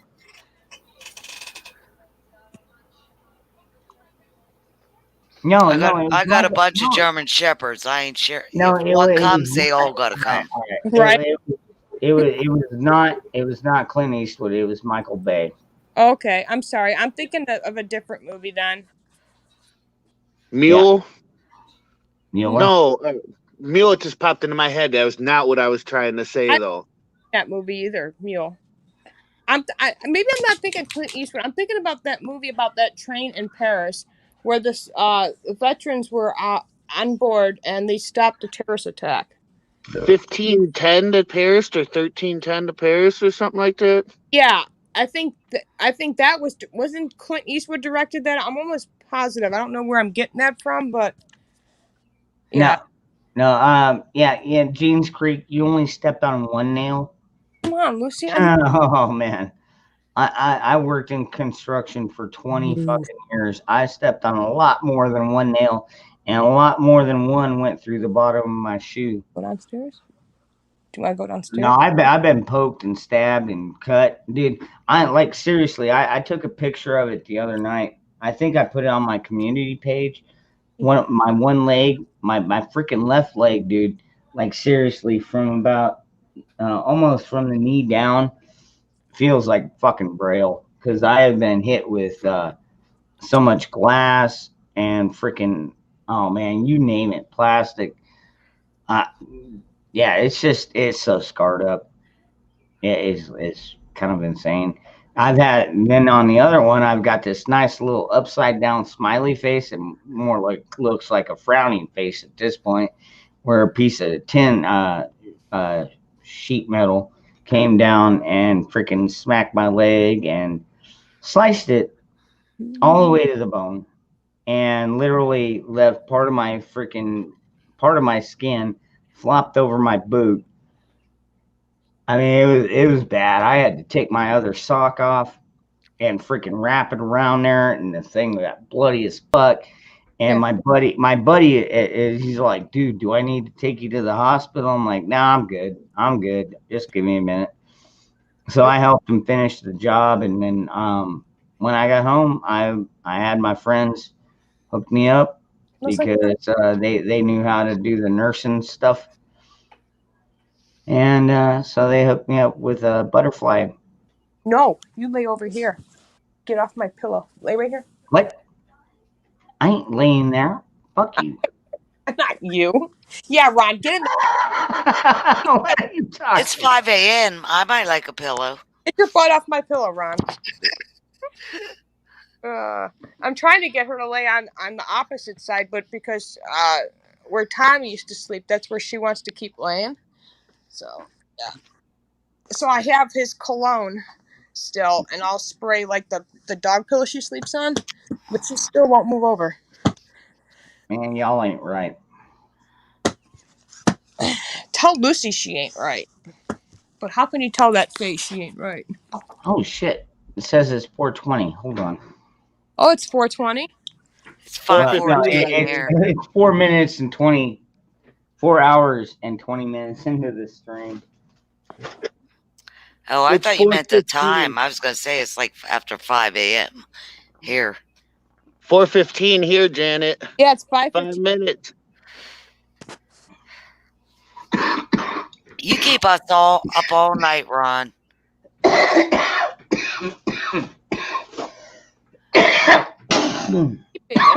Fault that he's saying is why Take smaller hits, dude. Take smaller hits. it's all your fault, Ron. All your fault. It's all my fault. I'm used to being blamed. Are you kidding me? I've been called every name in the book. I've been accused of everything in the book. Hell, one time they fucking tried to bust me for a meth lab. No shit. You? No way. Now come on now. You're me. Yeah, wait. Dude, I was looking at fucking 10 years in Tell prison. that story. That's gonna be a fun one. No good. Not that fun. I'll tell it to you if you all want to hear it. I can't see somebody. Well, then again, you always have idiot neighbors. Okay. Let him get up and walk for something. I get a peek at his butt. Oh, shit. There we go. Ooh. Hold on. I need to give the animal. I need to water the animals. They're almost out. She's not whistling at you, Lucy. Lucy can have a whistle too. She's looking for whoever said that. Look at that. Oh, Lucy. You Hey, hi. pretty baby. Pretty baby. Pretty baby and spoiled. I think they all are. Like I said, I don't let them sleep in my bed because I got 3 German Shepherds. There ain't enough room for all of them, so none of them. Oh, when that was Tom's dog, 100% my husband's dog, and when he passed, I kind of made her start sleeping downstairs, but she insists every time she's here, she must lay on his pillow. Every time. You know what? I don't know. For me, it probably would give me comfort. I would feel something next to me. Oh yeah, that's why I keep my nightstand, and I'll spray even my blanket with his cologne, or her blanket, or her pillow. It gives her comfort. Yeah. Yeah, Michelle, she's still mourning too. and she'll never be over it. Like dogs aren't. They're I just like thought- that. Oh my god, I don't even want to know what Moose Man's doing over there. I didn't know I'm dogs. your lower half. Hold on. Do you got that? Okay. Oh, all right. Do you got that suit on that you used to strip in? I'm curious. The little strip. What is that called? A little G-string thing. I think Janet's got a crush on Ron there. No, I'm just a flirtaholic. I flirt with everybody. Uh-huh. Son of a bitch. I'm just teasing.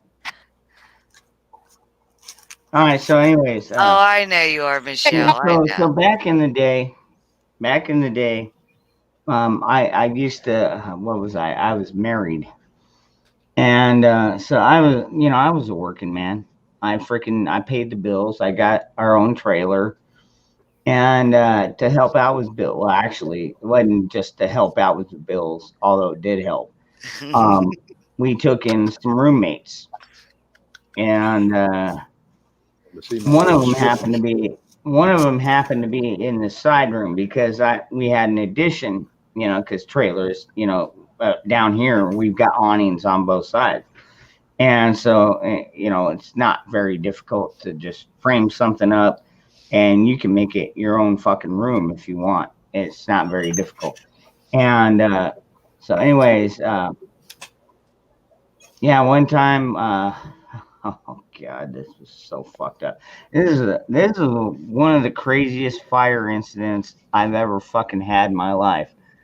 Okay, so one of my roommates, they had daughter, they had kids. I'll just leave it there. They had kids, little ones, and so anyways,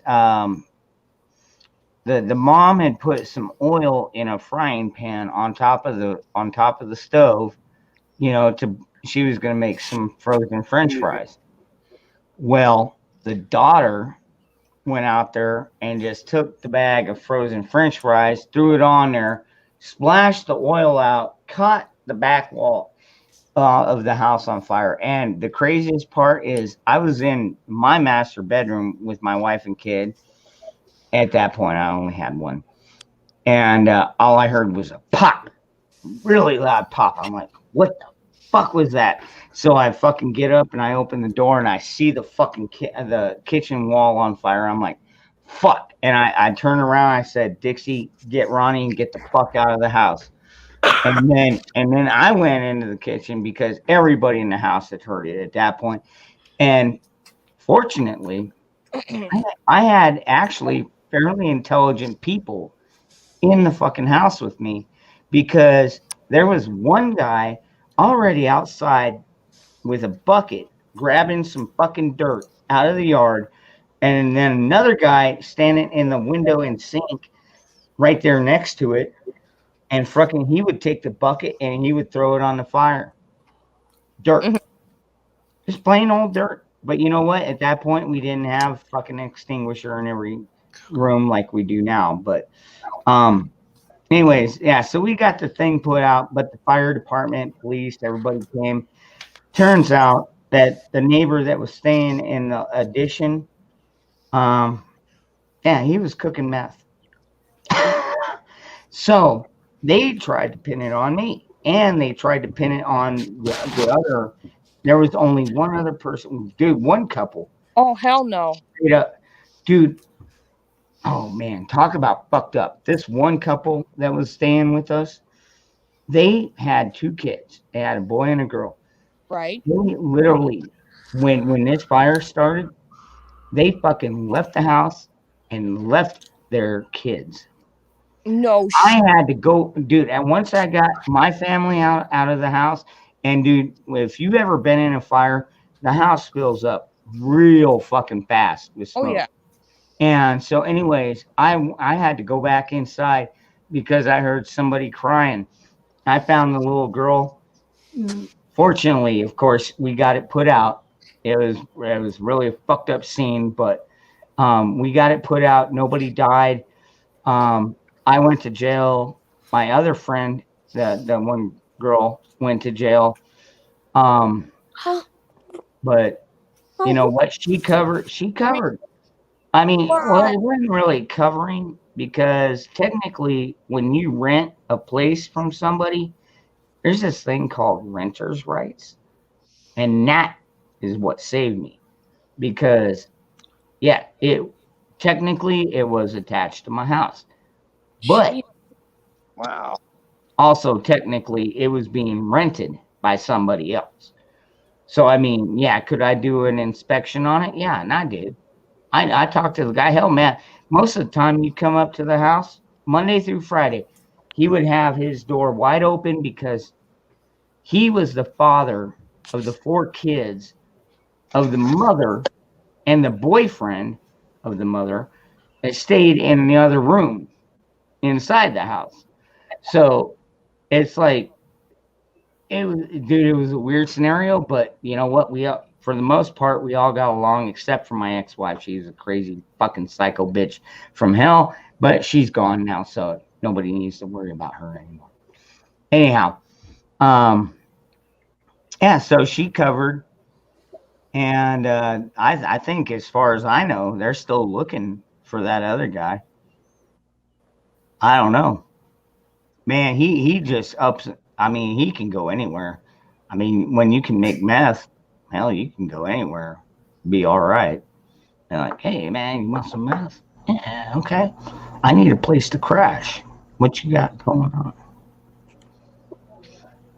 Dude, I'm telling you, freaking booze in a shit hit the fan situation. Hell, you know what? Probably even meth at that point, although I would never touch it again. In fact, I have nightmares about doing it at this point. But, if you know how to make booze, if you know how to make ammo, if you know how to make anything, when the grid goes down, the balloon goes up, however you want to put it, dude, to be able to do something with your hands is going to be your livelihood.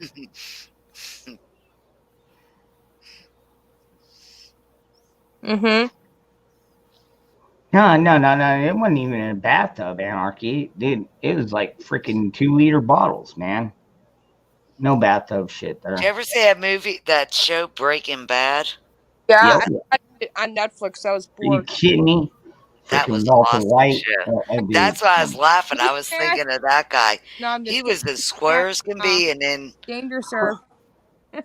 I'm just Yeah, kidding. I would probably be more like at that point. At that point, I probably would have been like right, not quite Jesse. Jesse, the freaking tweaker dude, I like but shut up, bitch. because I was still working. I mean, I'm not saying I didn't get high.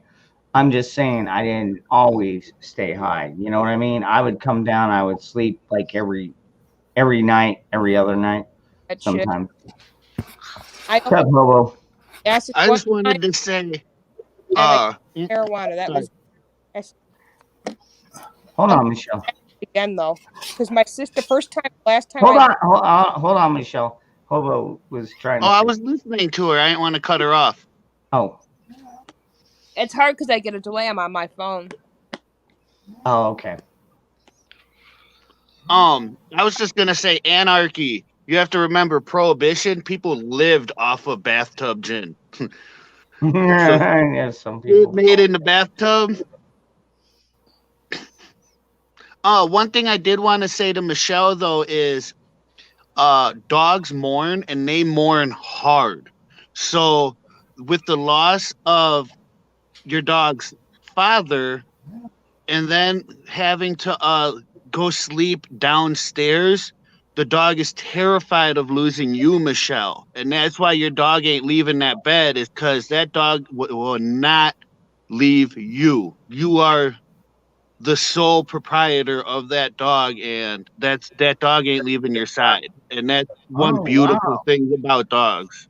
Yeah, you're right. wow, that dog I didn't think of whisperer. that. That's pretty insightful, Hobo. Yeah, dude. I like my dog. My dog likes to She sleep never with used me. to follow me around because Like seriously, like if I'm in bed and my dog comes in and I like tap on the side of my bed because I've got a double bed or a queen. So No I mean, room for there me. is other room, and anyways, he'll jump up there. But he knows also that there are a lot of nights where he either doesn't want to be up there or, I mean, because I like to spread out, if that makes sense. I know it's a queen size bed, but man, I can fucking stretch that thing out, man. Oh, we're not allowed to call them queen beds anymore. Oh no, what are they called now? I don't know. I was just talking shit. It popped into my head as soon as you said a queen bed. I was like, no, it's their bed. Their bed. I got an English Springer. This is how far she stretches out. Aw. Now, Yeah, she ain't going nowhere. when it was me and Tom sleeps where I sleep. That night I started sleeping on his side of the bed, and yeah, she used to sleep at the head of the bed, like on top of my pillow, like above my head, and yeah, she used to sleep at his feet, but then it started annoying him, so she started sleeping at the head of the bed. If I were you, this is just me, I would just be cuddling. She's too hot to cuddle with. Yeah, I had a pity, so I know exactly what you mean. They're like little furnaces. Yeah, other dog Bella would cuddle, but if Actually, that actually worked out in my behalf, because I'm kind of the same way. Like, I'm freaking dude. I just stay warm. Freaking women would always be putting their hands down my pants or down my shirt or whatever, and I'm like, "What are you doing? Your hand is fucking freezing." And she's like, "I know, but you're warm." I'm like, "All right." Yeah, my husband used to sleep literally right up against me, annoyed me because he used to say I was his little furnace. Yeah.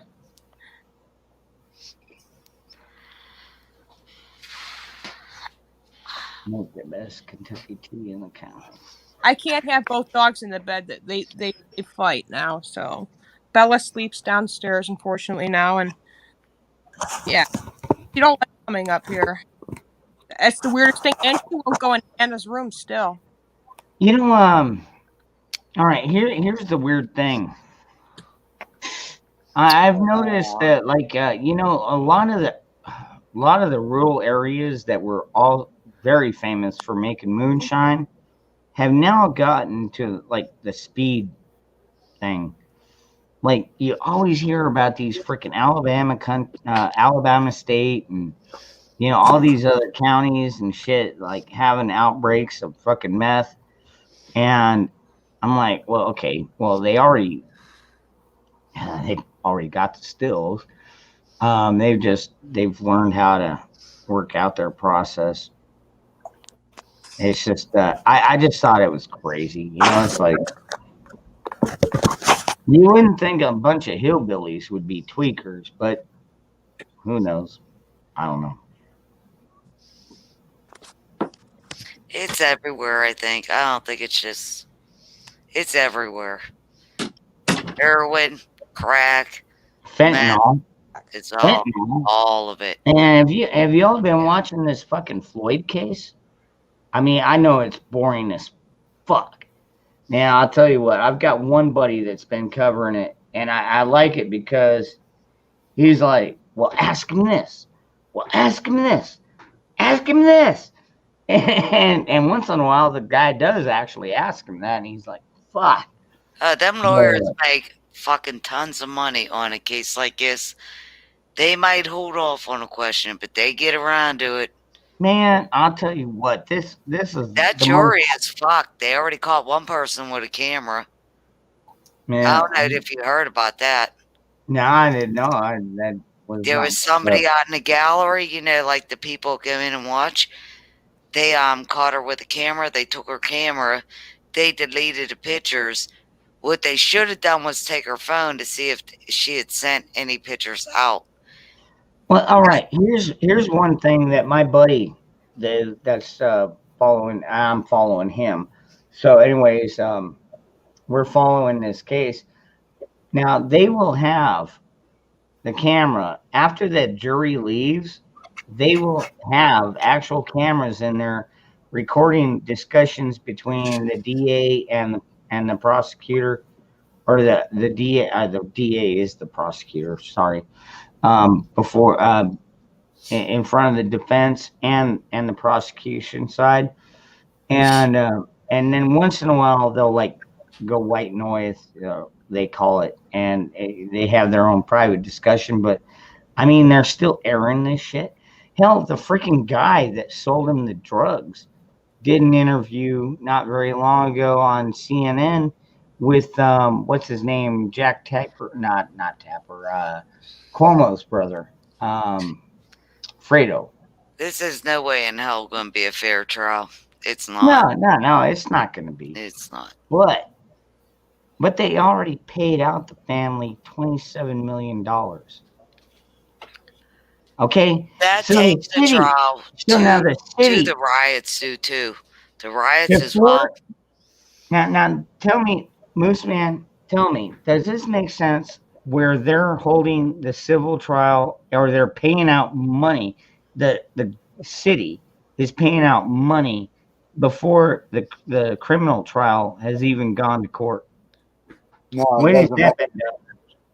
does not. The whole thing doesn't make any sense. You ever keep talking to me like that, I'm gonna slap you like your dad did. You hear me, young lady? I've had it with your shit. Sorry. Whoa. Wow.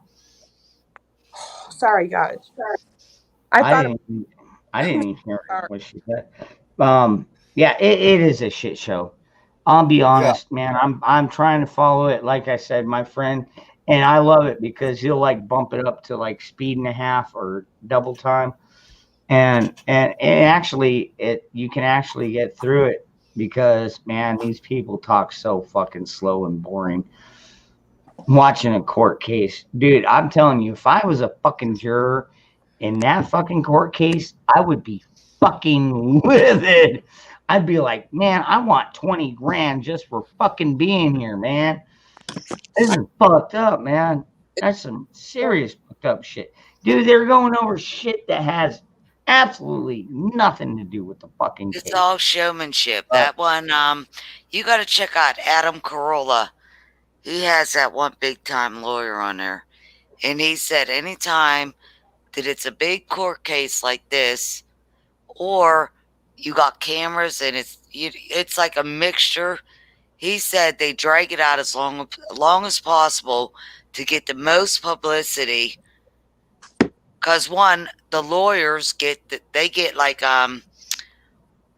notoriety for it. The DA gets notoriety for it.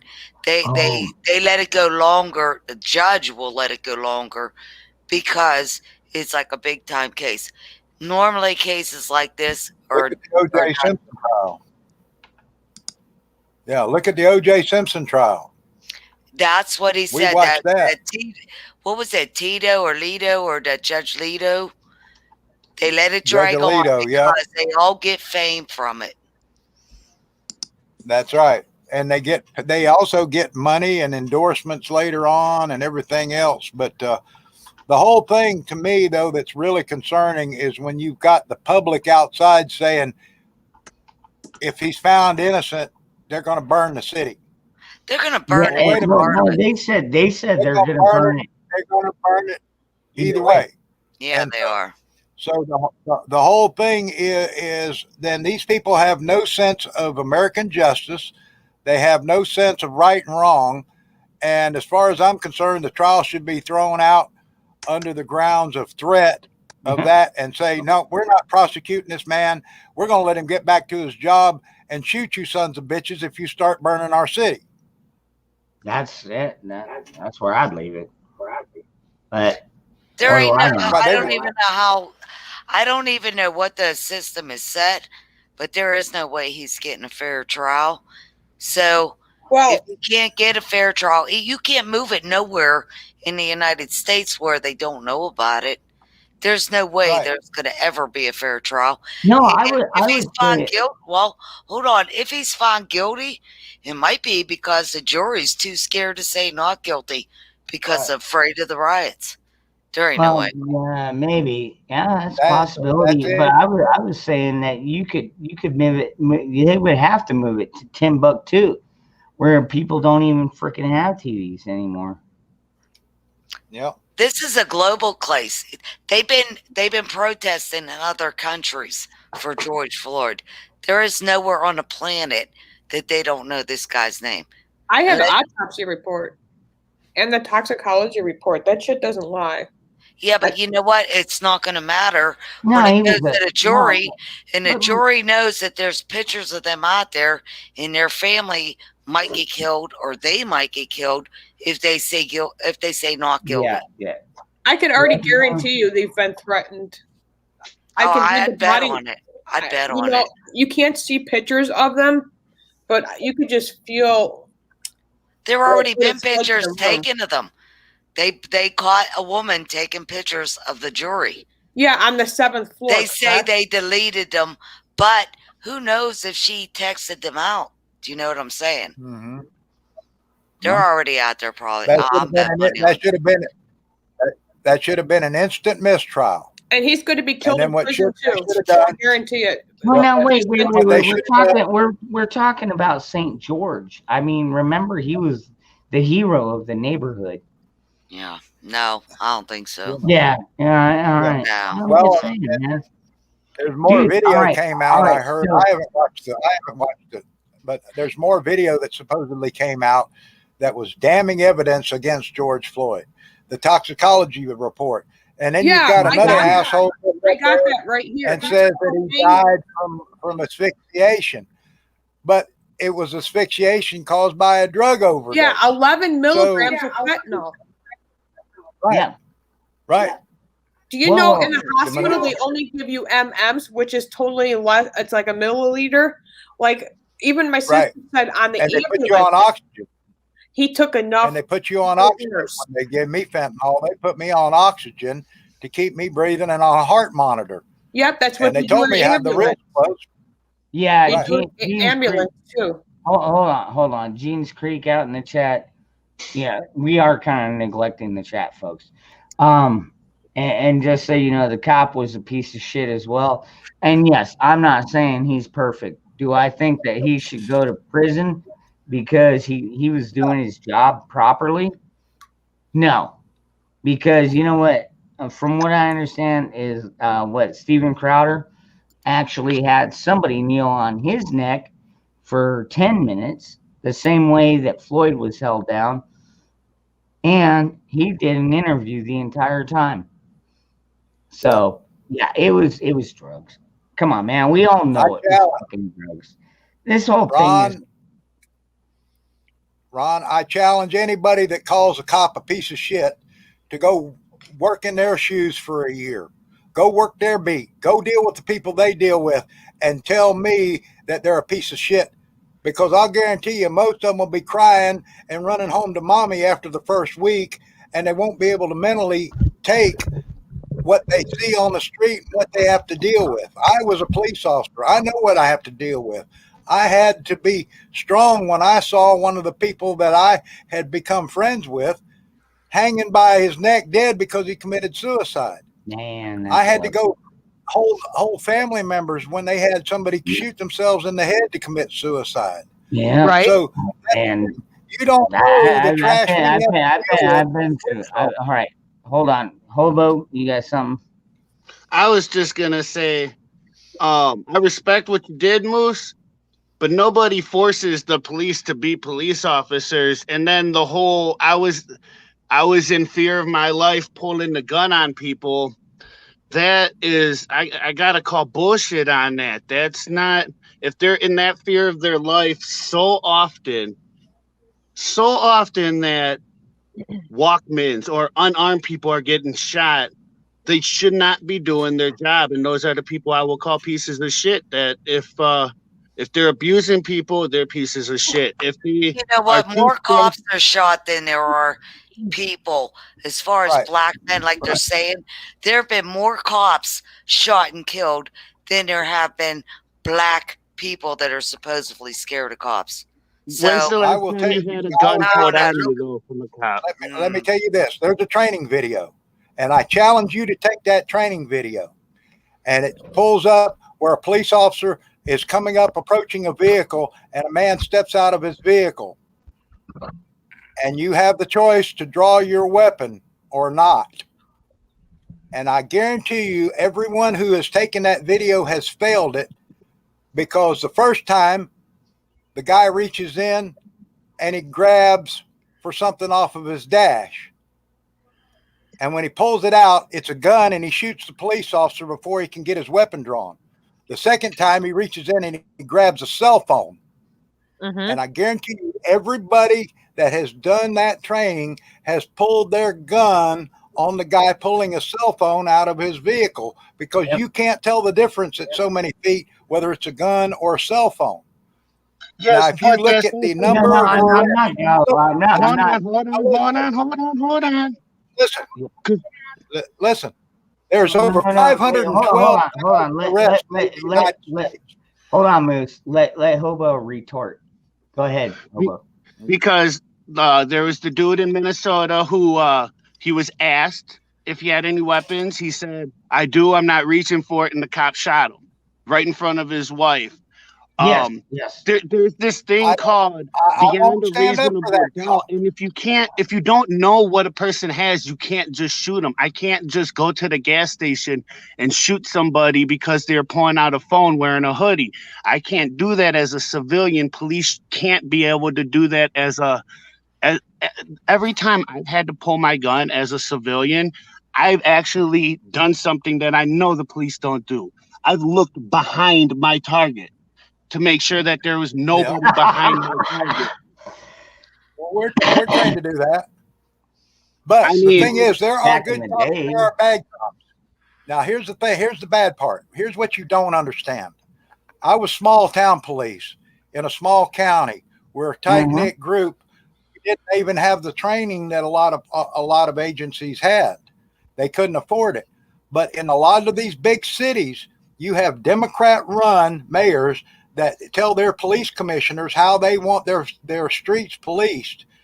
And they're working on these pension deals, and the cops are under threat. They have to do things like they're told to do. And when you start working in these big cities, when you're working in crime-infested areas and dealing with homicides and shootings and being shot at as a police officer, I drew my weapon on people. I never shot anybody. I never had to, because people complied. When that 45 was pointed at them, they could see the big giant hole that was facing them, and they knew it was going to be their end if they didn't follow the instructions. I never had to shoot anybody. I never killed anybody. I never had a gun fired at me either, because I had that command of respect. But at the same time, I was always ready, knowing that if somebody during a traffic stop or domestic violence pulled a gun, I may have to take another human being's life. And there is no cop that I know of that has passed any kind of psychological background wants to ever kill anybody. You don't want to live with that on your conscience, and people don't seem to understand that. No. If you're not that we don't understand that. No, what Hobo is trying to say, Moose, is that cops right now are literally getting away with murder. Not every single one. I mean, it's like James Creek said, and we need the good ones to get rid of the bad ones. The only problem, the only problem is that they're doing so many quota hires. I mean, I'm telling you, if these fucking liberal shitholes have their way, all of the fucking cops are going to be 90-pound women trained to shoot first. Just saying, man. I have seen that's what they're headed for, and that's not policing. Even in Arizona is no exception, man. We have had people freaking slaughtered here by cops, dude. Daniel Shaver, I can't remember the other guy's name. He was fucking murdered right inside of his fucking apartment threshold, all because he had a gun and a neighbor fucking called the bitch because they were playing games and making nachos together and enjoying their time, being loud on the computer or the TV, whatever. And he thought they were fighting. And yes, they were fighting on a fucking video game. He got shot over that. And he's dead now. And his girlfriend had to watch him die. In fact, there's video of him dying. You heard the whole death route, everything. It was fucking horrible. God, you Yeah. know, but I mean, you see shit like that, Moose, and it's hard to just be like, oh no, we should trust the cops. No, Right. I don't trust the cops. Let's I'm look my at own fucking first let's responder. Ron. Let's look at it those Not all statistic cops wise. are bad, though, Same. guys. Not all cops are bad. There are Let's good cops out there. But there are city cops and there are country cops, and city cops are not like rural cops. I don't understand what people don't realize about that, that they pull their guns Part of on unarmed people. Well, They shoot unarmed people. They No, not fucking all the time. abuse. That's where I'm going to bring the Why- statistics in. I You're know doing the city same cops. thing that the anti-gunners. You're doing the same thing that the anti-gunners are doing. They're using the blown up media propaganda against police officers. Now, let me tell you the facts here. The fact is, in the United States, every 3 seconds there's an arrest made. So there's over 512 million arrests made in the United States a year. Out of those, there is less than 1/100% that involves a shooting of a suspect. There's actually more police officers killed than there are suspects being shot. You're doing the same thing that the anti-gunners are using. They use an incident where a guy shoots up a store with an AR-15 to try and push gun control on us, when it's actually less than 0.1% of all guns in the United States are used to commit crime. It's the same way with police officers. There are not that many people killed by police officers.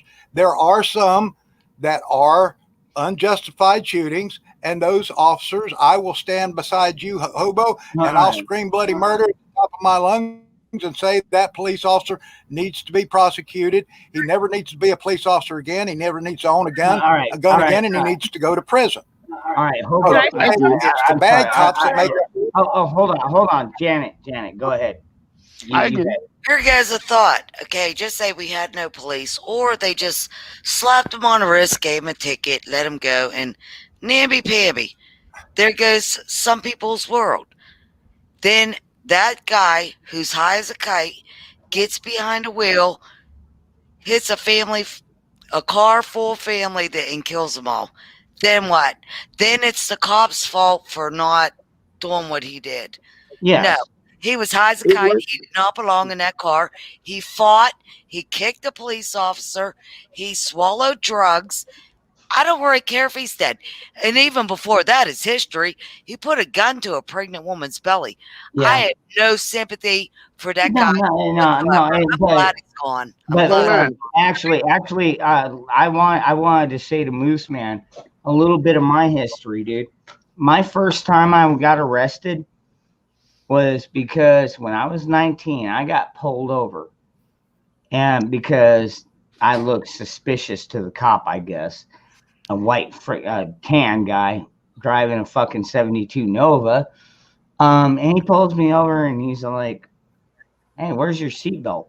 I was like, "Dude, this is a 1972 Chevelle, or no, I'm sorry, Nova."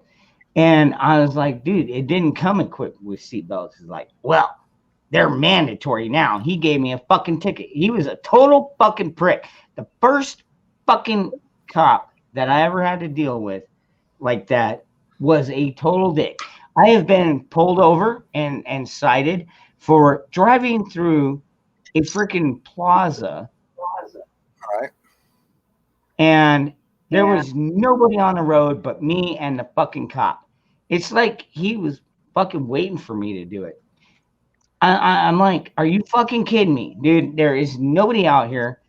Yes, I did it to avoid a red light, but seriously, a $200 fucking ticket?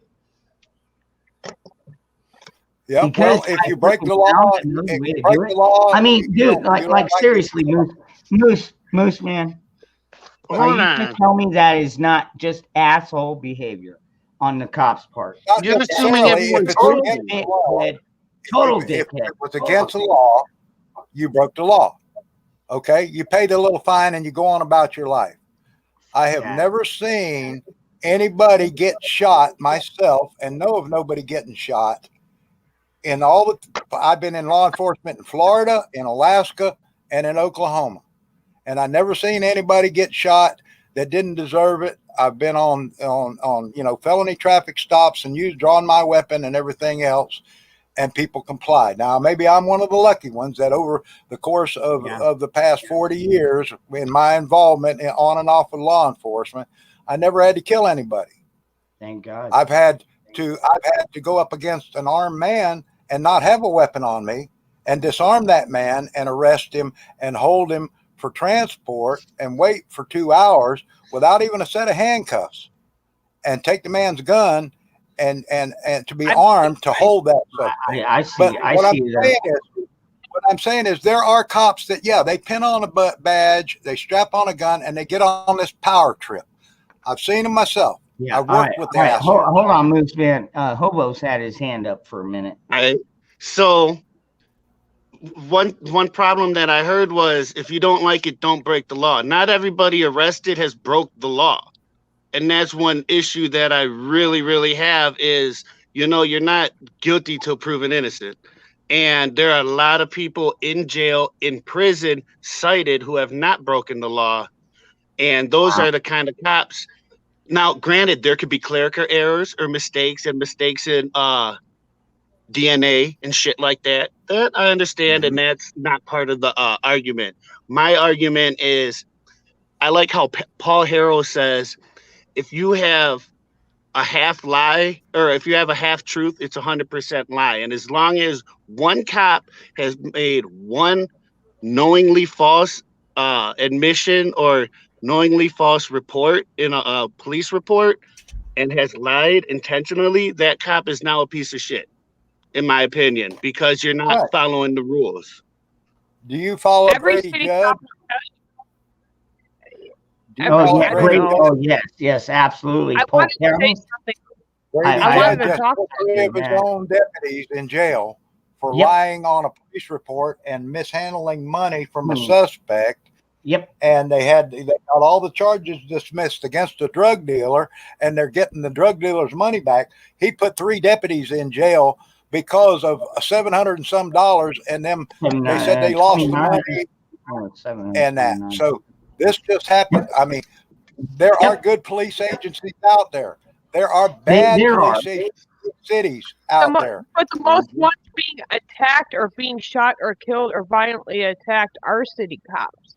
Those are the ones that will definitely tell you, or even a sheriff or a state trooper set would say, I'd rather be judged by a group of 6 than carried out by a group of 6. That's you'd rather be tried by 12 than carried by 6. Right. Yeah, but you also have to remember, every police officer, cops' lives are being most threatened every single wants to go home. So every civilian wants to go home. There's always cops out there. And I've got a nice home. Look at that, man. I'm freaking living under the cabana right now. I support the police. I support law-abiding police, the ones that when they take the oath, they mean it. Yeah, and I'm the same way with the military. And that was another question on the panel tonight. Was okay with the way that the wokeness movement is going, especially with the military. Do you think they're even going to be the same in the next 2 years or 4 years? Did you hear what Kamala Harris wants? She wants to start taking guns from the military now. Like the National Guard. She doesn't want the National Guard to be able to have massive. She's a genius. She knows what's best for our country. Only genius thinks she knows how is to give blowjobs to Governor Brown on a mattress. That's why they call her Mattress Harris. I call her Heels Up. Heels Up Harris, because she's usually on her back. I love you, Michelle. You're too good. That was good. Yeah, it was. Now what I will tell Hobo. Yeah. What I will tell Hobo is a lot of these systems in different cities are revolving door money making justice systems. But I'll guarantee you that 99% of the time in any of the areas where I work, We were too busy as police officers answering calls to go looking for people breaking the law. I mean, we had officers that worked traffic, and that was their job, but we were too busy to go hassle people over petty shit. And I was one more of a community service type officer to increase the community working with law enforcement, to assist law enforcement, because you don't have that in big cities because of the crime rate and how the cops are hated. And like I said, we've had murders here where it was all police officers and the whole entire county were called up because you had several hundred blacks at a murder scene, and we're trying to secure it, and we don't know what they're going to do. Yet we didn't go in there bashing heads. We went in there and formed a line. We talked to people. We comforted the families of the victims, and people saw that.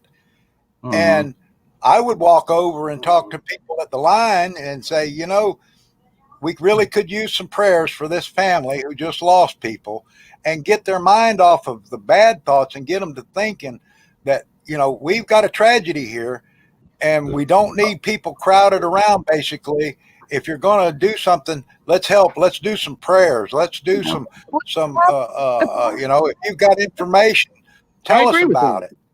Yeah. The problem that right there, Moose, what you just said about share information is one of the problems that we get a lot down here, is because we'll get like these drive-bys type thing. Not often, but you know, probably once. And no one wants to say every few months. And freaking the community is afraid to speak out. Once in a while they catch them. But you know, they're Mexican. So you've got that, dude, and for all I know, they're fucking illegals, because like I was saying earlier, we don't even know. The state senators don't know how many fucking illegal aliens we've got in our own fucking state. Right. Can I say something? All right, but so yeah, maybe they were illegals and they were shot by another illegal. I don't fucking know, dude. We got mafia down here. Fuck yeah, we do. We've had mafia down here for decades, dude. I used to buy drugs from these guys back in the day. Moose, I wanted to say things like, in Milwaukee, there was a class action lawsuit with 10 people because they were illegally cavity searched. There was a whole department shut down because they were raping female inmates. They were gambling. They were doing, this whole department was shut down. I'm talking about that type of shit in the cities, not just murders, because there are justifiable shootings. I'll give you that.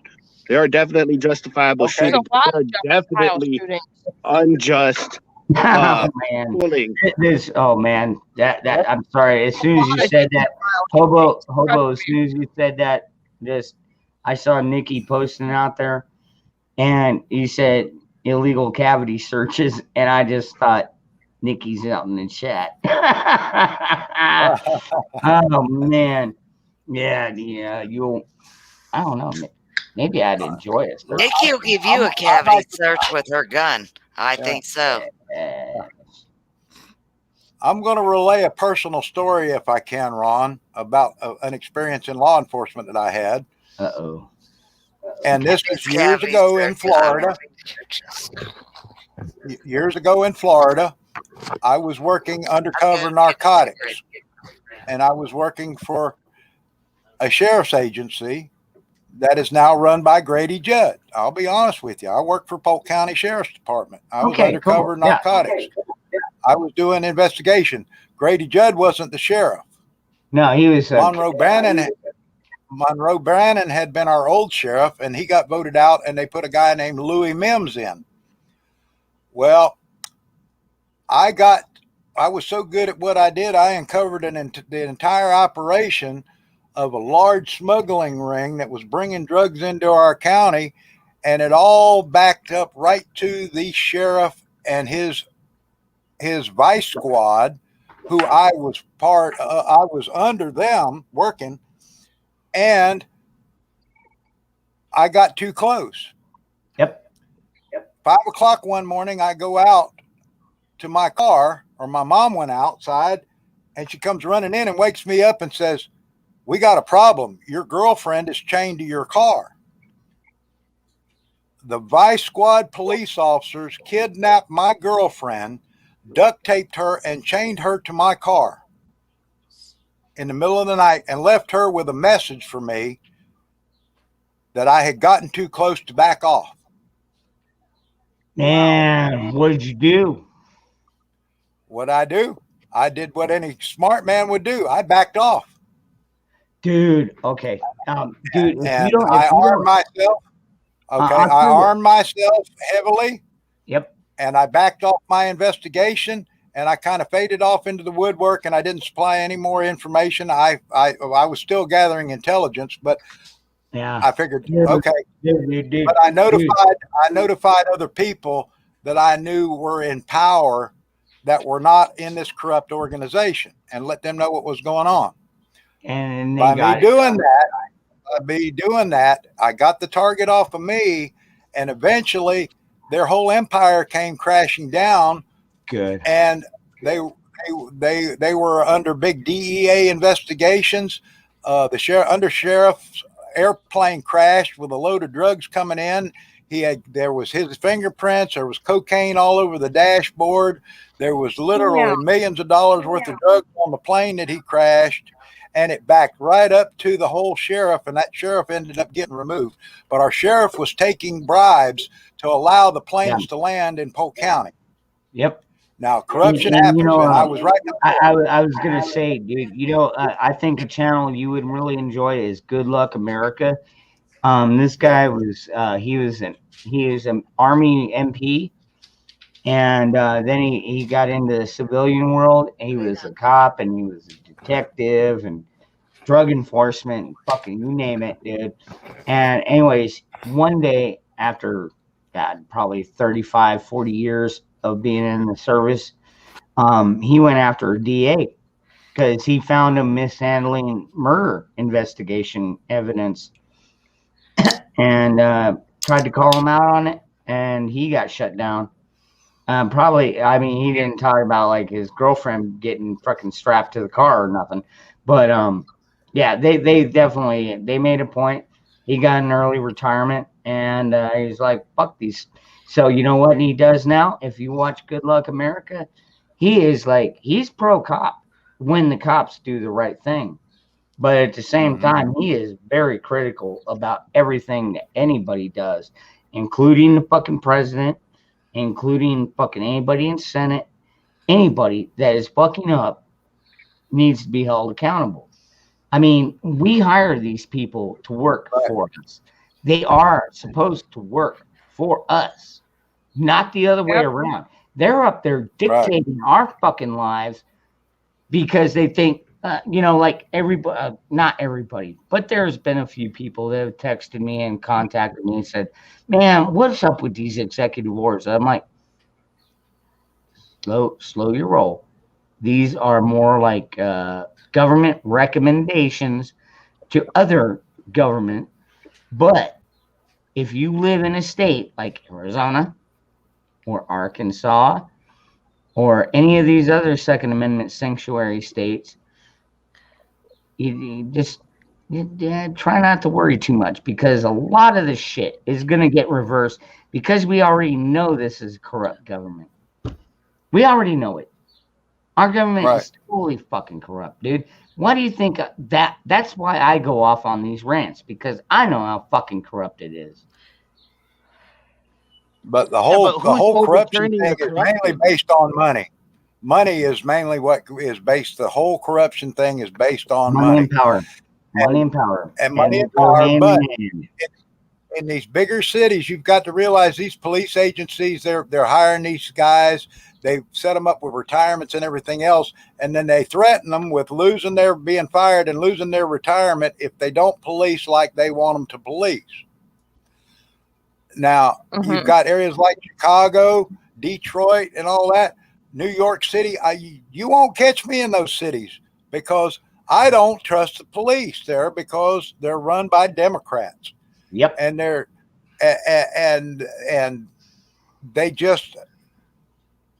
told to do certain things. Down here we have a problem that our police do an excellent job. Our DA doesn't want to prosecute criminals. If you're a crackhead, you don't get prosecuted here because you don't have any money. It costs them money for them to put you in jail and house you. So my cases got thrown out on technicalities, which should never have happened because I did everything by the book legally as the Supreme Court ordered me to. And the DA wouldn't prosecute my case. So it was like batting my head up against the wall. And it wasn't just me. It was sheriffs. It was city police officers that I dealt with and all. So it's a bigger ball of wax than just the police officers who are out trying to enforce the laws, and then the court system trying to apply the laws. And it gets to a point in a lot of places where the criminal's out of jail before I even get the paperwork done. Yeah, dude. Yeah. Wow. And that was like that back then. No. And what I was Go ahead, Janet. Okay, it's good that the states are not enforcing the mandates and the presidential shit. But when it comes down to it, nowadays there's more global like interconnection with the internet, and they can track you more and they know what you got. When the federal government comes in and they come in for a specific person, let's just say me that has a gun, and I'm not supposed to, blah, blah, blah. Federal overrules state. The state, local enforcement may not enforce them laws, but if federal comes in for a particular person and they target them, it overrules all the state, and you don't have a local DA that's prosecuting you. You got a federal prosecutor that comes in. I wouldn't count on just your state laws. I really wouldn't. It's good to have that cushion. You do got a little bit of cushion, but when federal comes in, if they go to hard on for someone, they're going to come in. They're going to do what they do. And then you're going to be prosecuted in a federal court, not a state court, not a local court. I'm just saying. And we're still seeing a lot of that. I mean, there was one guy, and Moose Man, I don't know if you've been paying any attention at all. The guy that made that freaking auto key card. Yeah, I know all about it. I know all about it. Yeah. All right. So, I mean, they've got GoFundMes and stuff set up for him. But, like, seriously, this could go to the Supreme Court because they're trying to classify that fucking piece of metal as a machine gun. Right. That is what the ATF is fucking doing right now. They have gotten way too big for their britches. I'm glad to see Dan O'Kelly has stepped in, the former ATF agent now that is battling the ATF on all these gun cases. He got the bump stock ban thrown out now. So they've got to go back and look at the bump stock deal now, because that's probably going to go to the Supreme Court as well, because it does not make a machine gun. It doesn't change the action of a gun. No.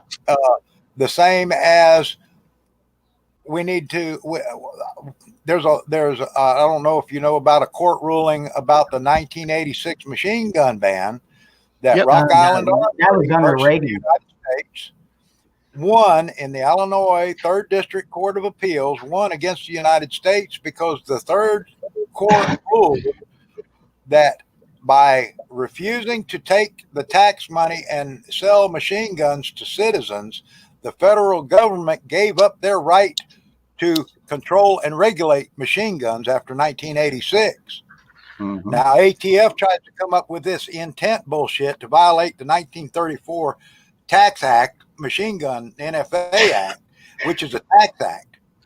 But they were strictly told when that act passed, they could not ban machine guns because it would be unconstitutional. So now you've got a court that said, wait a minute, the government in 1986 gave up their right to regulate those machine guns. So we've got all these grounds. And like you said, with that auto key card, it's a drawing on a piece of metal. What most people don't realize is that will not work in late model AR-15s have a shelf in them. that was only designed to be used in the early Colt SP1 models that had the low shelf in them that would fit in.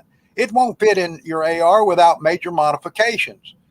It's simpler to machine out the shelf, buy the M16 parts and drill the third hole and turn it into a select fire machine gun.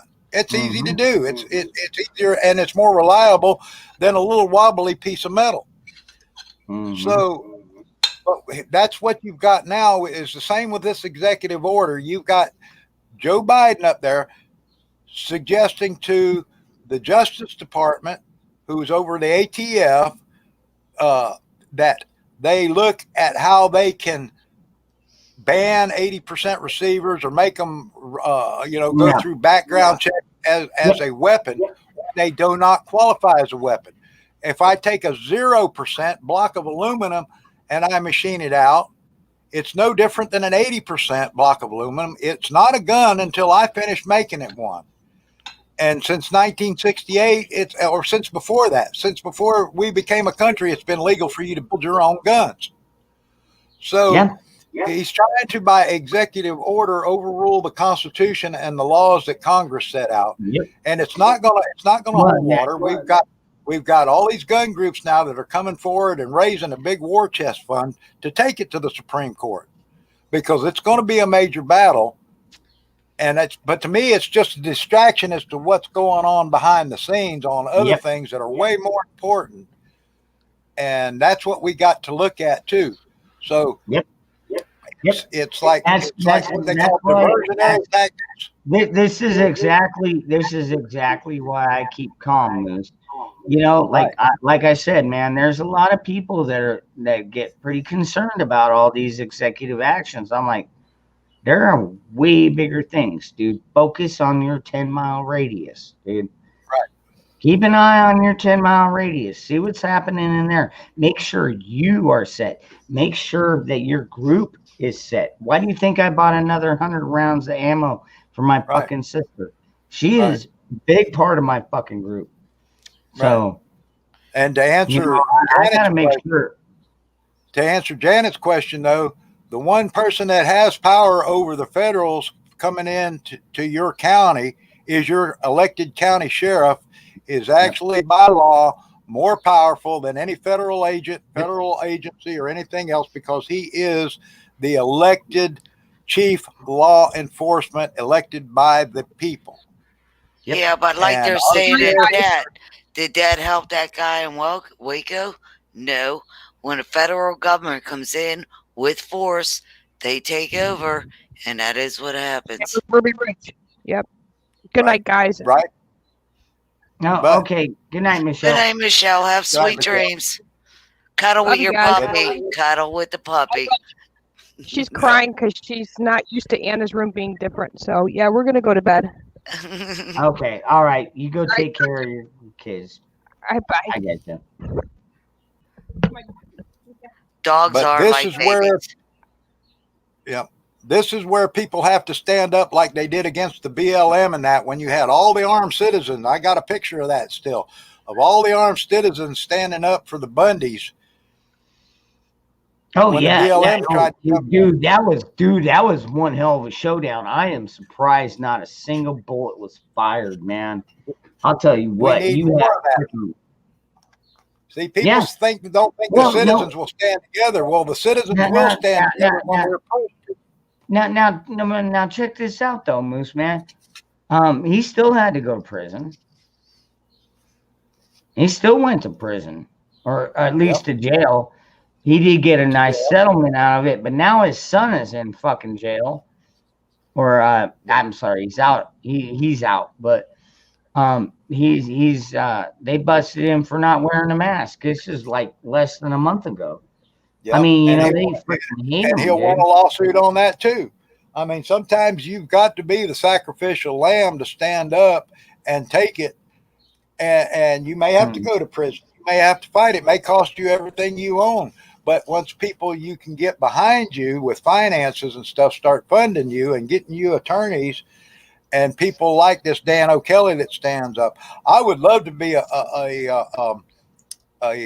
witness for court cases, an expert witness on firearms, because they couldn't shut me down because I know so much about them. I know their inner workings, and I know what it takes to do what with them because I've built them. And I would love to be that kind of expert witness and also use the laws against them like I've had to in the past. You know, I had a run in with ATF. I should have been 60 years in jail. I should be rotting away in jail right now. But I knew the law. I knew my rights. I knew what statutes to quote them. And I basically told them like it was. Let's go set a precedent case. Arrest me. Take me before a federal judge. And when I tell that federal judge he does not have jurisdiction over me, and here's why, then we're going to use that as a precedent for all these other cases, these bullshit cases. Yeah, they took a lot of stuff from me. They held a gun to my head. They held me handcuffed in the snow for 8 hours. They went through my house and searched it and took pictures of all my guns and all my serial numbers. They confiscated thousands of dollars worth of legal explosives and blew them up that I used for gold mining. But I never got charged. I never served 1 day in jail because I knew how to fight them, and I fought them head on. And they actually had to bring me some of my guns back that they took that were perfectly legal that they didn't think were. So I'd still like to get the rest of them back, but they destroyed them, so I can't get them back. But the point is I didn't do a day in jail and didn't get charged because they didn't want me to set a precedent, and because I would be doing the same thing Dan O'Kelly did, was standing up to them, and the judge would have had to look at it and said, he's right. Yep. Go ahead, Hobo. I was just going to say, I agree with you. And I wanted to comment on something, Moose, that you had said earlier about fake preppers. And I think there's the same with fake patriots who talk a big game about standing up like that, but don't or won't. Right. Because it's a big sacrifice. Like you were saying, 2 weeks ago, I had the SWAT team with their little fire team dipshit fucking all with their guns on me, their ARs and shit with my hands up and all of that for an hour and a half in the back of the car. It was cold in a bitch too. But but I did the exact same thing. I stood on for my rights. And this is one thing that they do all the time. They go, all right, you have the right to remain silent. You invoke your right to remain silent, and then they go, failure to cooperate. Man, fuck you. Get the fuck out of here. I tell you, no, I don't have a failure to cooperate. Get me an attorney right here now. Get me an attorney right here, right now, and we'll cooperate. But my attorney present. So get me an attorney. That's all you got to say. They can't ask you one question once you invoke your right to an attorney. They, by law, cannot ask you one more question. They have to stop right there, and most people don't realize that. No, I know. You ask for an attorney. There's a lot of things police officers are supposed to stop doing. Yep. Moose, I have big respect for you and small town cops. I just have a lot of bad experiences and like a lot of unjustified, not like I stole a car and they beat my ass. Not like that kind of experience. I'm saying like I'm at work and then here comes, the cops fucking drawing down on me because Hispanics robbed a store down the street and I'm at work. I don't know how you guys came in and found me, but whatever. You look like a criminal. You look like a criminal. Clean up your act. Clean up your act, man. That's fucked up, Moose. It's not the best advice. There, man. The best advice I give to people, and people respected me because I talk to them. I guess I'm not your normal cop because I treat people equally. I don't care what color you are. I'm going around making my rounds. If I see something suspicious, I'm going to pull up and I'm going to talk to you first. I'm going to be prepared that if I see your hand come out in a flash of a gun, my gun's coming out. Now, you may get the first shot on me, but I guarantee you, as I'm going down, you're going to get hit with a bunch of bullets as I'm going down. Yep. It better be an instant death kill shot right between the eyes because I didn't wear no vest. I'm not scared of getting shot because I'm a faster draw.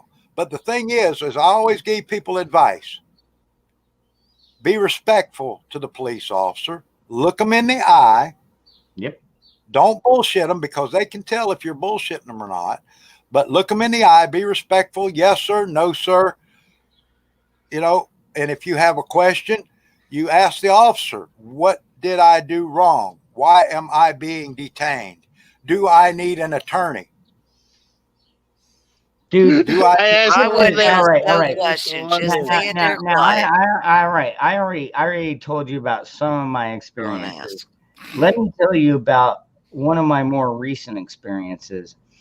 Okay, so I was on lunch break from my work. I had an hour lunch break, half hour, but we milked it. But anyways, I'm driving down the road. This cop gets behind me and he pulls me over, and I'm like, "Hey, what's going on?" And he's like, "Do you know why I stopped you?" I was like, "Broken tail light." He's like, "No, your registration is expired." And I'm like, "Really?" I'm like, "Holy crap!" Because I'd been rear-ended, so like my rear bumper was kind of like gone, and my brake lights I thought still worked, although I had one that was cracked. And anyways, he's like, "No, no, they totaled the car." And as he's talking to me, he's like, "Okay, license, registration, please." And I gave him that. He's like, "Do you have any weapons in the car?" I was like, "Yeah, I got a 40 over in my lunchbox over here." He's like, "All right, just do me a favor and keep your hands on the steering wheel while I walk over and grab. Do you mind if I retrieve that?" I was like, "Nah, go ahead." I did warn him. Yeah, I keep it in condition one. And he came over and he starts flipping through it, and I'm like, "Shit, he's seeing my dude." Because yeah, it's lunch break. I had a beer, but he didn't even give a shit. He saw the beer. He's like, "No, where?" And I'm like, "No, it's back here in the back." And anyways, he went ahead and went back to his car for like 10 minutes. Freaking typed up the thing, handed me my gun back, fully loaded, same way he got it, my car. And then we talked about, because this was like 2015, 16 era when Trump was running for office. We ended up talking about Trump for like at least five or 7 minutes, dude. Like the ticket only took 10 minutes, but I mean, we were talking about Trump, and I'm like, this guy's cool. You know what? He didn't give a shit. I had a fucking firearm. In fact, he was like, I'm glad there are people like you out here. You know what I mean? Responsible people. And so anyways, yeah, no. So I mean, I've had good interactions with police, and I would figure, Moose Man, you would probably be that kind of cop or that kind of interaction. Yeah, because that's what I get that's the vibe I get from you. That's why we love you here. See, I was the kind of cop that if you were in a private parking lot, you pulled into a store, and I seen you on the highway, and I'd be sitting in there in my patrol car watching the local businesses because of the rash of burglaries and stuff. And I had this lady pulled in and pulled over by the store and stopped and rested for a while. Well, when she pulled out and she turned on her headlights, one of her headlights blew out, and I saw it. So I got out of my patrol car and I waved her down, and she rolled down her window, and I said, "Ma'am, I have to tell you that one of your headlights just blew out."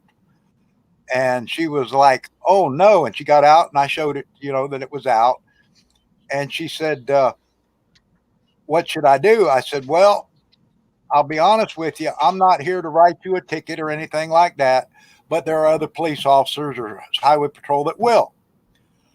I said, what I'm going to suggest to you right now is there's a public parking area you can go pull into that has a restroom and lights and everything. And I patrol the area. I said, it's only like a quarter mile away.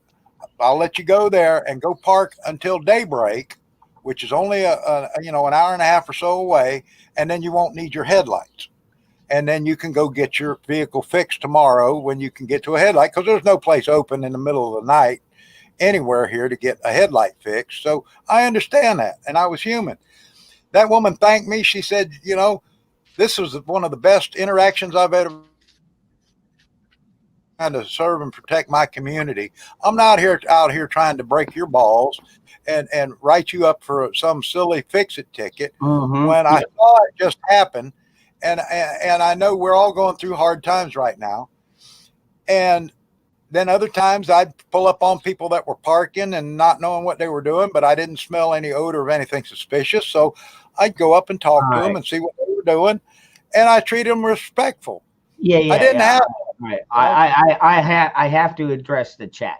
I know a lot, dude. A lot of times when we get on these late night streams, Nikki, yes, I agree. Yes, he shouldn't have even cared.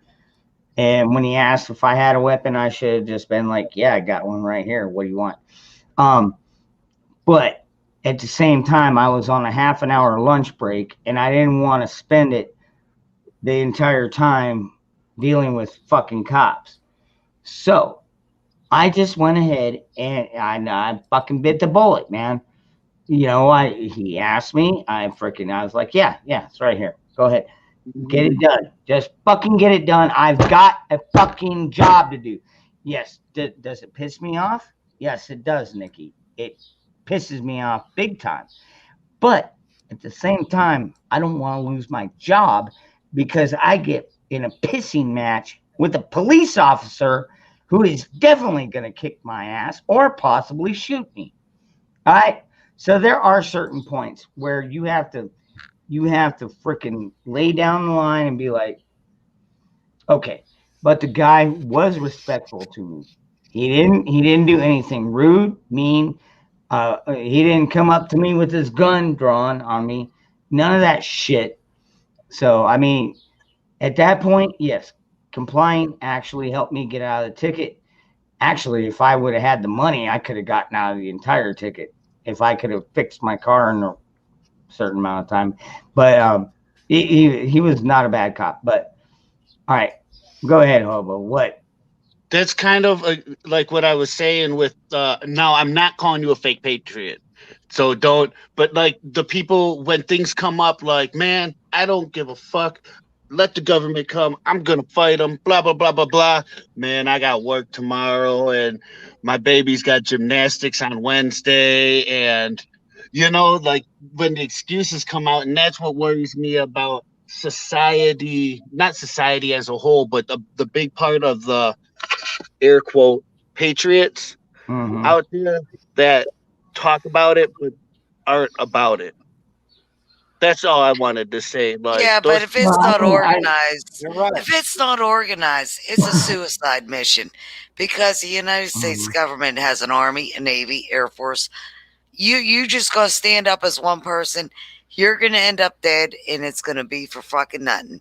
If you don't have enough people organized to overthrow a government like they did in the Revolutionary War, you got to have enough people and everybody saying, yeah, let's go.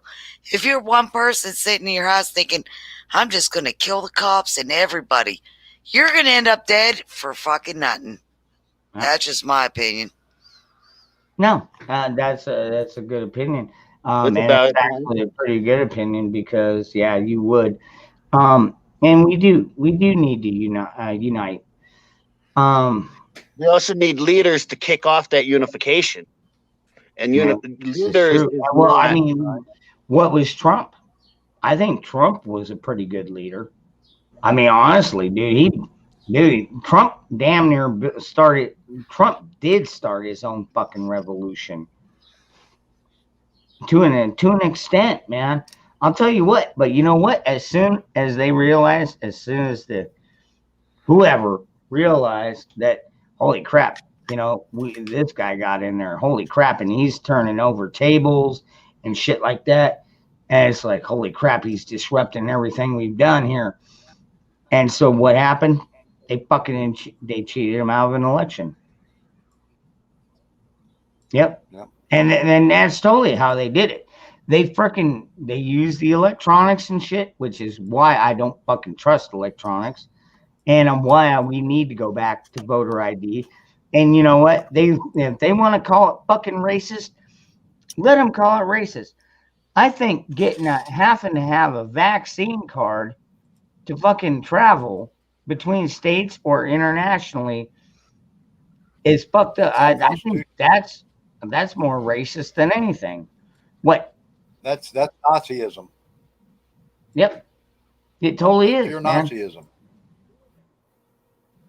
And I see a lot of people several people in the chat. I can tell by their action they don't like cops. Well, you know what? I got a message for people that don't like cops. There is no law in the world that says you have to dial 911 if you need help.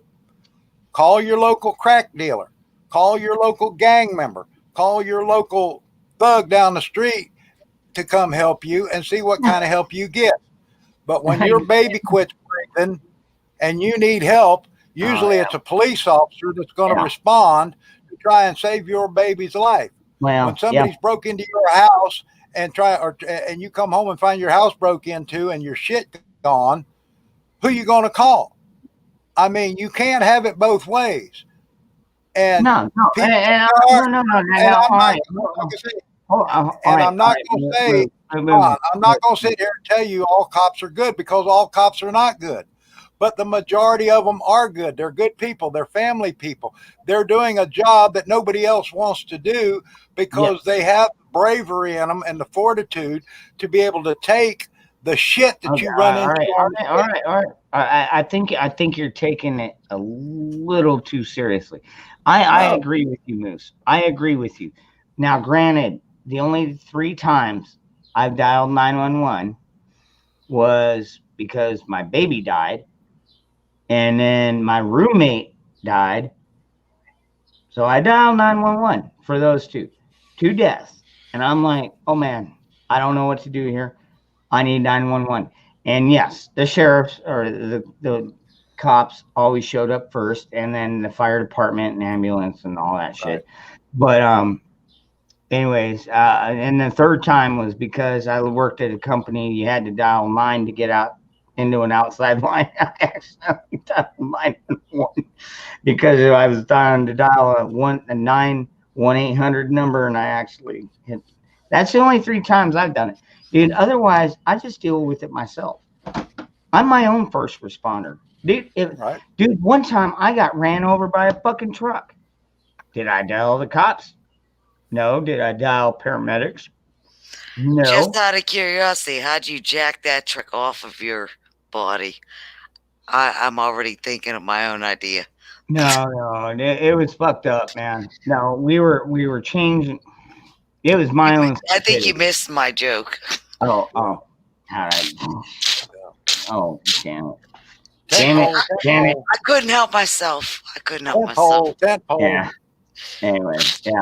Don't ever try and pull a tranny out of a truck when it's sitting on a sloped driveway without putting blocks behind the rear tires. What are you doing having a transvestite in your truck? Yeah, I know, right?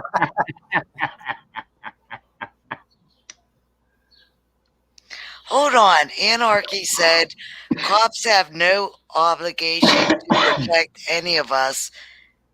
That's correct. correct. They do. They take an oath. An oath. No. He's actually Anarchy out there in the chat is 100% correct. They have no obligation. They have no obligation to protect anybody. Dude, have you ever Let me explain to everyone. Let me tell you, Ron, here's what it means. It's protect and serve. They do. Right? That's what I was going to address right there, Janet. Where it says serve and protect on a police car, that does not mean you citizens. That means to serve and protect the law. It means to serve the laws and protect the laws. It does not mean the general citizens. So don't let that. Okay, so let me ask you a question. If somebody's committing a crime against you, they're protecting the law that says they can attack you, not necessarily you. Is that what you're saying? What I'm saying is someone that is breaking the law, we have no obligation to protect you. You have an obligation to protect yourself to begin with. We are charged with going after the person that breaks the law, that attacks you. Now, the police can't be everywhere, and a lot of times the response time on 911 can be up to 20 minutes. So when seconds count, the cops are minutes away. I mean, people have to take responsibility for themselves. Well, if they're going after the people that are breaking the law, they are protecting you in a sense. That's the way I take it. Well, now, all right. Now, see, Not at that exact moment. now, here's the thing. Hold on, Moose. Let me go. Okay. Come on, man. This isn't my channel. All right. So now the government, and like he said, the Supreme Court has deemed that the cops do not have a legal obligation to protect us. Okay, but like Moose Man said, we have the obligation now with us. At least most of us do. If you live in the right county, but at the same time, if you've ever seen some of these videos where like there's an active shooter, do the cops just pull up and run in? No, they always stage, dude. So at that point, there might be something serious going on here. Kids are getting shot.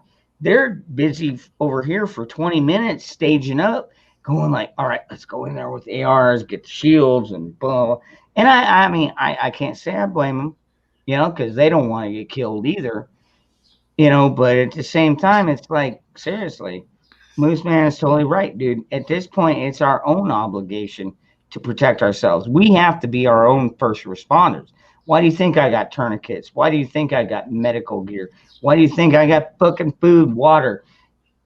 I thought you was worried about me coming to visit you. You might need them things. I'm only kidding. You'll need a first aid kit. He might need a first aid kit if I come visit him. Yeah. Yeah, that's what I meant. Yeah. I'm only fucking with you, Dangerous. Come on, give me this. Yeah, sure you are. I don't know. It's kind of, okay. Well, you're not obligated to serve and protect the people, but it's kind of like you are if you are going after the bad guys. That's yeah. I mean, that's what I was telling Moose Man earlier about my buddy Good Luck America. I think he will love his channel because he was the kind of cop. Like I said, he became detective. He didn't go around writing speeding tickets or pulling people for not wearing the fucking seatbelt. He was actually busting real fucking criminals. He was involved in some major investigations, getting informants, and I mean, yeah. I mean, so I mean, he was doing actual real law enforcement, and I respect him for that. And now he's like, man, these fucking idiots. Like he calls it like he sees it. There are some good cops. There are a lot of good cops. It's just like right now, all we're seeing are bad cops, and right now they're trying to make Derek Chauvin into a bad cop because he was following his protocol. They're using. They want to get rid of the cops. They want to get rid of the local cops, and they want to replace it with a more national, no doubt, Nikki. type shit. I think that's what they're up to. Absolutely, Nikki. Serving and protecting the crap out of us. Yep. We had a meeting. Hey, you know what? Let me speak for you, Moose. Okay. The police are kind of like the priesthood, like the black neighborhoods, like the white neighborhoods, and like every fucking thing else in life. You've got good, you've got bad, you got ugly. It is just what it is. There ain't nobody, there ain't no organization, no fire department, no police department, no corporation that you're going to find is without dirty in it. I think everything has dirty in it because everybody's human. And you do got dirty and nasty everywhere. Not every priest molest a kid. No, not every priest is bad. There's people in the chat. There's people in the chat talking about me right now that I might have been a decent cop, but again, no good tattoo. How do I know what the fuck? Well, let me put it to you this way. My record speaks for itself. My reputation spoke for itself. I had dealings with people here that were meth heads that I dealt with them in such a respectable manner that they invited me to their house as a police officer. They don't do that. Yep. But when I went to them and I told them when one of their kids overdosed on bad meth, and I came back and talked to the rest of the meth heads there, and I explained to them, I said, look, I'm not here to bust you. I'm here to talk to you. What you do in your house is your own business as far as I'm concerned as a police officer. You don't bring it out on the street. You don't go breaking into houses or stealing stuff from your neighbors here, because then I've got to come look at you. I said, but what you do in your own house is your own business. If you're going to do drugs, I want you to get good drugs. But if there's a guy out there selling you poison meth, I need to know who that is, because your son is not the first victim. And the last thing I want to do is bring a body bag over here and put your child in a body bag and tote him off to the morgue and have a week's worth of paperwork to do and trying to find out who's dealing this bad meth. So if you're going to do meth, I want you to get good meth, but I want you to do it in your house. I don't want you fighting and beating on each other and getting the neighbors to call the cops over here, because I don't want to have to come over here and deal with that either. But don't force me to arrest you. Don't put it in the streets. Don't put it out there and make me come arrest you. And they said, you know, we never thought of it like that. And you're the first police officer that talked to us and told us, you know, how that should be. And I said, well, you know, I said, I'm not out here to do anything except protect the innocents against people that are going to steal from them, harm them, or whatever. But and you're supposed to. And that's also at the same time, your child, if he does meth, your child does meth. I said, you know, he's breaking the law, but at the same time, I don't want to see that child of yours end up in a body bag. Exactly. Yeah. Because of what somebody else has done. I said, your child is not the first one. I want to know who's dealing this bad meth. Now, if you help me out with that, we can avoid other people and other users getting killed, because we had a guy in Florida who lost his daughter, and he went and bought a bunch of cocaine and spiked it with poison and was giving it out to the people that he thought killed his daughter, and murdered a bunch of people before they caught him. And he got life in prison for trying to get the revenge on somebody killing his daughter. So there's all kinds of things that we had to deal with. That's crazy. Yeah, I mean, there's all kinds of things that we had to deal with. I think the wildest one I remember was the guy, I think he was in Florida, kidnapped the freaking 10-year-old boy, took him out to California, kidnapped him out to California, molested him. And then when the federal troops or the federal feds brought him back, the fucking dad was waiting right there by the telephone and fucking turn around with a 38 stub nose or something like that, fucking kill him dead instantly. One shot, one kill. And he got like 6 months probation. I mean, that was it. I was like, now that's justice. That right there, man, like seriously. And like seriously, I think we should go back to public executions. I think we should have that. I do. I think the family, especially in murder cases, should definitely have an input on what happens for the punishment. Yeah, I mean, if they want to fucking cut his testicles off with a fucking knife, go for it. Let him bleed out. Pedophiles too. Dig a ditch, put them in it. Go ahead, Moon. Pedophiles, rapists, yeah, put them all in a hole. Moose, you were looking for the bodies, and that's awesome. You don't want the bodies on the street. It made me think about, though, when it's like a husband and wife are arguing, and then the police come, and now somebody's got to go to jail because it's a domestic, that type of shit. I wanted to ask you about your thoughts, and then red flag laws. I wanted to ask you about your thoughts. Oh wow. All right. A lot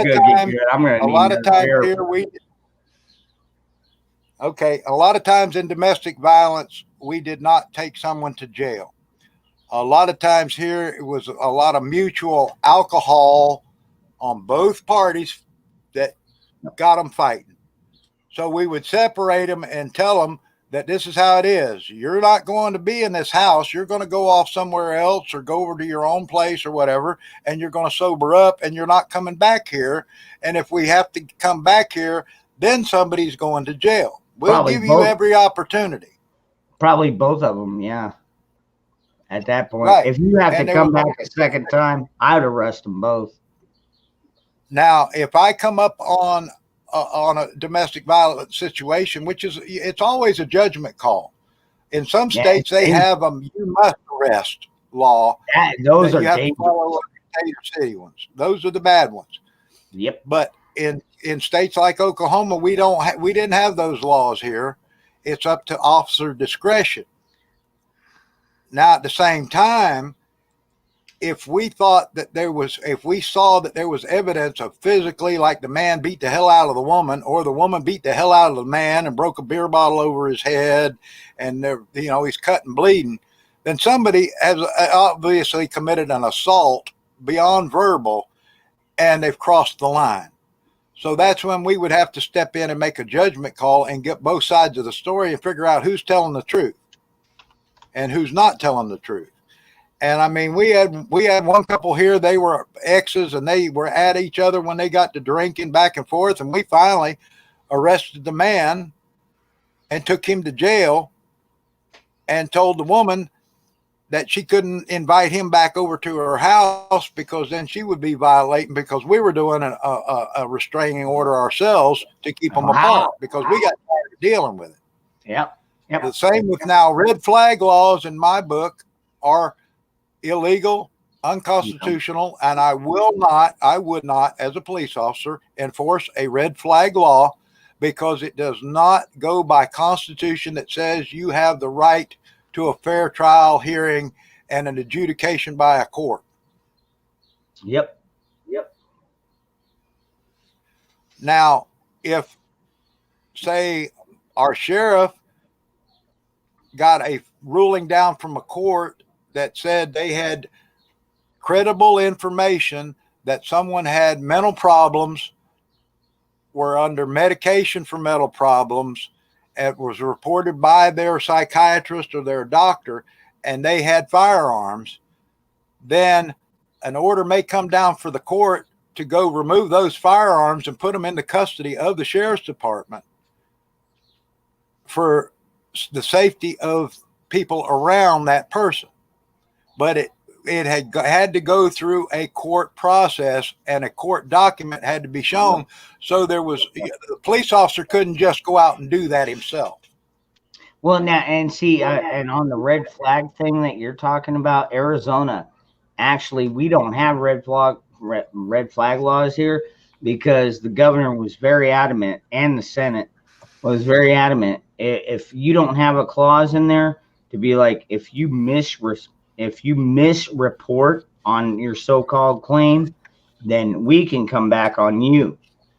And you know what? None of the Democrats here wanted to fucking sign that law, so it never went through. Right. Because we're gonna say, dude, and honestly, man, these fucking liberal shithole fucking cities, dude, I don't understand them. But like, seriously, how can you sit there and be like, oh, well, I think this guy's a danger because he's got a 22 long rifle pistol. And it's like, okay, and you're afraid because why? No, it doesn't matter. He threatened me one time. And it's like, okay, what did he say? He's like, he said good morning. I mean, I like fucking, I don't understand some of these fucking, dude, it's just, right. I know. It's fucking early in the morning. Now, Ron, the only red flag law I thought they really needed is when a woman was on her period and she's always out of control and raising hell in Walmart and stores and causing a ruckus because she was on the rag. Then we should have had a red flag law to take her off the streets and can her up for a while. But that was my red flag law. That was a good one. That was a good one. Thank you. Thank you for that. Yeah, I'll tell you what. And the thing here in Oklahoma is I'm going to say 60% probably of the people here have guns. We knew it. People are armed here. They hunt. They shoot. They carry guns for protection here. And so we went into it the same as in Alaska. It's over like 68 out of 100 people have guns in Alaska. That's highest guns per capita in Alaska. The state troopers that I worked with knew that everybody was carrying a gun, but they were polite. Everybody was polite to each other. Yep. The police were polite to you up there. If you ever watched the program Alaska State Troopers, and you see what them troopers went through, and like where I lived, we had 3 state troopers that covered an area the size of West Virginia. Yep. They were sometimes like tonight. I made the arrest when the guy drew a gun in a restaurant I was in and demanded money, and we went for the guy and got the gun and disarmed him. It was an hour and a half before a trooper could even start to get there. Yep. And in this same little town, they had all the murders back in McCarthy a few years ahead of that. And the troopers couldn't get it was in the middle of winter. They had to get a helicopter warmed up to fly out there. They called the town and told the whole town to arm up and go what they called the pass, which is a brick wall with 1-lane road coming through, and stop any snowmobiler coming through them and hold them at gunpoint till the troopers could get there, because this guy had just murdered a bunch of people in McCarthy and was headed out of town on a snowmobile, and there was only one road out of McCarthy, and it came to the next town. I kind of wanted to go back to that. Like you said, in that case, it was over an hour before cops could respond. And now in the cities, they might be there in 5 minutes. They might be there in 10 minutes. But like you said, man, in a shootout, you don't have 5 minutes. If you're lucky, you get 5 seconds. You got 30 seconds or less. 30 seconds or less. It's all over with. And it's going to be close up, and it's going to be ugly. So that's why I prefer to be my own first responder, because that way when the cops show up, I might be bleeding, but I don't want to be the one getting a chalk outline, if you know what I'm saying. Hey, Moose. Right. Yes. With my phone, it takes almost a full 60 seconds for my fucking dial app to come up. Yeah. You're screwed. Yeah. I know. Yeah. No, you're not. Screwed. Well, actually, no, technically, right. No, he's not. I know they got one of your guns. They didn't get all your guns, though. Yeah, they just got one. But I can't carry until this case is over now. Oh, man. And I ain't even You need a good lawyer. Oh, hope you got a good lawyer. Yeah, I'm getting a lawyer. Okay, yeah. Get a good firearms lawyer. They need to know firearms law and don't plea bargain with it. If you want to push them to a jury trial, push them to a jury trial. They'll end up dropping all the charges, because at the expense of a jury trial with what you're charged with, you don't plea bargain nothing. I wouldn't plea bargain to spitting on the sidewalk where guns are involved, because it could come back to bite you in the ass later on with this administration we got. Yep. So there's only one plea bargain that would actually work, though, Moose, and that would be unsafe transportation of a firearm, a fine, and I get my shit back. What was unsafe about the way you were transporting it? I just don't want to deal with another 2-year bullshit pistol case. I had one of those before, and it ended up being unsafe transportation of a firearm. It cost me jobs. It cost me. Well, take it to a jury trial. Demand a jury trial. They'll start I looking did. at We were gonna go to jury trial. It was the day before, and they finally knew that they were gonna lose that first time. So that's why I have all the confidence in the world this time. Like, you guys are gonna get smoked in trial, so you can't even come at me like I'm scared. I wasn't scared when your SWAT team came in. Is this the second time that this has happened to you in the same town? No, it's a different town, same state though. But same state. And okay, so it was different agencies, because I was going to say, if it was the same thing that's happened twice now to you, then you can turn around and file a civil suit for harassment, and unlawful arrest and stuff, and make sure it gets to the media.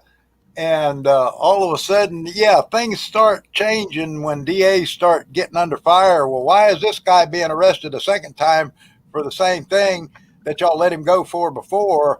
This sounds like a case of police harassment. And, it's...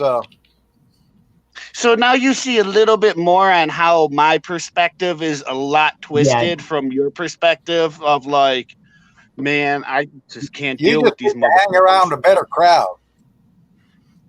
Yep. Dean's I was Creek. moving. That first one, I was moving.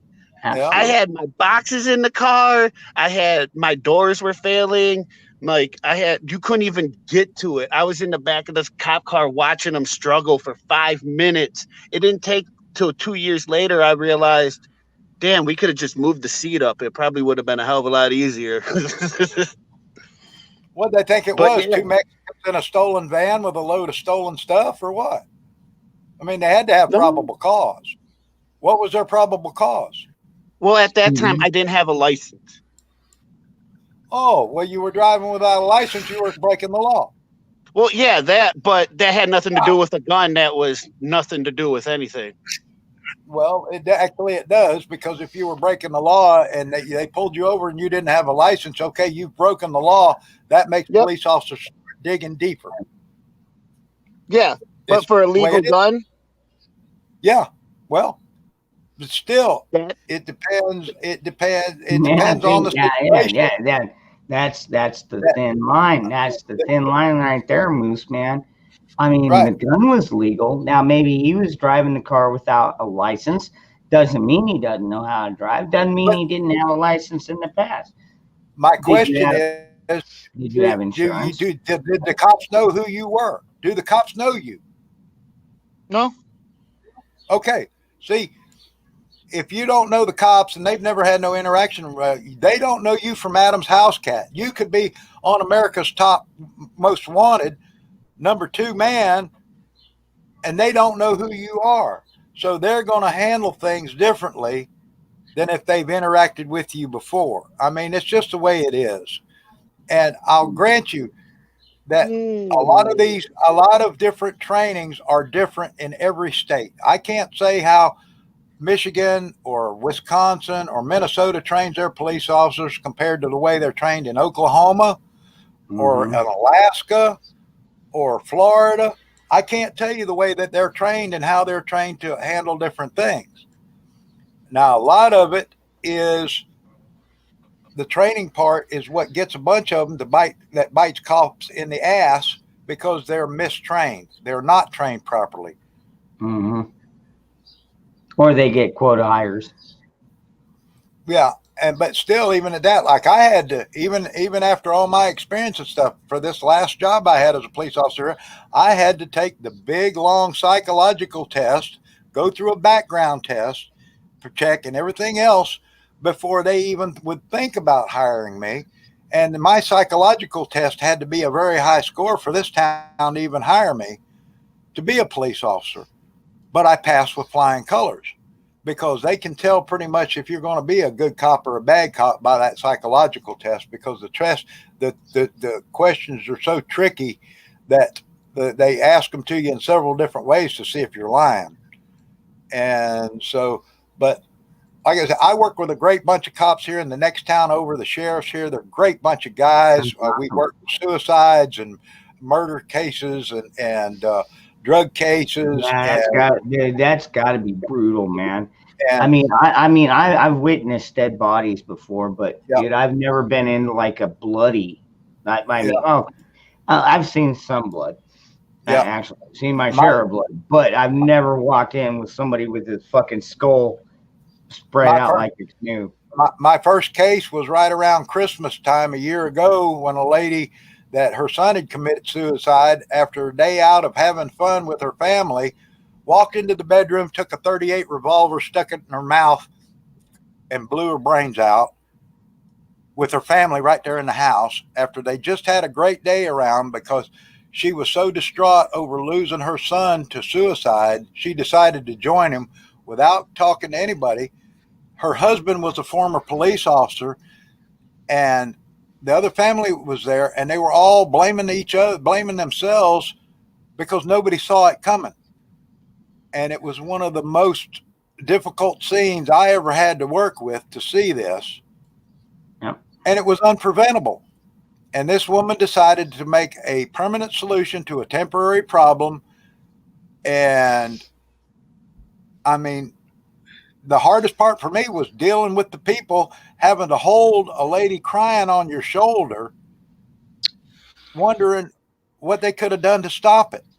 And what do you say to people like that? You know, so it's a difficult job. And one of the other worst things I saw was a 6-week-old baby that we found that had stopped breathing, and the mom was rushing it to the hospital, and we had her pull over so we could get an ambulance and a sheriff there and me there to respond, and trying to get this baby breathing again. A little handful of baby this big. You're trying to do CPR on it, get it breathing. You got the ambulance there, and we're all trying to work together and getting information from the mom at the same time as to what happened. And then come to find out when they get the baby to the hospital and get it on life support and they get it x-rayed to find out that the baby had been thrown against the wall by the boyfriend father while the woman was at work. She come home to find her baby basically dead and was rushing it to the hospital at high speed from 2 towns over. And they went and arrested the guy, and they threw him on the ground, and he cried like a baby that he was being mishandled, the same one that threw that baby against the wall. And he's been charged now with child abuse, murder, and everything else, and he should never get out of jail in the state of Oklahoma. Good. But thank God. That is the hardest thing to deal with. But I cried. I still get teared up about thinking about a helpless 6-week-old baby getting thrown against the wall because it wouldn't quit crying. What the hell is wrong with people? Those are the kind of people that made me as a cop want to just go violate the law myself and go stick a gun to his head and blow his freaking brains out and be done with it and save the taxpayers the cost of paying $30,000 every year from the next however long he lives to keep him in jail because he doesn't deserve to live. But as a police officer, you can't do that. You've got the thought crosses your mind, but you know you can't do it. That's the fucked up part about it. And I agree. Yep. I would love to see on these mass shootings that they call them, like this kid or whatever, this Syrian or whatever that walked into that King Superstore that was a gun-free zone and shot people. I would love them to bring out the gallows, make it a trial right there. This is the guy that did it. We've got the witnesses. We've got him on video camera. None of this defense bullshit and crazy bullshit. Hang the son of a bitch right then, right now, for everybody to see.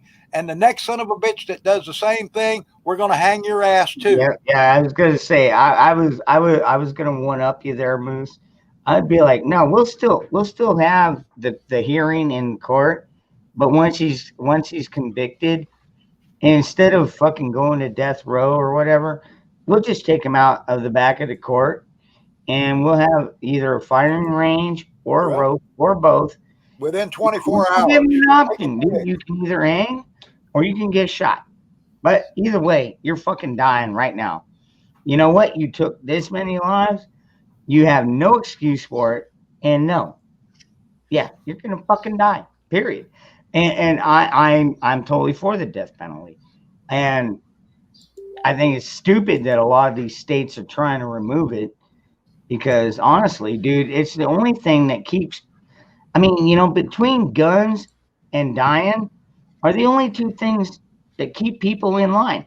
Because if a criminal knows that he's going to walk into a fucking store carrying a gun, illegal gun, and nobody else in the store is armed, supposedly, at least legally armed, he's going to feel a lot more free. Or if it's got the little no guns allowed thingy on the window, he's going to feel a lot more free to do whatever he wants in his little crime parade, whatever he wants to call it. And so, anyways, I love states that are pro-carry. That's why schools are shooting grounds. Same reason. Gun-free zone. Like freaking, I want, because every time I leave the house, dude, I'm armed. But it's like it's nice to know I'm walking into a store where I can imagine at least probably half the people, maybe a third. I'd give it a third. I've got a lot of retirees out here. But most of the younger people, I'm guessing, especially the customers, they're probably carrying too. Yep. here a lot of people are carrying, and we carry concealed because we don't need to make a show of it. We Nope. don't need to promote any more anti-gun sentiment by these women with their little children being scared because they see somebody with a gun on their side.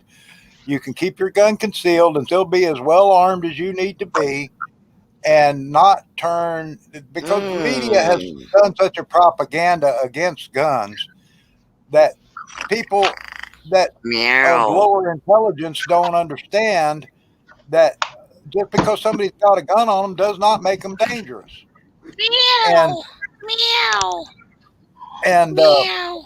and then we had some black police officers in the next town over that I loved. I loved working with those guys. They were great.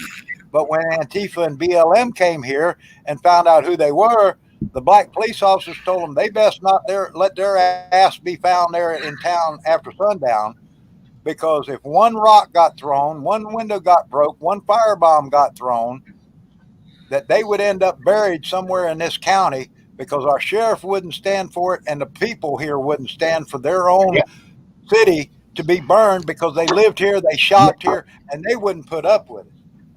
And you know what, Moose Man, on that same note, dude, back there, was it 2015, 16, around when Trump's election started, and they started having some protests out in Phoenix.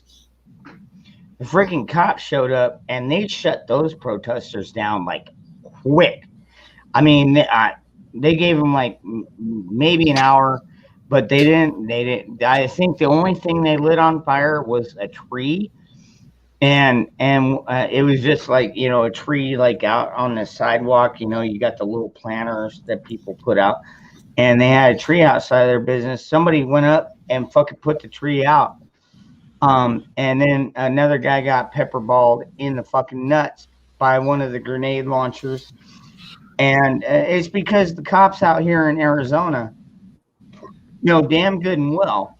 I got a road dangerous. Oh, you got a roll? Yeah, I'm going. I'm leaving for work. Moose, I hope this has been a great freaking debate, man. I had fun. I'm glad you did, man. I enjoy it, you know, and I wish you all the best of the luck. And I wished I had gone to law school now, because I would come up and represent you free of charge and get that shit thrown out of court, because we don't play that game, homie, you know. Yeah. But anyways, I got to roll. It was definitely fun. Moose, you going to be on tonight? I hope to be. I'm feeling pretty good now. I'm getting my feelings back about me and my wind back about me. So I'm feeling good, pretty good. The pain pills are doing good. And yeah. I'll make sure I catch up with you when you're fresh. Give well kisses. You're gonna be all better now, Moose. All right, y'all. Have a good day. All right, Hobo. I love you, brother. Peace. Don't work too hard. Yeah. Take care. Thanks for the advice, you guys too. Go fire some people. No problem. Yeah, go fire some people. That'll make you feel better. Go kick ass. Yeah, you bet. Do your job. No, I tell you what, that was one of the worst things about my job, is when I had to. Well, I mean, there were a few people I fired that, I mean, like, seriously, I didn't even fucking miss them. I mean, they didn't know shit. That fucking lazy, fucking not worth it. But there were times when we slowed down, and I'd have to let like almost all but 2 of the crew go, and say I had 8 of them. Yeah.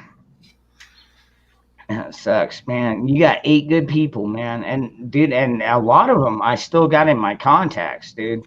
You know what I mean? I mean, they're good people. I still talk to them. I don't even know what some of them are up to, because I'm so busy doing this YouTube thing. Like all my old contacts, I still got them. It's just reaching out to everybody. It's like, that would be a freaking all day, every day job. You know what I mean? If I talk to, say I called everybody in my freaking call log and talked to them for 10 minutes, would probably take me about a week. Just saying. I'm still catching up with people that called while I couldn't answer the phone. I'm laying there so drugged up, and I couldn't even comprehend what was going on. I wasn't about to answer my phone, and you know, Yeah. and I felt bad not being able to talk to Kelly Ray when she called to check on me, and several other people, friends called to check on me, and then they figured out to call Red and find out what was going on, and she'd update them. And I was kind of tickled that Red came on and got on camera with you guys. And I know, dude, that was awesome. I thought it was you for a second because it said Moose Man, and I'm like, that's not Moose. He's got a lot prettier. yeah. Well, she's got her own name up there now and her own thing. Yeah, was it Alicia? Alethea. Alethea, yeah, Alethea. Yeah. Thank you. Yeah. And I guess I did tell you she's a A-10 Warthog mechanic and machinist for the U.S. Air Force is what her job was. So don't piss her off so she goes and steals an A-10 and comes after you.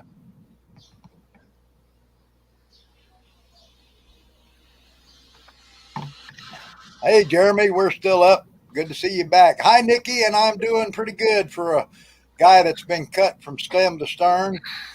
I meant to address you earlier, Nikki, but glad to see you, and I was hoping you'd hop up here on the panel with us.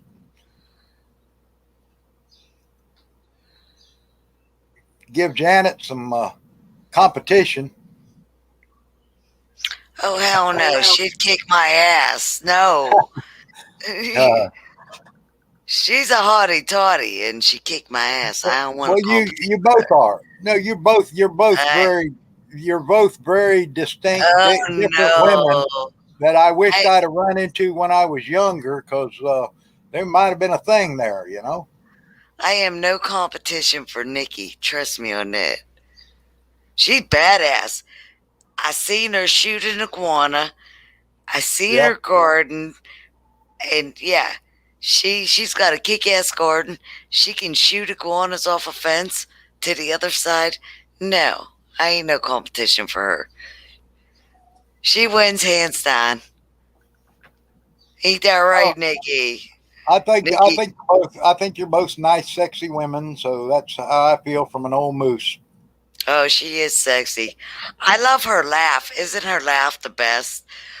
When she knocked that iguana off the fence, she was doing this victory dance, and oh my God, it was the most adorable. I loved it. God, yes, yeah. Freaking dude. Well, come on, this is Nikki, dude. She loves shooting shit just like the rest of us. Right. And you know, dude, it was funny today when I was at the pool. We had 2 street lights that I could see, and a blackbird came up and sat on one, and we were like,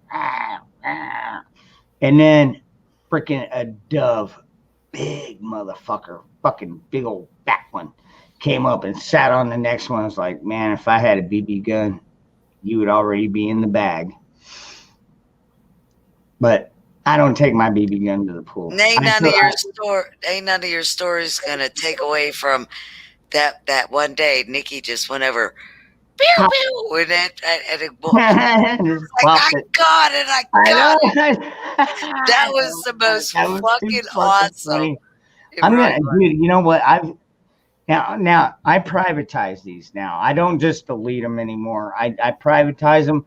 What I need to do is start going back through them, spending a little bit of time cutting out clips here and there.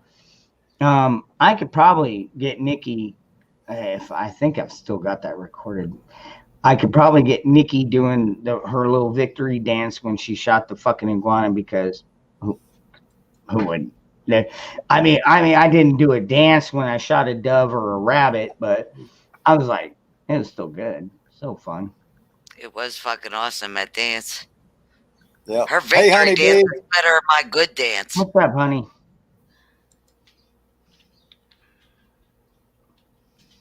Damn it, Janet. I love that. Well, that's the big joke, you know, from the Rocky Horror Picture Show. Mm-hmm. Damn it, Janet. That's where I got your nickname from. Oh, I've been called that, except for some of the bikers I know. They'd say, "Damn it, Janet, I want to screw." I'd be like, "Back the fuck up, bitch." I hang with a rough crowd, like I said. God forbid anybody do a what do they call that? A background search. I got you, Nikki. They're gonna find No, I won't. they may not think it's too funny. No. You know what, Nikki? Honestly, you're asking me not to post it. I won't post it. Me personally, I go out and shoot my freaking ARs and my pistols and my 12 gauge, and I have no problem shooting that, but and recording it and posting it. Actually, it's on my channel. I'm actually surprised. It seems like they're adding. I don't know if it's because maybe since I'm in the freaking monetized zone now, they're adding more of my older videos. But it seems like I can go further in my past now than I used to be, because I know YouTube still has all my old videos, and there's a few in particular I want back. But they remove like two and a half years of my fucking material. Yeah, fucking pricks. Yeah, you better watch with that, because everything is on YouTube. Down the road, it might come to bite you in the ass. They go back far, and they look in. People's looking in. Yeah, they can look at. You know what I'm saying? Yeah, I'm just saying. I'm more careful in that. I don't even want a channel. I don't have a channel. I can come stalk you. I can stalk my little cutie pies that I have. I have a list of hotties that I like to watch. Like Moosey Goosey. I like stalking him. He's a cutie pie. Who? Moosey Goosey. Oh, Moosey. He's the only motherfucker that's friends with me on Facebook. Ain't that right, baby? Rest of these motherfuckers. That's right. You are the only one from YouTube that's my friend on Facebook. I don't even do it. I'll tell you what, man, I don't do the Facebook thing. I quit it freaking years ago. The only reason I still have any kind of Facebook is just because every once in a while it'll post up a notification. Oh, I'm having a cousin or an uncle or somebody having a birthday. That's the only reason I've got it at this point. I don't watch it. I don't follow it. I just don't. Oh, I ain't. Disavowed said, if you're scared of your past, you have no future. I don't care. I think my past is funny. It scares other people. Don't scare me. I'm not afraid of my past. Are you kidding me? I've had life or death. Dude, my past includes life and death situations, even for myself. So, yeah, I'm not scared of it. Not at all, man. I faced it like a fucking man. And you know what? I'm still here. So, and I believe we're going to be the future. I think the older you are, the more, I don't know. I don't know how to describe. Like, the older you get, the more you've done and the more you know. And probably the more the younger ones should be scared of us. Just saying. Yeah, you're absolutely right, though. Because, yeah, we're not afraid to put down fucking harsh punishment. And if they get out of line, not care about it. We'll laugh while we're doing it. Yeah, well, they won't laugh when they get fucking shot in the ass. No, I mean, we will laugh while we're giving the punishment. Oh, you will laugh after we're done giving it. I mean, I wouldn't laugh during. Dude, even when I had to punish my kids, I never laughed about it. Like, ha ha ha! Now you're getting yours, dude. I felt horrible dude. My son, when he was 2 years old, my oldest boy, I guess we had too many horror flicks playing in the house, and he took a kitchen knife, a steak knife, to be more specific, and stabbed. He was 2 years old and stabbed his cousin in the arm. That is scary. Comes running. I heard the cousin crying, and I ran into the kitchen. And here's Ronnie standing there with this fucking kitchen knife with a little bit of blood on it. And I see the blood. I mean, he didn't like gash an artery. It wasn't squirting, nothing major like that. But still, he stuck him. And I I smacked the knife out of his hand. I put him over my shoulder, and I swatted his ass all the way down the hallway till I put him in his room. And I said, "You do not leave this room, young man." What And about the kid that got stabbed? Was he okay? Was it just like a oh no, minor he's cut? fine. Actually, no, it's his cousin. They still talk. They're probably best friends. Well, well, I didn't. Somebody's come at me and stabbed me with a knife. I don't know if I'd ever get over that. They were 2 years old. I mean, Yeah. Probably don't even remember it. I don't think either one of them even remembers the whole incident. I remember it because I was there, but I think at that point they were too young. But that was like the first time I've ever had to whoop my kid's ass. But you know what? He learned a valuable lesson, and I think that's a little bit of a problem we got with our new society is people are afraid to punish their fucking kids for doing bad shit. And it's like, dude, if you got hold on, anarchy. You are right. The older you get, you might still do stupid shit, but you don't get caught because you do it much smarter. He is right. He is Speak of right. the devil. Hey, Ronnie, do you remember when you stabbed your cousin Chris? Only from what I told you. Okay. He still got the scar. Yeah, I bet he does.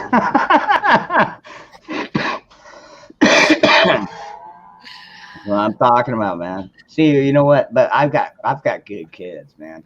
It's kind of like that song, Papa Roach. It's called Scars. Mm-hmm. Scars remind us that the past is real. The only thing is, you men look sexy with scars. Women, not so sexy. Not. These guys make it look good. You see a girl with a scar on her face, No, I take that. No, you come on now. You saw Moose's new scar. That is not sexy. Well, you know what? But a guy can pull it off. A girl can't. Nah, yeah, all right. You might. I think you got a point on that one. Yeah, because guys are, we're known to be tougher. It makes you look masculine. It'll be a conversation piece. It'll be a conversation piece, right? That's when they removed your spleen, right? Because you were injured in Nam. No, that's where the alien popped out of my belly, and they had to stick me back.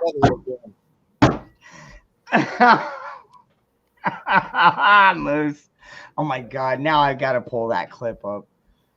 Oh man! Oh man! All right. Moosey Goosey. I think your scar is sexy. Why, thank you. They are sexy on men. You look at scars on men and you think, wow, how did he get that? When a guy sees a girl with scar, like, he'll be like, oh, she looks all fucking mangled and beat up. No. That is just the way it is. Yeah, like stretch marks. Who likes stretch marks, right? Oh, thank God for cocoa butter. Well, actually, yeah, sometimes that actually come in handy. Yeah, well, like Kamala Harris has got stretch marks on her lips if you look close. I was thinking it gives me extra working room, but whatever. Wow, if the stretch marks are on the boobies, you know they got bigger, right? Yeah, no doubt, right, Hood? And damn, I don't remember where I put it, Hutch, but I took a picture of my leg when I was in the pool the other day, and the way the sun and everything and the lighting, it like magnified my leg so you could like literally like see the impressions. Like I've got one leg, my left leg. If once you get below about 4 inches from the kneecap, it feels like fucking braille. Like seriously, it's crazy, dude. I've had so much plate glass and freaking plastic and freaking I don't know how much. How many pounds is in 5 crates of milk? Let's see, 5 crates. Were they 4-gallon crates? If it's a 5-pound crate, wouldn't They it were be 5 pounds? six. They were Is six. this, 6. Okay, this so is one 6 of would them be fucking trick questions. 36, and they were 5 crates. He said 5 pound They're crate. 180 right, pounds. hold on. 180 Let me. pounds. All right. Moose is doing the math. Now check this out. So the pallets that we got in were stacks of 5 crates, and they were 2x6. Okay. I mean, they were 6 gallons each. The answer And when I had to reload the dairy case, I was sliding them off. Now the bottom crate got stuck on a nail hanging out of the pallet, and the top 5 cocked off, slid over into my fucking leg, hit my leg so hard I thought I fucking broke it, dude. Like seriously, that's a lot of weight. And it slammed. And the worst part was I was right next to, if you've ever been inside a dairy case, most of them have like a metal rail right before you start loading the milk or loading the jugs and stuff, because they don't want you to run a pallet through the dairy case or through the inside of the dairy case. So they've got this steel bar that goes around it. Well, I was pulling a stack off, and it came down between that steel bar and my leg, ended up hitting me so hard I lost part of a fucking tattoo from it. It freaking skinned me so fucking hard. Like I said, I thought I broke my leg. Fortunately, it just took a huge old chunk of skin. Well, just the weight of the 5 crates with the milk itself and the weight of the crates without the weight of the pallet, you're looking at about 218 pounds. Yep. And it was already coming with momentum. Yep. It is fucked up, dude. That's like a fat girl falling on you. Oh my God. No, dude, it was a lot worse than I would prefer the fat girl. Yeah, a little cushion there. At that point, I would have preferred the fat girl, man. At least I can roll her in dough or something. The answer to that math problem is penis. 2 thumbs up. I don't know. I suck at math. Just yeah, dude. Yeah, it was fucking, like I said, man. It came at me so fucking fast and hard. I thought my leg was broke, but I was still able to walk on it.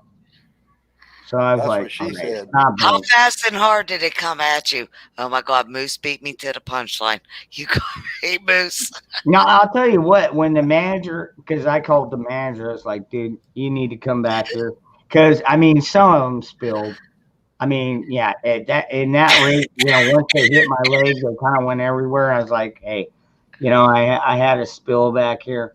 He comes back there, and he's like, what's up? And I'm like, dude, I was pulling these off, and I showed him the fucking hangnail, and I showed him the crate that got stuck on the fucking hangnail, and he's like, all right, well, you know what? Is it broken? Do you need to go to the doctor? I'm like, no, I think I'll be all right. But I probably should just go home. Yeah, I'd already been there for like fucking seven hours already, so. I was like, yeah, I'll just call it a fucking day, man. After that happens, like, you're really going to want to work. Dude, it was so nasty, dude, because I had to wear slacks because I was like a management position. And, dude, like, seriously, when I got home and took my pants off, there was actually skin ground into the little grooves inside of the frickin', inside of the slacks, dude. It was bad. Like I said, it took off part of my tattoo. Here, I'll show you. Yeah. See that big old knot right there? Oh, move it a little bit closer. Move it closer, baby. Spread your leg a little bit over. Spread your leg a little bit more. Told you, I'm laying on the beach here, man. Oh, yeah. Hey, I got a visual joke for you. Oh, I can't wait, Moose. Janet and Nikki. An aircraft Come on, a baby. pilot and an engineer were in a bar, and the bartender come up with the bar towel and put it up there on the bar and said, Are you gonna give me a sexy dance? said, I'll give anybody a drink that can make this rise off the bar. We're going to pretend this is the bar. So the engineer looks at it and says, well, for something to rise off, rise and fly, it needs lift. So he took and he put some lift in the front of it, and it didn't do anything. And the engineer looked at it and says, well, it has to have a little more than lift. It has to have a rounded front like that to rise, and it didn't do nothing. And Janet looked at it and said, I can make anything rise. And she said, Oh, yes, I can. Got that right, baby. God. One way or another. It's and Janet made it rise. Oh, yeah. Ron, did you send him naked pictures too?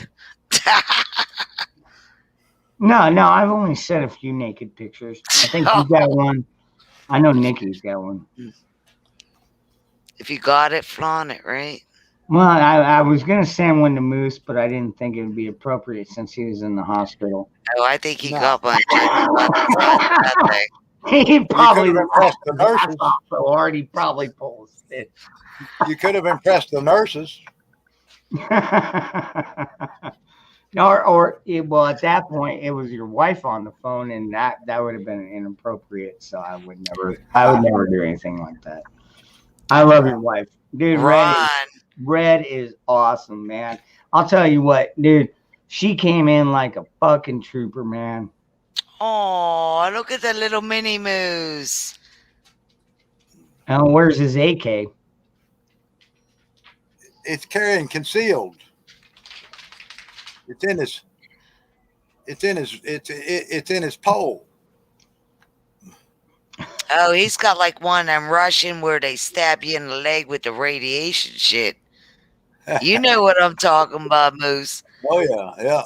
Yeah, Russian spy thing. They gotta tap you. Ski Moose. Radiation. Yeah, I can't believe it. Dude, it is damn near. We've been on for almost 7 hours, and there's still 23 degenerates watching us. It's almost What the 7:30. hell's wrong with all y'all? I got a whole day of taking care of dogs. This is gonna be a fun day. I got all right, here we go. Here's my anal retentive cat. I swear, this cat.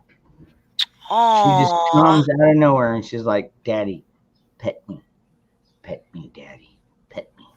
Your cats are so fluffy. There's a crotch shot for Janet.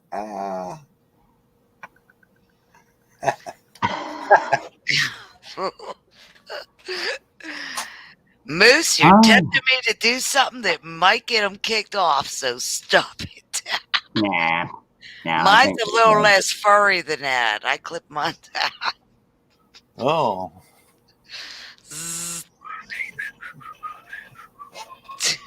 That remark, which I'm sorry, Gene. What furry pussy? What? I don't know which remark you're talking about, Gene. Can you be a little more specific? Best line you ever heard was someone told her you suck. She quipped, "Not yet." Oh, God. Gene.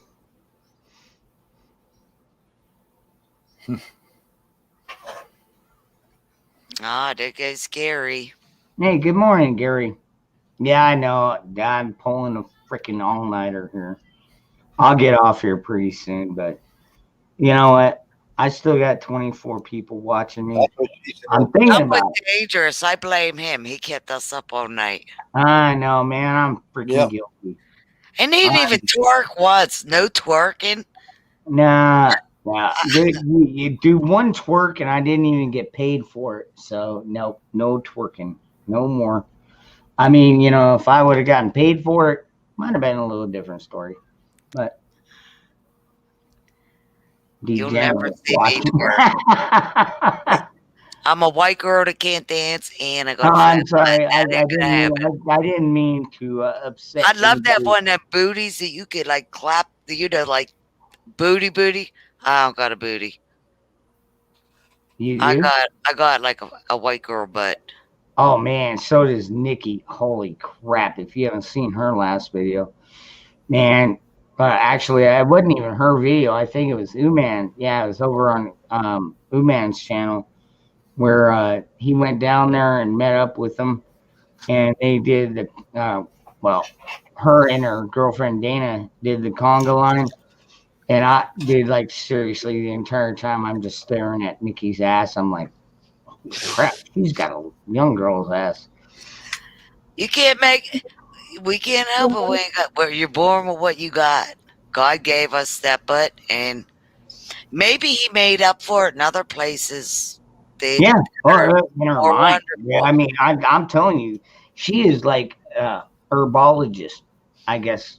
And what I don't know what you call them technically, because now, Well, that's not what I meant by God making up for it. she's one of them plant experts.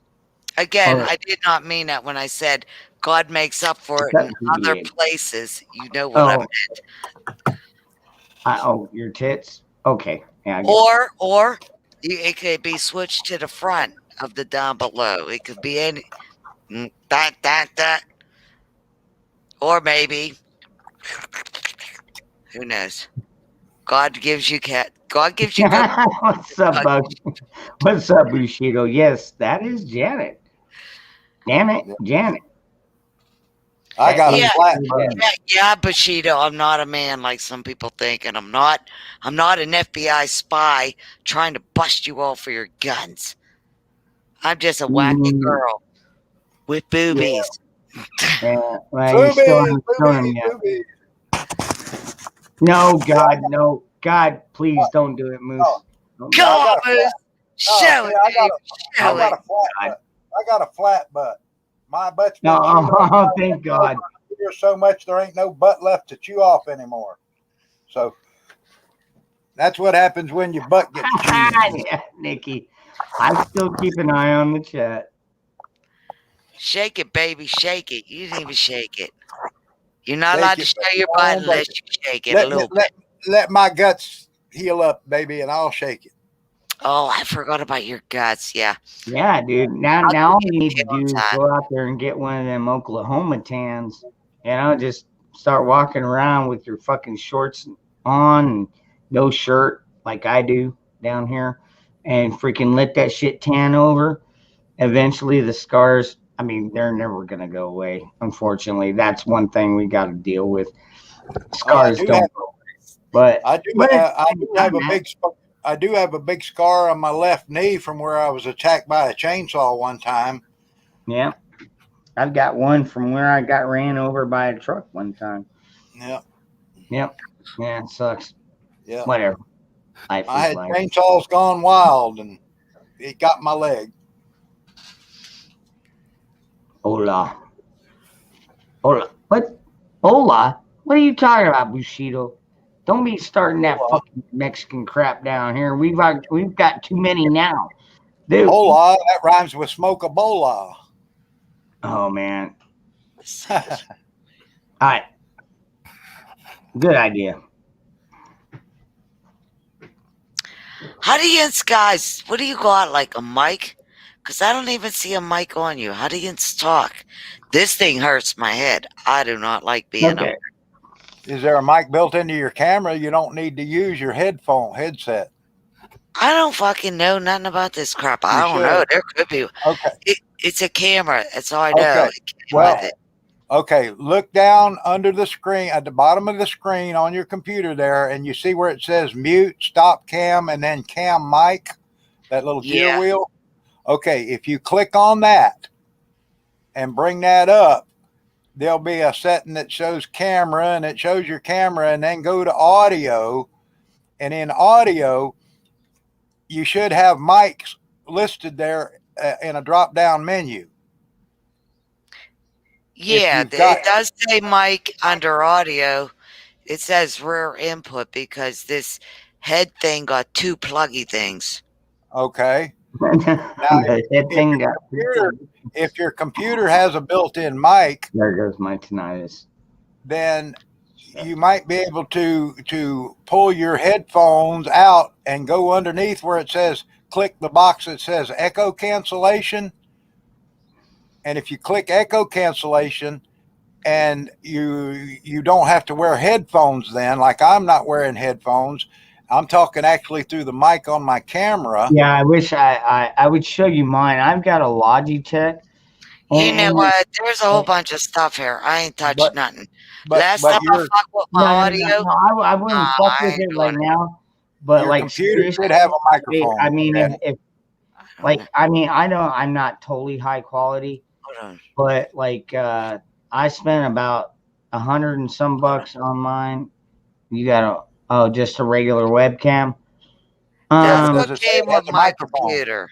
Does it say it have a microphone? Does it have a microphone? I don't know. I don't know. Look on the box. It should say. Says photographing. It don't even tell me what kind it is. No, It I just like this. click I in. like this one because it has both the speakers and the camera all in one, and it just sits right there. Right. Platform live mine says- broadcast. What's that? Mine says built-in noise canceling microphone. Platform live broadcast means it has one? I don't know. It says platform live broadcast, video conferencing, photographing, and something else I can't read because it's too small. Okay. Let's do a little test, Janet, real quick, like. Oh no, I don't want to do a test because I'm gonna lose my sound. No, it won't take but a second. Won't take but a second. It's either going to This work is how or I it's lost not. the sound on my last computer. Okay, no, this will be You're easy. coming to Ohio and fix it if it fucks it up, right? Yeah, right. Yeah. I'll stop by my way to Michigan. Oh my God, he's lying. I could tell. Yeah, no, you're fine. You're fine, Janet. Right now, Okay, Go to that gear wheel. Go to that gear wheel and click that cam mic gear setting. Go to your audio. It says camera, audio, and green screen is what it says. Right. Okay. Go to audio. Audio. No, you want to go now. Click the box under audio that says echo cancellation. Okay. Okay, you got that highlighted? Yeah. It made a check mark. It made a check mark, right? It's blue. Yeah. Okay. Now unplug your headphones and your microphone plug from your computer. Oh, I forget what color they are. Hold on. Oh. Here we go. Let me look. I know, right? Yeah. Is it the pink one or the blue one? I thought that was kind of a clever title. I quit caring. Is it pink or is it green? No, the green is your video. The pink would be your audio. So pull out the pink one. Normally, in normal colors. Oh, she's pulling her headphones. If it's from China, it might be backwards. I don't fucking. Both of her headphone wires. I can see you. I can't hear you. All right. So that was your audio wire. Okay. Now, Janet, can you hear us? Just nod your head. Okay. Now, go back to that gearbox. It says camera, audio, and green screen. Go up to the microphone box at the top, and there'll be a little arrow on the right. Pull it down, and there should be a list of microphones there that are available to you. And one should say computer built-in microphone or Realtek audio or something.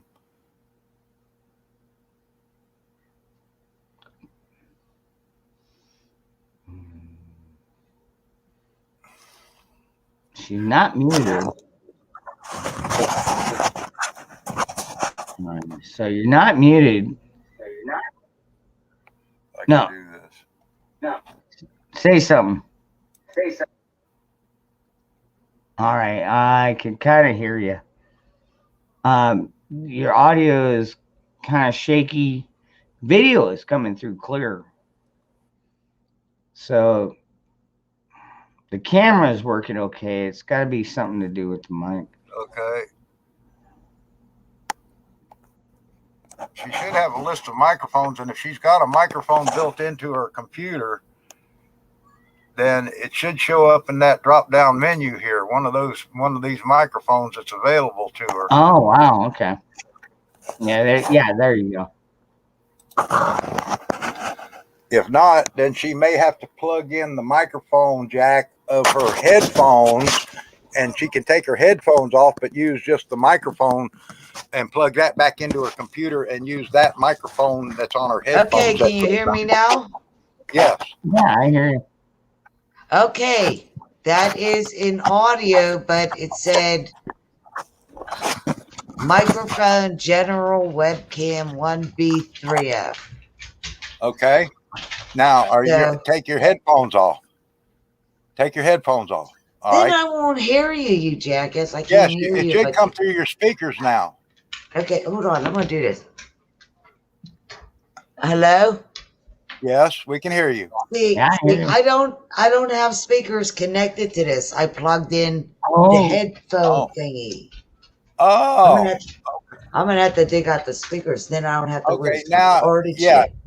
Okay, Yeah, now yeah. if you put speakers on, you won't have to have your headphones plugged in.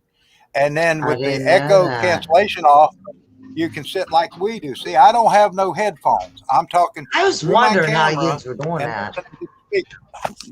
Well, that's how we do it. Yeah, these are digging into my head, and I'm about ready to snap. No, I'm serious. Thank you. I spent a little bit Thank extra you. money on my gear. I spent a little bit extra money on my gear. Actually, a friend of mine turned me on to this thing. It's a Logitech. It's a 1080p. But it's got the camera. It's got the microphones. Everything built in. It's actually a great setup. I've been really impressed with it. It's a little bit over $100. So, like I said, didn't even notice had it. I didn't notice had it. It's not a free endeavor, man. I But got you know like what? 3 I different enjoy doing it. packs of speakers. I didn't I'll even tell you know what, that you know had what? that. I'll be honest with you. It's like fucking almost 5 o'clock in the morning, and I don't know of any place else I'd rather be. It's almost 8 here, so feel lucky. It's 7 o'clock here in Oklahoma, almost 7 o'clock. The Okie. sun's coming up. Over there in Okie. Okieville, yep. You We're guys up later than you. You don't get the wine. Oklahoma, you're a second. You're a freaking constitutional. Okay. Yep. Because Iowa and Tennessee just flipped, right? I know you've been in the hospital. Right. Yeah. And we're a gun sanctuary state now too. And so is Arizona. Passed on Tuesday. Right. So it's a good place to live. Permit? We don't need no stinking permit. We're exercising our Second Amendment rights, y'all. If you don't like it, go back to Califufu where you came from. Amen to that. Amen to that. Yeah, that's what I love about it. There for a while, I was getting super pissed off at our governor because when this whole COVID thing hit, he's like, oh no, he's like mandating masks, not making them walk. Nobody got arrested down in Arizona for not wearing a mask. In fact, I wore one for like 2.5 weeks, and I was like, dude, ain't nothing changing. So I just quit wearing it. And it was only the lady at the fucking door is like, do you need a mask? I was like, no, that's fine. I'm good to go. And I just walked on through. And I've been doing that for the last almost year now. But everybody knows me. I never wear a mask. Now that the governor has removed the mask mandate, now he's left it to the stores and the businesses. It's their own decision whether they want to include the mask or not. But he left it down to the businesses, and then he passed the Second Amendment thing, and then just I think it was today earlier, because border, you know how freaking the immigration thing with Biden's administration is all fucked up. He's all like, dude, I'm gonna send National Guard to the border if I need to, and Arizona's gonna pay for it. And I was like, let's fucking do it. Let's do it. Get these motherfuckers out of here, man. Bust them. Get 'em. Ron, do you know where I'd be today normally if I hadn't had this surgery? Inside your wife? No.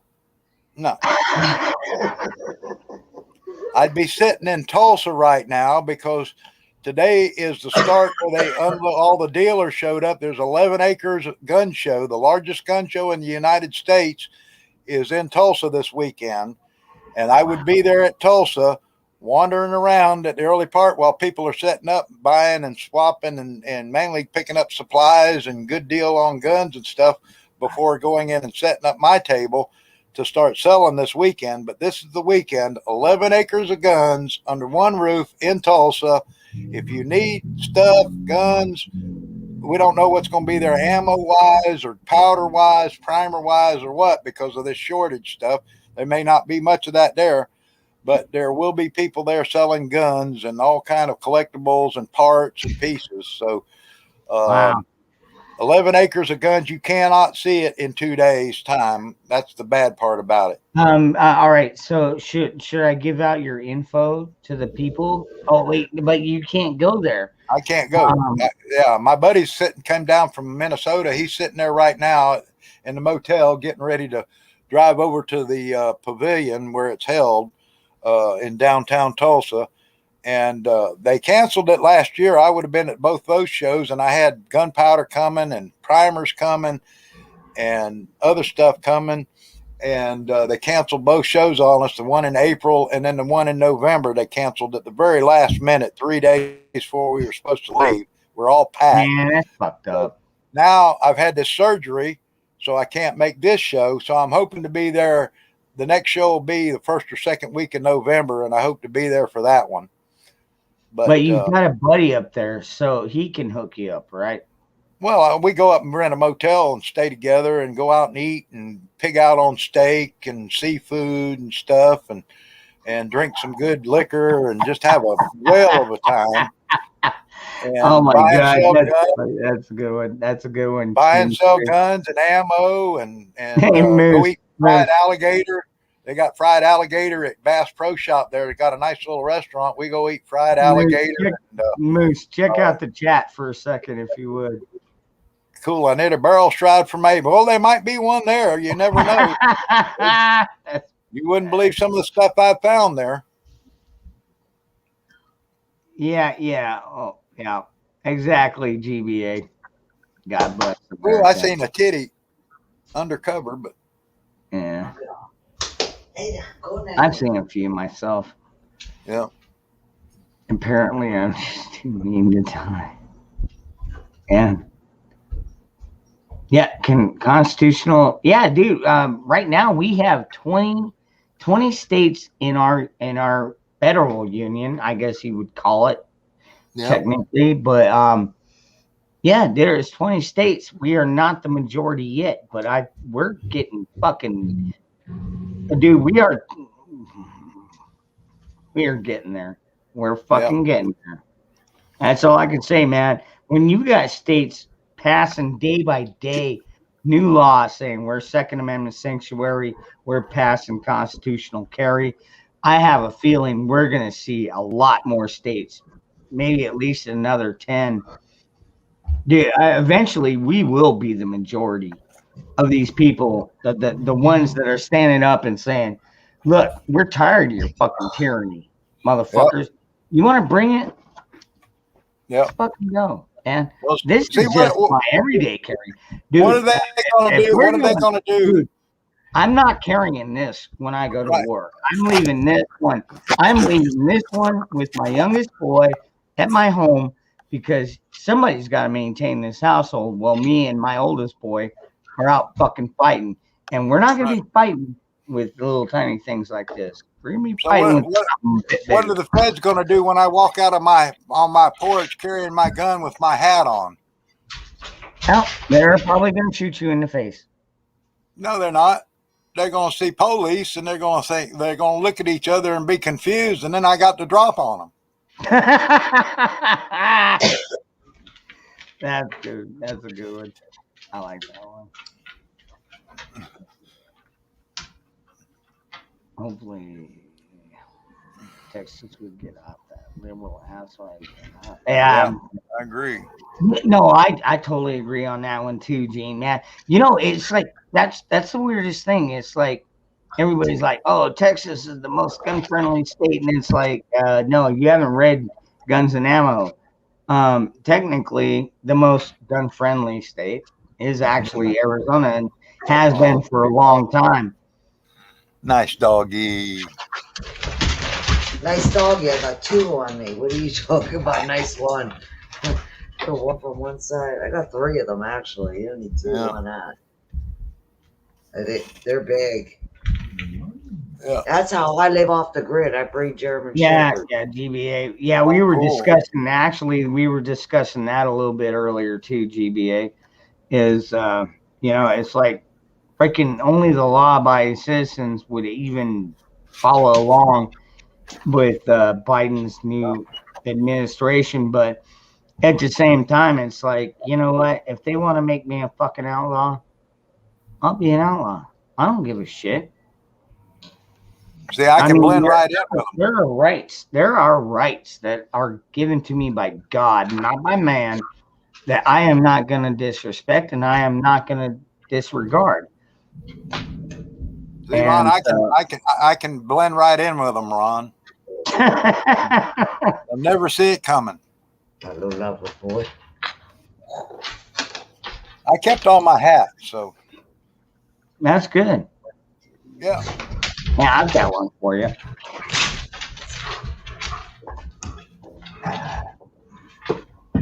We need to get you one that says twat on it. Working weapons and tactics. Do you think I would fit in with the group? Make America great again. Well, I don't know. Would I fit in? I don't know. And we Would can I fit in with the crowd? We can put our Yeah, going to horse for Trump. Yep. What Hey! the hell? Damn it. Hold on. Damn it. Hold Control on. your dogs. That's enough, girls. Let's go. Now, get your spot. You get your spot. roll them, Get keep a them spot doggies now. rolling. There can be no fight. Damn it. Put those We kids got- in bed, Janet. Oh, my God. No, yeah. God bless America, yeah. No, I won't. Are you kidding me? I definitely wouldn't. Well, I might show my ass if I'm running away, if they're shooting at me. Don't even But move. otherwise, I would not be showing my ass to those motherfuckers. Look, got females. One's pregnant. The other one I think might be. When they get hormonal, they fight. Oh, sorry for yelling in your ear. No, it wasn't that bad. Just all I heard was clap. Dude, like my dog, when he walks through here, he sounds like a damn fucking pony walking through my freaking kitchen. Well, it's not usually I got that now. hard style, so it's like clippity I clop. tell them get their spot. They know you. Normally they listen. But there's been 2 times I got bit pretty bad, breaking up all 3 dogs by myself. That ain't fucking fun. I got the male out, and now I got the 2 females in their spot. Cool. I'm getting anxiety. I don't even want to get bit today. Do not. I'll tell you what, though. Somebody be recording it and laughing their ass off. Look at Janet getting bit. Yeah, it's never fun getting bit.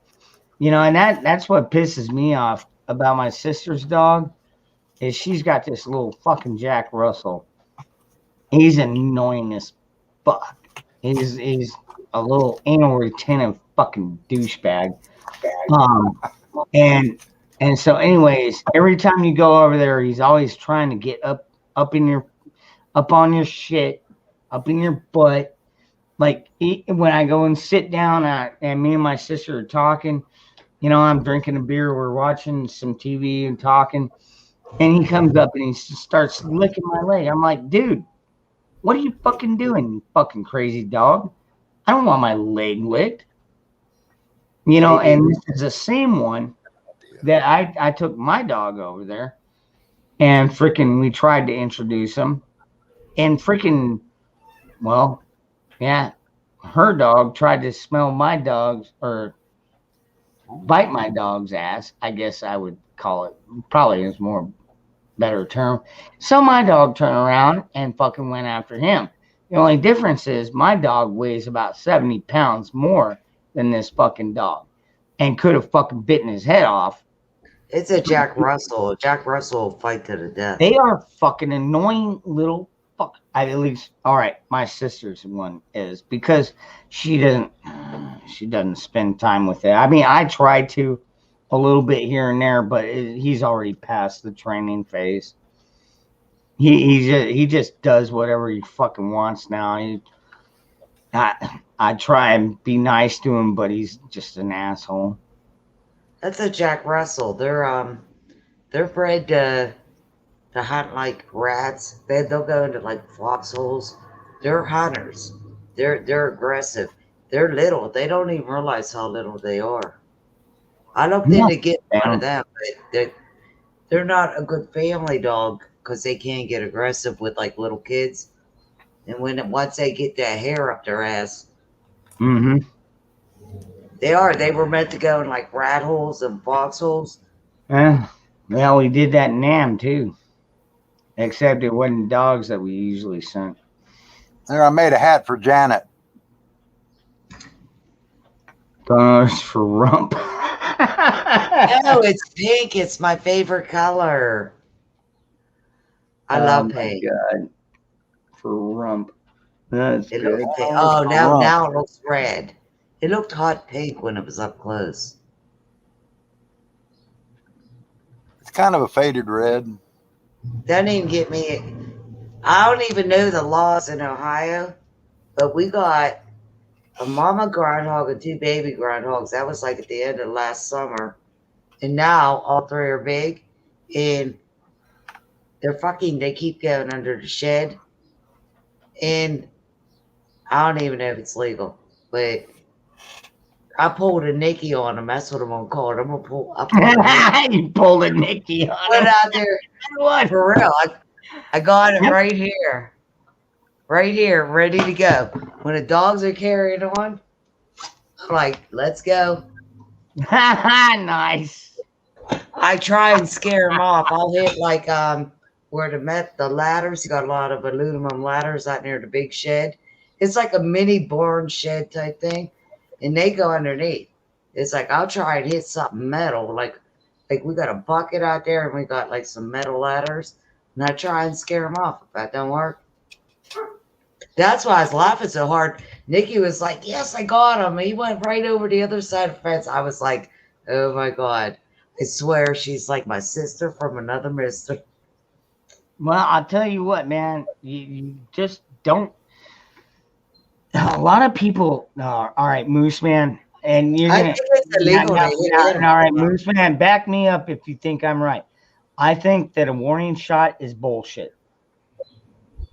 Right. Due to the cost of ammunition now, there will be no warning shots fired.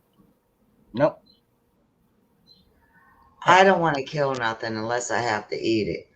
Well, and I don't want to eat it. If it's a pest, That's what Jeffrey Dahmer said.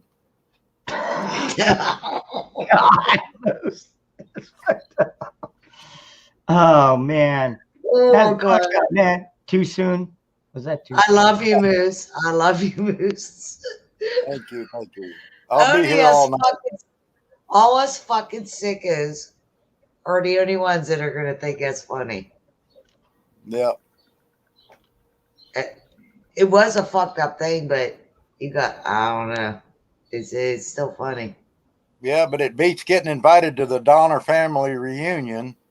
Oh man. Oh, I just watched something on That's that. a It was fucking that was a bad that was situation. big. Dude, I mean, I'm not saying that they started off with the best intentions. They just never knew what was gonna happen. Well, when you're Wait, starving, GBA. what Hold you on. gonna do? Let me pull this one out. This is a good one. I believe Biden got 80 million votes, but you will never convince me that 80 people voted for him. Amen to that one. Oh Amen yeah. to that.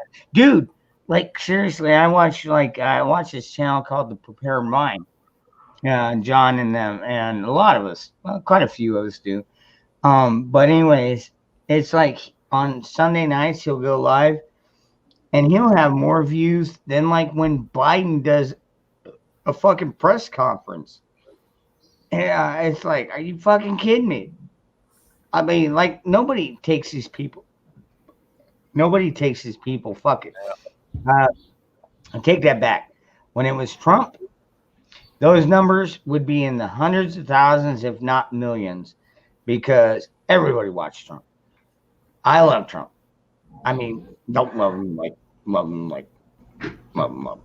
But I like him. I like him a lot. I think he did a lot to try and improve our country. He did some fucked up shit, but yeah, whatever.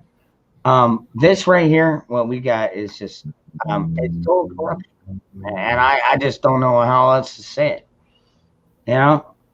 Total corruption, dude. Like, how can we ever expect a fair fucking vote again? Unless you do like Atlanta and say, oh, we require voter IDs now. Well, I think Arizona should do the same thing. Maybe Arizona is going to be racist now. Hey, I'm fine with that. Call me a fucking racist, dude. Half the time I'm darker than most of the Mexicans that live out here. Motherfuckers. Fucking You talk. know what's even worse? They said on one of the shows, and I don't know how accurate it is, but they said he even got more votes in a presidential election than Barack Obama. Mm-hmm. And that ain't gonna happen. I just don't buy. I don't know Well, if not, that's not, accurate, but I no, I'm not buying it. now, all right. If you look at it, if you look at all the votes that he supposedly got, and all the votes that Trump got, and everybody else included, I know there were a couple of second and third parties, but dude, it was over the voter registration for our nation. They got like, what was it? By millions, not just a few thousand, by millions. Yeah, it was way over, dude. Like seriously, there's not even that people, dude. They've had that. They had states that had like 5,000 extra people vote, and it's like, wait a second, only this many are registered, and how come they can't find the fraud in that? That's They don't want to find fraud in it because they're the perpetrators of it. You know, when you got the fox guarding the hen house, that's the way it's going to be. Yeah, we've got to get the foxes out of the hen house. Yeah, or just shoot them. What's that black judge, Clarence Thomas? Yeah, he even said, great he guy. even said, we didn't want to hear it before the election, and now we won't hear it after election. When are we supposed to hear this case? Even he called his others, all the other Supreme Court justices on it. Mm-hmm.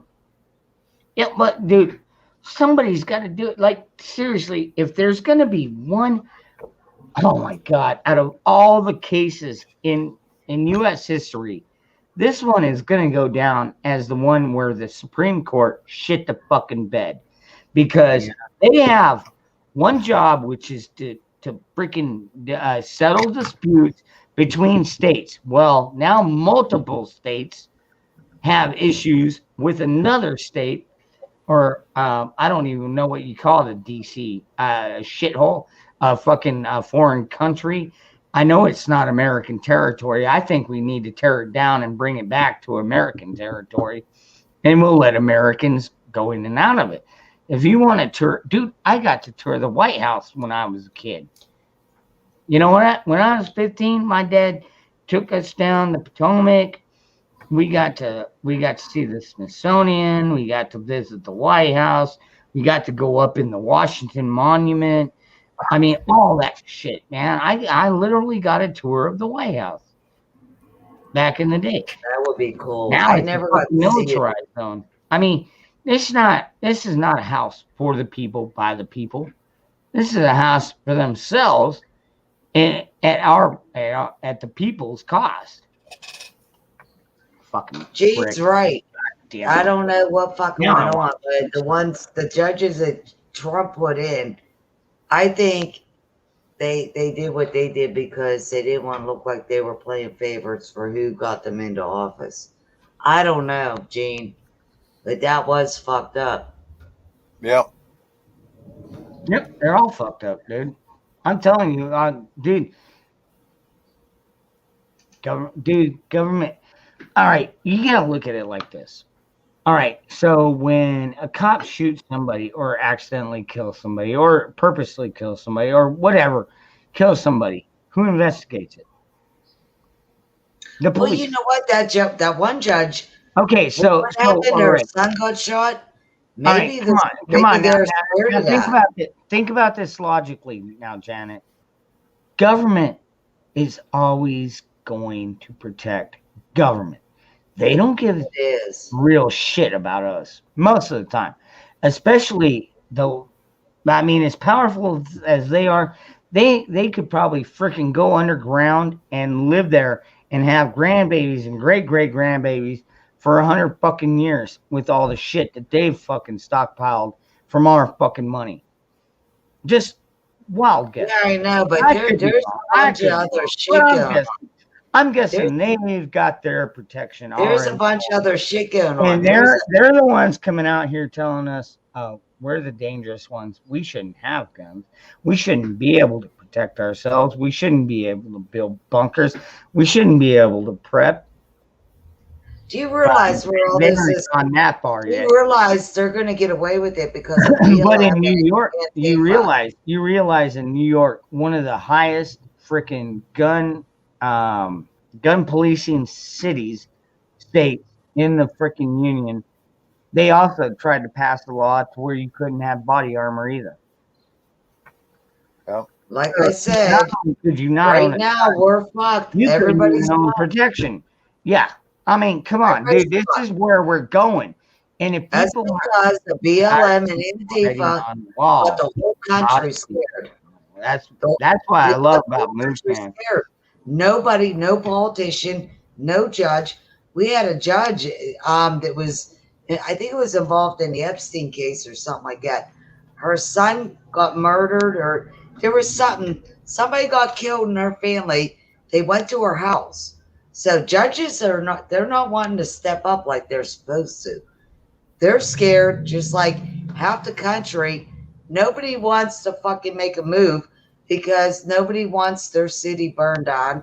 Nobody wants the rioting come to their town. No, I could shoot them. I mean, Thing is, nobody's got balls anymore. Nobody's It's got not that balls to difficult. stand up. I mean, The if you get majority a of tobacco people don't. operator, man, you could dig a mass grave in no time at all. But I mean, I'm telling you, we don't tolerate that shit down here either. But like I said, our cops handle it because they know that if they get too far out of hand, dude, we are a constitutional carry state, like the friendliest. We have stand your ground laws while you're walking down the street. You don't even have to be in the car. You can walk down the street with your gun. And if somebody gets out of line and you have to fucking end them, then so be it. Now, none of us really want that, but that is the laws that are in our books. Yeah. What these politicians have forgotten, Ron, is even though like Nancy Pelosi and the rest of these Democrats, well, they were voted in, but they forget that they also represent the people that didn't vote for them in their districts. When you're an elected official, okay, you only govern by consent. Well, I personally have revoked my consent to be governed by crooked Nazis like we have now governing us. I have revoked my consent. They don't have my consent to govern me. Now it's up to them to try and do something about it, because they can't. And we have to have is civil disobedience, the same as what's happened with our marijuana laws in different states that decided, screw the federal government, we're legalizing it in our state. Yep. And enough states now have banded together, like New York just passed recreational marijuana. So you've got these states now, Colorado, California, Washington, Oregon, all that. Oklahoma's got medical marijuana, and they're pushing now a petition to get recreational legalized here. Just deregulate it. Yeah, just stop the regulations, man. I'll tell you what. Right. That was an act of civil. But that was an act of civil disobedience, the same as what happened during the Prohibition years when they outlawed alcohol, and we see what that happened. Yep. There was more alcohol flowing. There was speakeasies. There was people like the Kennedys got rich off of smuggling alcohol and booze in. You had distillers and bathtub gin makers and all. People said, we're not standing for it. You can't take away what we want. And eventually it got repealed. Well, the same thing is with guns. We got to stand up and say, no, you're not taking our guns. You're not taking our ammunition. Come and try. Mm-hmm. And we've got to draw a line in the sand and stick to our guns and not back down. It may cost you your life, but is your country worth dying for? Well, and see, that's what I'm saying, though, Moose. Like you and I, I think Moose, I think you and I live in similar kind of counties. Like mine is mostly retired. I mean, we do have some younger people, but like I see Trump flags, I see tons of American flags. I live in a very, very, very patriotic community. Right. So yes, and like I said, our governor just signed the bill saying that Arizona is now a Second Amendment sanctuary. But there are states out there like New York and LA, especially California. They're not going to sign those orders. So what are those people going to do? They're going to move, and they are moving by the droves. Or people are just going to hide their guns. My friend Nikki, because she's down in the Florida, and so she's seeing a lot more New York license plates down there. Me personally, I see California plates. I see more and more California plates, and I'm like, who the fuck are these people, and why are they over here? Are they over here because California is overtaxing them? Are they over here on vacation? Are they over here because they want to spread their liberal bullshit agenda? I don't know. But I tell you what, I don't like seeing all the new traffic, but at the same time, it kind of goes back to what I've been saying for fucking years. Balkanization is happening. It is fucking happening. And I mean, I know right now, a lot of people are like, nah. But if you look at it, if you go back, like, say, 2 or 3 years, and you start watching people flood out of, like, places like California or places like New York, you start seeing these people flood out by the hundreds of thousands. Balkanization is happening, and I have a feeling that if we don't get hold of the fucking DC, we're gonna see a separation of states. That quite possibly could happen. I mean, I'm still looking at it a different aspect. I'm looking at it as an economic crash coming, and that's going to be when it's time for the patriots to stand up. The preppers and the true survivalists are going to be put to the test, because it's going to be the big cities. When the money's no good and their EBT cards don't work in 3 days and there's no food, they're going to be killing each other in the bigger cities for a biscuit. Yep. And you've got gangs there that don't care about human life, and they're only going to get so far. And it's going to be mass slaughter in these Democrat-run cities. Yep, I tend to agree. Yeah, they're gonna see Mad Max. They're gonna have to relive Mad Max. Well, I don't think run the scenario. Ron, run the scenario through your head. What is the one thing that everybody has to have and use in our society right now? It's money. It's money. Water. You have to have money to pay your bills, to buy your food, to buy your fuel, to pay your insurance, to make your car payments, to make your house payment. It's all a cash-based society right now. Even if you're using a credit card, it's still a cash-based society. I'll tell you what, I keep a couple hundred, a few hundred, several hundred. I keep extra money around my ammo just in case, because what if the money's no good? What if we wake up tomorrow if it goes down, I might have a little window to where maybe I could go in and purchase a few extra things, but it's not going to be a very big window. That's why I like to have things that I can touch, that I can handle, like my ammo. Right. Dude, I'm like Scrooge. Dude, like, I can't even imagine what you would be like, Moose. But me personally, I take one of my 50 caliber ammo cans full of rounds, and I'll just like pour them out on my body. But here's the thing, Ron.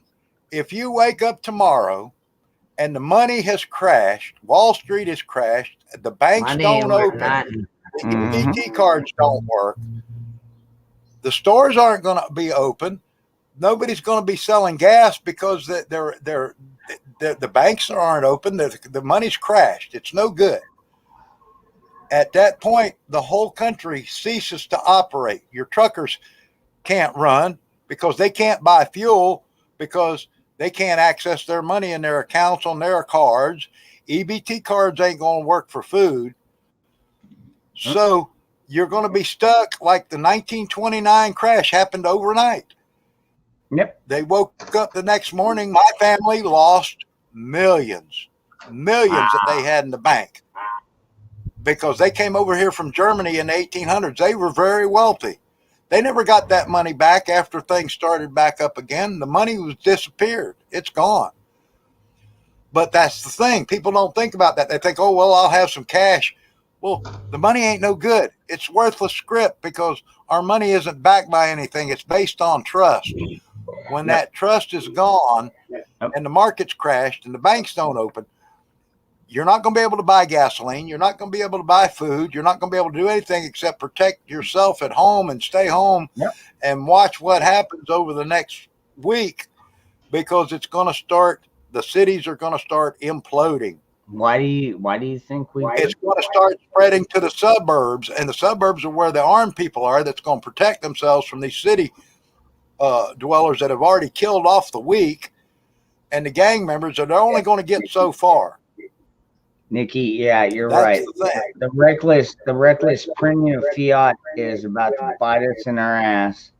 There's Did you see what God bless wrote? That's a funny joke. My bank called me and said I was overdrawn. I told them they were crazy. I still have checks left. It's a joke. I'm sorry. I was reading these. But that's the thing people don't get in their head. And it's like I tell people that say they're going to invest in silver and gold. Well, that's fine to have a little bit, because there might be an underground economy that starts up between neighbors and stuff like that might work. But if I'm sitting here with food and you come walking up and you're starving and you've got silver or you've got gold and I've got food and I can't eat your silver and I can't eat your gold, then what am I going to do? I'm going to wait for you to die, and then I'm going to go take your silver and your gold, because you're going to starve to death, because nobody's going to sell it to you. So if you're not smart enough to go out and feed yourself, you fucked yourself. So that's the way I look at it. And we've got our own little community that we work together. We have groups that get together and train and Nikki, Nikki, I totally agree with that. Technically, our money already is worth Right, nothing, right. and Right it now, is hard. It is hard for folks to grasp. right But now, our dollar is actually worth about between 2 and 5 cents as to what its value should be. So that's why a gallon of gasoline costs us $3 now. Trump had it down to $2, which meant our dollar was worth more. Now our dollar is worth less because that gallon of gasoline hasn't changed. The same as a $32 ounce of gold back 40 years ago hasn't changed. That same gold is now worth $1,800 an ounce. The gold hasn't changed. The money has gone less in value. And that's why in like these countries in Africa and that, it takes you $10,000 of that money to buy one loaf of bread. It's a wheelbarrow full. So people don't understand how economics really work. And when you've got our government giving all this money away and then all these rich people stockpiling all this money, they're actually going to be the ones that get hurt when they don't realize that their policies are the ones that are going to cause Wall Street to crash. Like if Biden imposes all these new taxes he's talking about, Wall Street, my advisor tells me that if he puts that 42% capital gains tax on and 52% workers tax and all that on, Wall Street's going to cash out their money and take that profit before those taxes are enacted, and it's going to crash the market. Yep. So, I wouldn't doubt it. So these are the things. That's why I've mainly invested in copper, lead, silver, foodstuffs, survival equipment, a way to go catch fish, a way to hunt, a way to trap, vegetable seeds, a way to do clandestine gardening, a distillery, so I can make, distilled water and purified water and stuff. Because if you think about it, if the money's no Ammo good, too. Ammo Yeah. you can hunt with and get food Yeah. like deer and stuff like Yep. that. So ammo will be Right. good. Hey man, Right. I'll tell you what, Janet. I got 20 rounds of 223 hollow point. What will you give me for it? My love in my body, and you will be good. Oh, I'd hold out for 100, Janet.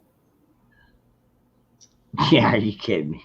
And if shit hit the fan situation, you'd be lucky. You'd be lucky to get 20 rounds of ammo. Like seriously, if I don't know you, you ain't getting fucking ammo from me. I would never ever fucking trade. If I I show up mean- at your door and decide to be naked for you and cook for you and clean for you and garden for you, you are not going to turn me away. You're just not. Maybe So not. I can make clothes. I can sew.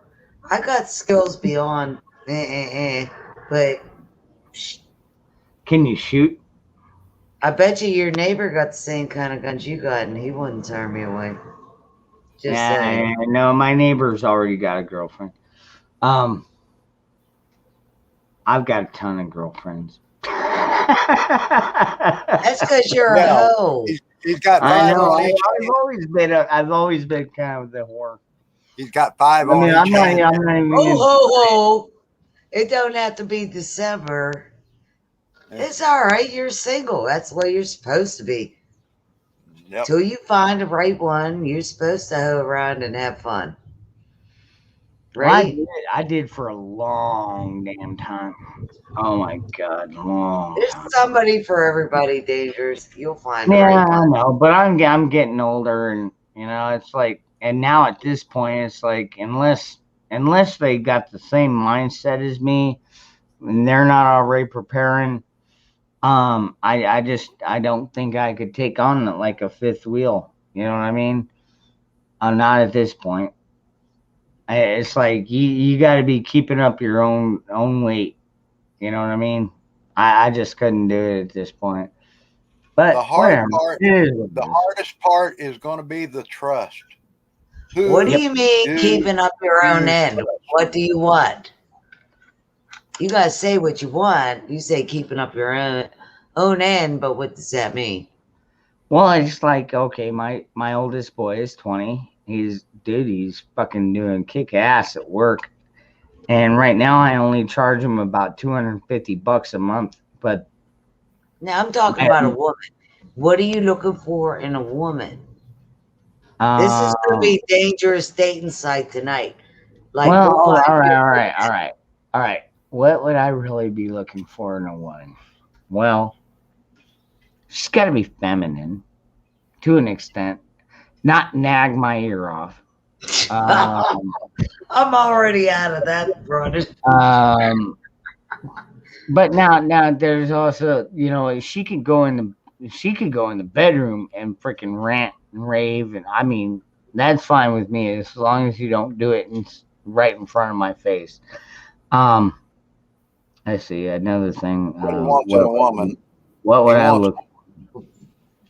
I want a woman that will just love me for what I am. What are you? I'm a human. Oh, okay. You know what? Everybody says that, but it's impossible because we're all fucked up. You know, dude, I know for a fact I can be impossible to live with. Man, I've been there, done that. But you know what? I've met some incredible people just being on YouTube. I mean, Moose Man, Janet, Nikki. I mean, some of these people, I've fallen in love with you. I'll be on Moose Man. I'll be honest with you, dude. I love you. I love you too, man. You're a special kind of guy. This is getting a little bit creepy, but I still. I love Janet too. I mean, Janet. I'm gonna watch. I'm not gonna put watching. Yeah, I'm kind of upset. I'm kind of upset that I didn't meet Janet years ago. I'm kind of because I like people like her. I can learn from people like her. I might meet her tomorrow. You know, I mean, women like her are hard to find. She's outspoken. She's funny. She portrays this horny woman scenario, and those are good traits. She's actually comedic about it. It makes me laugh and it makes me feel good to be around her. It's not horny. It's having a dirty mind. Yeah, she's very horny. It's a dirty mind. But you've got dogs and meat. I was married to my high school sweetheart for like 27 years. So I didn't get my 20s. This is like my 20s now. Do you understand that? Oh my God, Nikki. And anybody that don't like it, go suck a dick. I don't care. God. All right. I never got to be wild and have fun. I didn't get to have a fun 20s. You know, like in your 20s, you would go out and have fun. I didn't get that. I was with my high school sweetheart, pregnant at 19. I didn't have all that. This is why I'm wearing your bracelet, Nikki. Yes, I am wearing it. So when you get this, it's going to have my DNA on it. Because, you know, like freaking everybody that, like when we watch The Prepared Mind, he's got a new shirt on, and fucking people are auctioning off shirts. It's you better make me a pink and blue one too, and I want one. That's what I. All right. Do you want pink on the inside or outside? I told you tonight we were on there, pink on the inside, because pink is lighter than blue, and blue will get dirty less than the pink. Yeah. You don't remember that. You women know this color stuff. Women know this color stuff. I wouldn't have thought. I know pink gets dirty easy. I said put the blue on the outside. Dude, I never thought I never thought. Yeah, Nikki, he said you like the same colors I do, pink and blue. So we must be sisters from another mister. Maybe. I know, right? Ain't nothing wrong with that. She might be ashamed of me, but I would love to have her as a sister. And you know it's neat. You know, look at this one. Look at like this one, because I've got green and black on this one, and you see how the background is just like matching into it. Oh wait, hold on, I gotta move my head over here. Got this. Yeah, it's showing on like a green screen. Yep. And well, I wonder why. Because it is.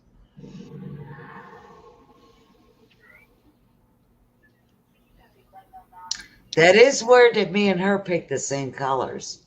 That is, they are the prettiest colors. Well, I'm getting some different colors ordered in. Oh no, I want that. I want them colors. You showed me them that night, and I'm like, yeah, blue Okay. and pink. I can redo that one. No problem. Me and Nikki got the like I said, same. man, this one I lost my other one, the red one. I don't know. I went to the pool and I took it off because I felt like if I took it in the pool I might get cooties. I don't know. But anyways, I didn't want to wear it in the water. And so I put it in my pouch next to my gun, and then when I got home, now I can't find it, so I don't know where the fuck it went. It looks But like a I just snake made another moves. one. And you know what? I've got plenty of material. I can make more. Hey, you know Yeah, what? dude, that's gonna be actually Moose. That's gonna be my next project right there. I That's know about what it. you That's can what make I people got quit. from my Navy SEAL buddy. Yeah. Yep, dude, that is gonna be my next one. Backside. They call that. I think they call that the tri-braid. Yep. So you got one down, and then you cross over. Yep. Yep. Dude, that's badass, dude. I'll tell you what. All right. A very special Alaska Native gentleman who was a Navy SEAL in Vietnam gave this to me before we left to come to Oklahoma as a gift to remember him by. He's up in his he's up in his 70s and stuff and still going strong. But just a wonderful, wonderful man I met and became friends with. That was actually a friend of Red's, and I met through her. And yeah, so I've carried that with me ever because that's his Navy. Said that's the Navy SEAL colors that they used. Yes. Okay. That is nice. That's I nice. thought it was more Marines, but yeah. Okay. I don't know. That is nice. You know what? Those are the best gifts of all. For the ones that are made by hand, and given to you from somebody. Because Yep. anybody can go out and buy a gift, but to have somebody make something for you, that is something that you like want to keep forever. Yeah, you cherish You know, it. they Yeah, put their heart it's into like it. man, like when my kids used to make me stuff.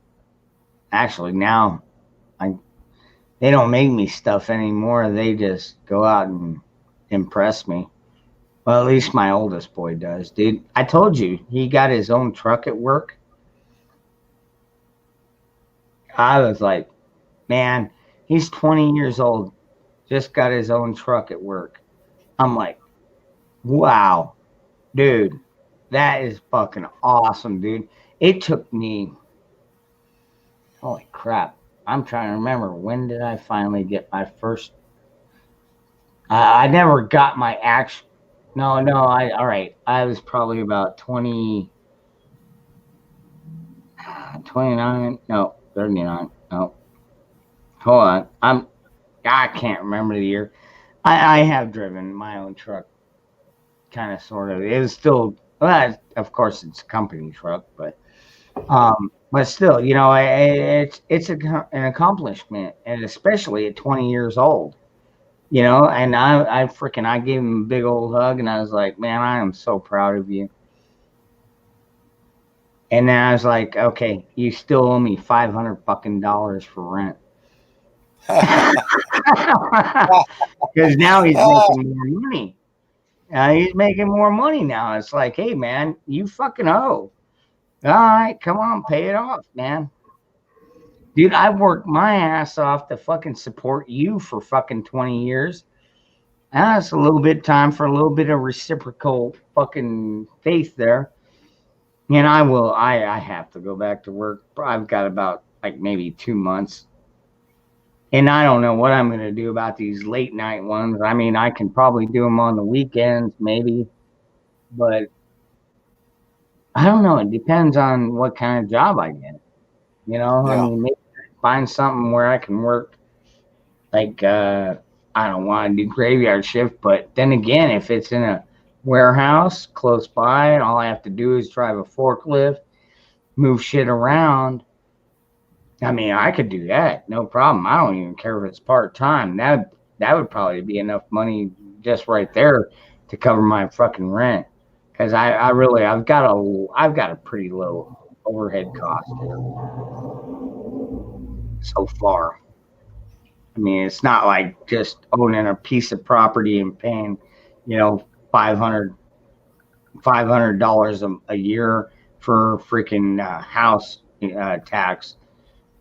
Like freaking like Nikki always says, yeah. You see how much you own something until you quit paying your taxes on it.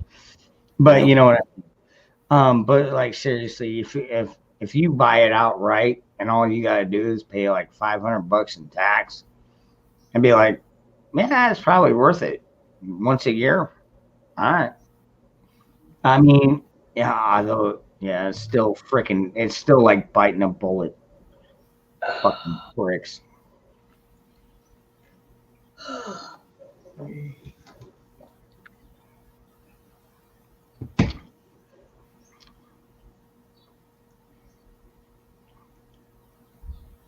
These are making my back. God bless America. I gotta get my ass to work. Self-employed and the boss's asshole. All right, GBA. You have a good one, brother. That's a good one. I love that one. Come on, Smooch. Boy, my boss is an asshole. That's a good one. Yeah, tell your boss to fuck off. Oh, man. See, that's what I love about these people here. We got a sense of humor. Oh, shit, my tinnitus again. Damn. I think I've got tinnitus in both ears now, man. I know my right ear has been fucked up for a long time because of firing with that. Well, just years of construction really doesn't help a lot. But firing guns and stuff like that without hearing protection, that doesn't help a whole lot either. I'm almost 50, and it's like every so often I'll get ringing in my ears. Hell, one year I've almost got a constant ringing. It's just so dull that I can just turn up the TV a little bit, and I don't even notice it. That tube they had up my nose and down my throat messed up my hearing because it had to go through my eustachian tube, and it messed up my hearing on one side for a while. It's been doing some weird stuff. So, maybe it cleaned out your sinuses. Well, it did something.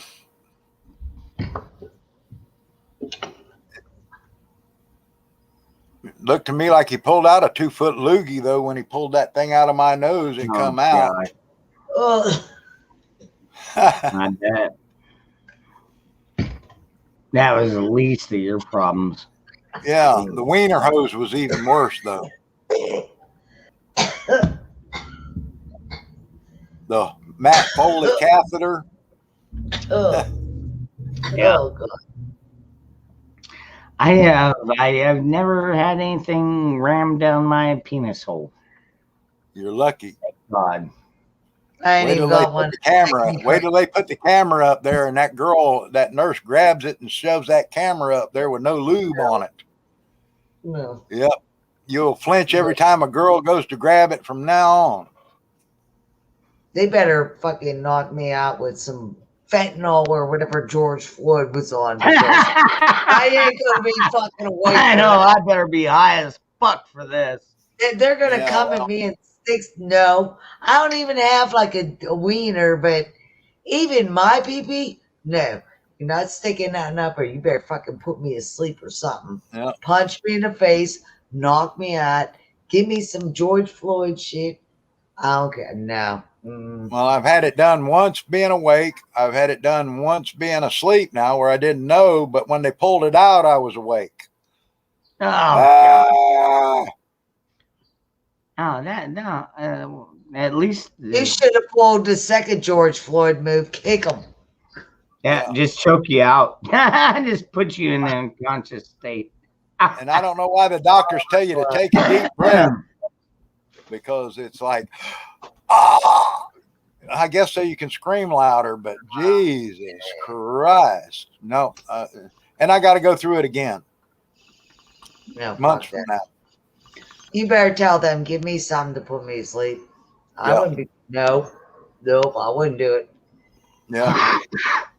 Put Well, me they'll to put me to sleep, sleep when they take put it that. in, but they'll have me awake when they take it out, just like they'll have me awake when they take these staples out. I know they ain't gonna put me to sleep when they take the staples out. So. I've had staples taken out. They do hurt, but it's not that bad. I had a C-section 3 times with all 3 of my kids, so I had my stomach stapled. That didn't hurt as bad as. I love that. See, that is awesome. Dude, I'll tell you what, now that I've got my oldest boy going to work every day and my youngest boy going to school every day, I can wake up and walk around here with underwear. I could walk around here naked if I wanted. But you know what? My cats are dangerous too, because like I'll walk by one of them, especially Jenna, man, she's the one that, like, if I even get like within a foot, if she can even reach her paw out, she'll freaking swipe at me. And I mean, not even mean, like she doesn't like fucking draw blood or nothing like that, but she just likes to grab me and hold me because she's my baby. But whatever. That's funny though. I thought that was very funny. See, good comment there. Good comment. Inserting the catheter. No, let's not talk about that, Gene.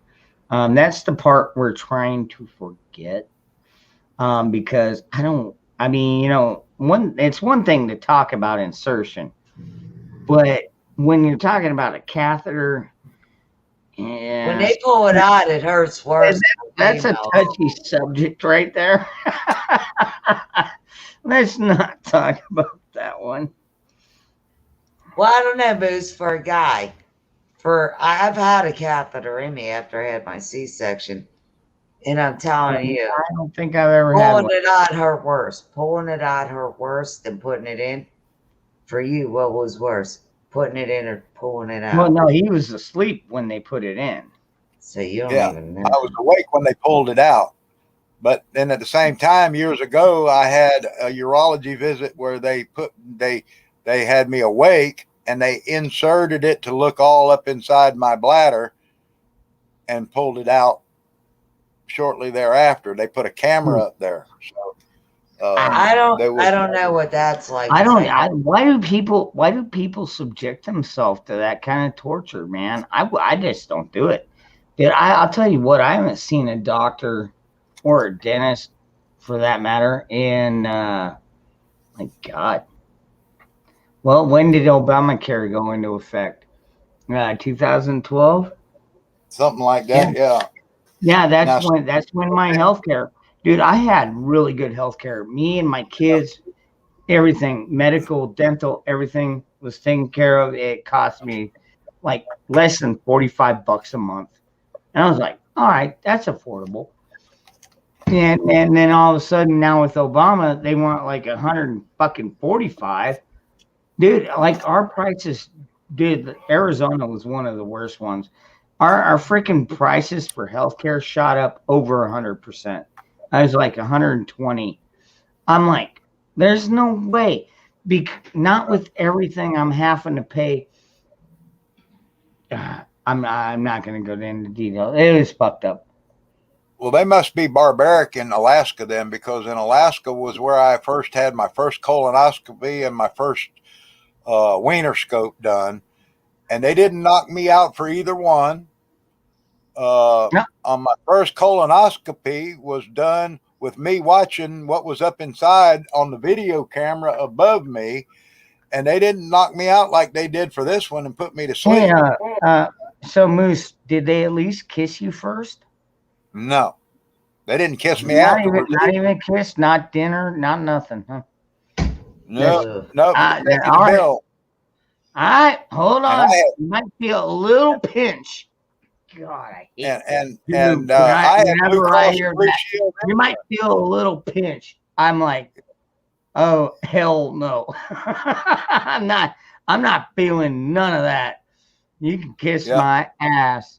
I No, ain't and gonna see be no that's little bitch. what was weird. They knocked me out for this colonoscopy last week to run the camera up there and inspect my colon after making me drink that crap. But in Alaska, they made me drink that crap, show up to the hospital, and bareback, basically lie back, spread them, and we shove a camera, and here we go. And you're seeing your insides up on the screen. And I told that doc, I said, well, you're going where no man's gone before, and at least I can go tell my girlfriend my head is definitely not up there because I checked. Right. That's good.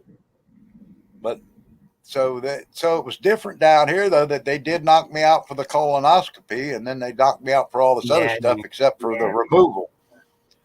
I'll tell you Yeah. what.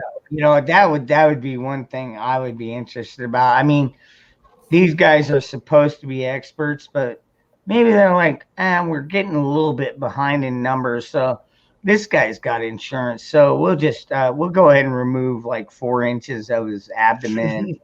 And then we'll go back in and then we'll clean him out of these polyps. And yeah. We'll rake him, or actually not you. It'll be your insurance company because that's how that rolls. It makes me wonder though how corrupt some of these fucking doctors are. Have you ever considered that? Well, you got to remember, doctors are practicing medicine. I'm still looking for one that's got it perfected, and I haven't found one. I don't think there is one. Actually, I had a good doctor, and he's dead now. He was actually Billy Graham's doctor down in Texas, and he used to come up and we'd take him out fishing on the boat in Alaska and have a good time. And I asked him one time, I said, Doc, what do you got for a cough in that doctor bag of yours? And he opened it up and he pulled out whiskey or gin. I said, I'll take the whiskey. So that's a good doctor.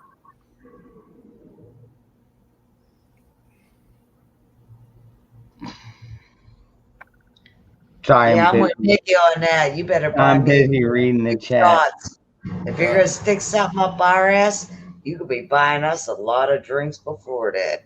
I'm just saying, me and Nikki, we ain't going down. I'll tell you what, dude, every time I've ever been asked, it was always the woman. She's like, hey, how do you feel about anal? I'm like, what, for me? She's like, no, for me. And I'm, oh, okay, I guess.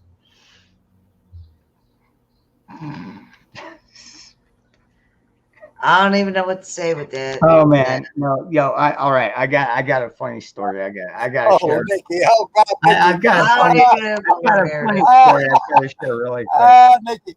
All right, Nikki, this is not my bit. Now, hold on a minute. Now, this is not my story. This is a friend of mine's story.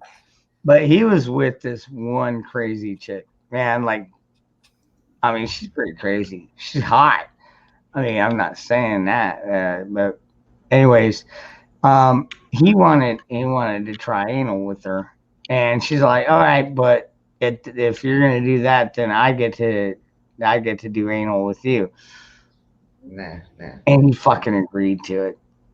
Nah. Now she didn't have the 3-foot fucking huge black dong thing. It was a little freaking like maybe 4 or 5 incher, but whatever, dude. He let her do it, but she let him do it. I was like, wow, dude. I don't think I would have gone down that road. But but then again, I don't need ass, dude. I need pussy.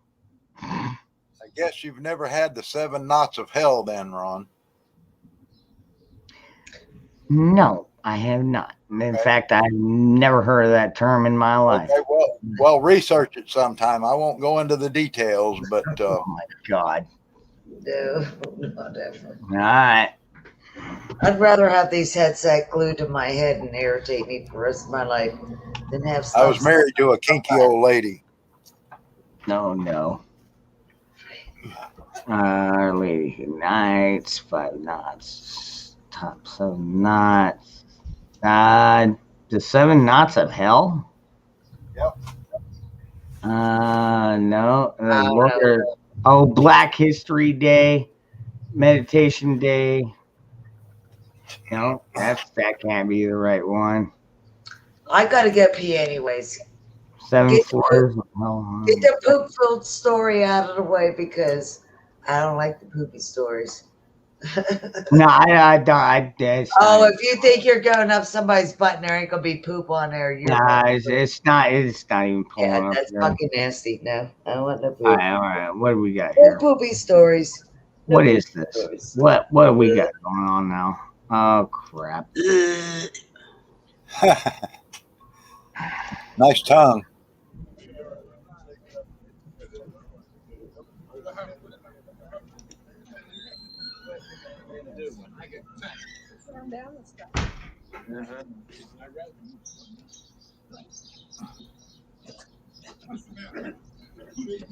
What are you watching?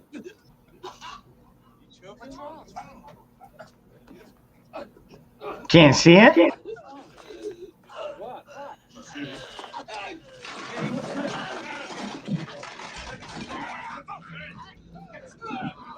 Oh.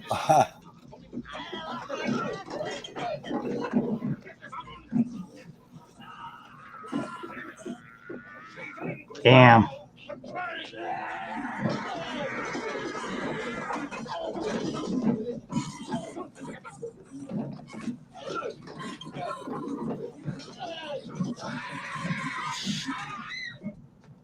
What the fuck?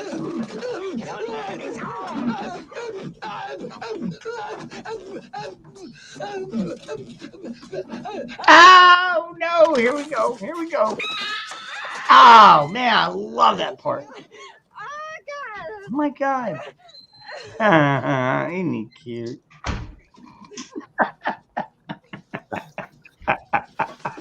What the fuck is that? Oh my god, like seriously, what the fuck is it? Oh shit. And now it's loose on board your ship. Yeah, way to go, idiots. You should have let the black dude kill it like he was fucking instinctively Right. taught to. Fucking morons.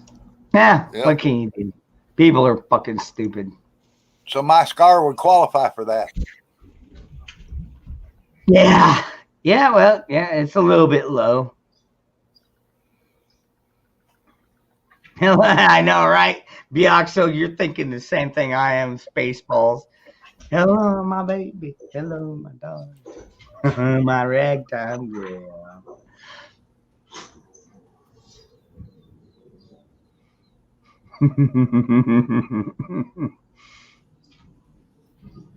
So yeah, it's a spring of balls, each larger in size. Wait, hold on. I'm missing something in chat here. It's all it's a friend.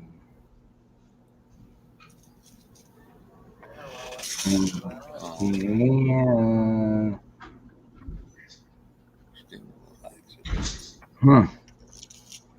It's a spring. String. Wait, is that a string or a spring? Spring. Oh, God. All right, Gene. All right, I got you. Yeah, no, that doesn't sound very pleasant to me. No, and I like the two I've got. God gave them to me. They've worked very well. I've got some beautiful kids, and yep, they still work perfectly. They're not even snipped or nothing. As I said, nah.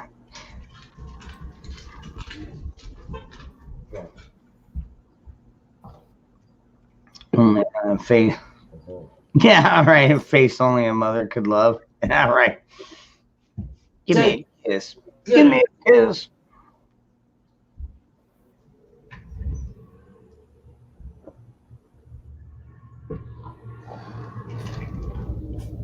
Nikki, baby camel toe. Nikki. No, because in that case, she would have to come out upside down with her legs spread.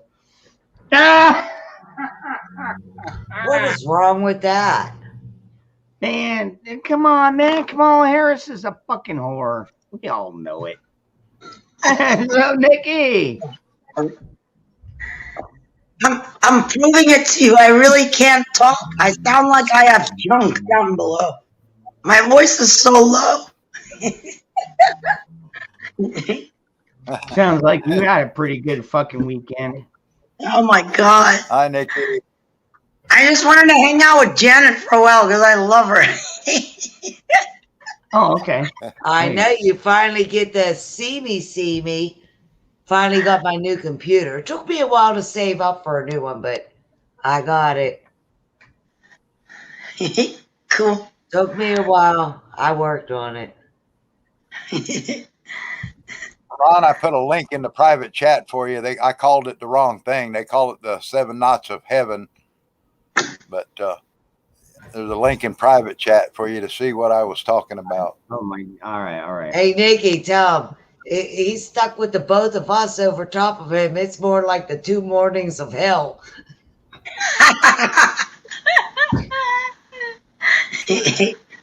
Pretty much. Hold on, yes, you gotta get a little bit to the side, Moose. Come on. It's like mark it on your calendar. Nikki can't talk. Holy shit, it's a party. Oh crap. Said nobody ever. I can't talk. Your laugh still brings the light to a room. Asshole. I really look at that smile and that laugh. She brings light what's to the up, room. Cat? What the hell? I love you, Nikki. I love you more, Janet. I love you. You're so funny. You're Danny Wackadoodle that gets my humor. The rest of them think I'm a skank and I'm perverted. I'm like, yeah, just me. Sorry. Yeah, I think you're perverted. Oh, fuck him, Janet. I totally get you. I love it. I think it's fucking great.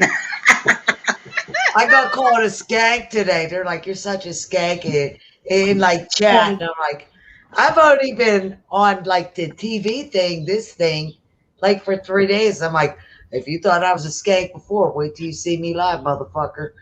Was that serious? Somebody actually called you a skank for real? Yeah, for real. No way. Yeah. Oh, fuck 'em. Hey, just tell them they're calling you a skank because they're not getting laid enough. So fuck you. All right. Listen. I want suck a curved cock. You might not want it so because if it's curved, it means he's jerking off too long with the right hand. Right. I know, right? That's why I said, oh no, somebody needs laid. I'm like, you people are not even real people. You're fucking trolls. Yeah, good morning, Catskills. Welcome to Dangerous Freedom After Dark. In the morning.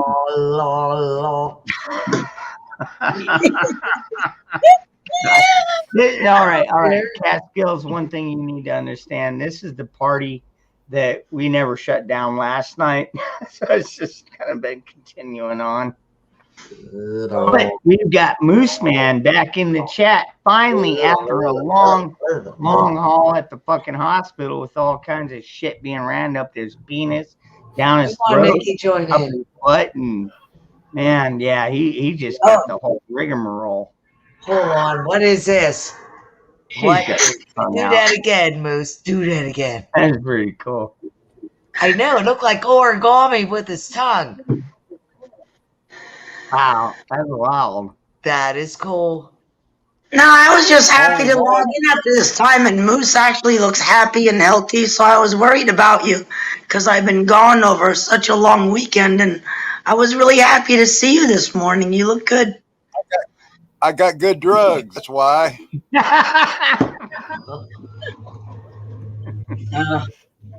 help. 4 days, I didn't know who the hell I was or where I was. I was just kind of wandering around behind the little animals in my mind and trying to be coherent. And they had me on morphine and Dilaudid and shot. Love the morphine.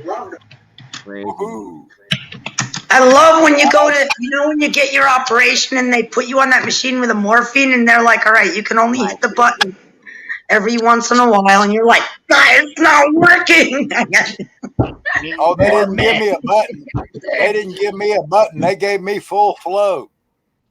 Oh, sweet. Full flow, no button. Yeah, yeah. I was goony goo. I gotta learn to point the right way. That way. Oh. Look at this song. Cool. That way. Oh, Yeah, that my works. Me and Yeah, you, jackhammer. What in the hell? See? No way. Morphine No. drip. No way. No way. All right. All right. All right. I'm going to check this out. What? Oh, my God. Yeah, I don't think C is lying because C has been around for quite a while. Yeah, C is the shit, man. C is awesome. If this is freaking real. Jared!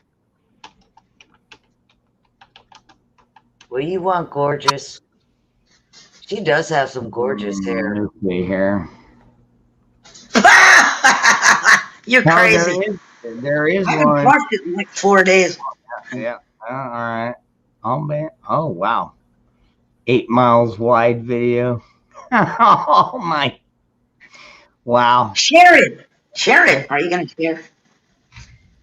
I don't know if I want to get banned or not. What do you mean? It's not like probably a common thing. They probably made it for people to share it. No? Batman. All right, hold on. I got to This isn't You the one fucking with keep me that, up. though. Nikki, it's 9 a.m. here. Is it? Oh, what time is it? Oh, 9 me a.m. too.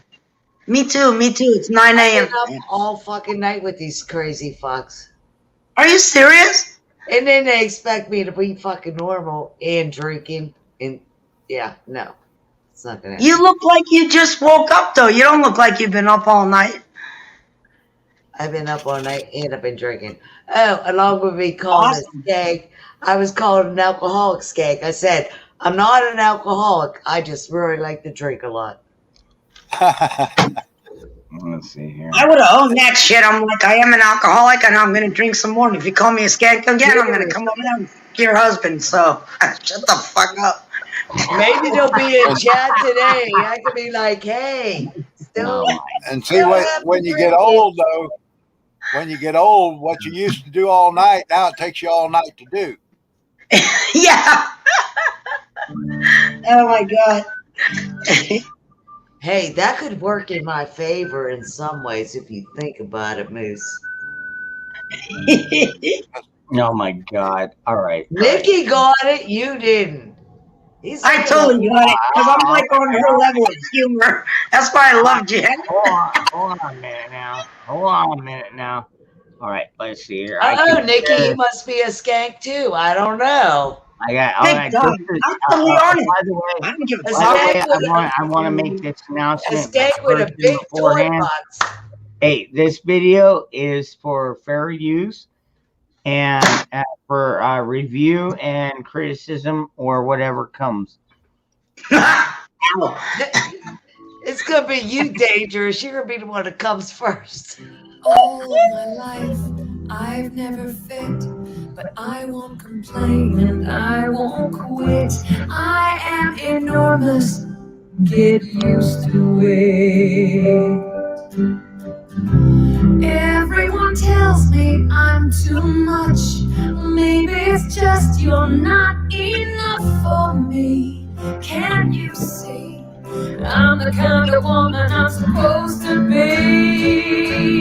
Hey, my vagina is 8 miles wide. Absolutely everyone can come inside. If you're ever frightened, just run and hide. My vagina is 8 miles. Oh my God! This is a real fucking song. Oh wow! I don't believe. Oh my God! She'd be swallowing that horse.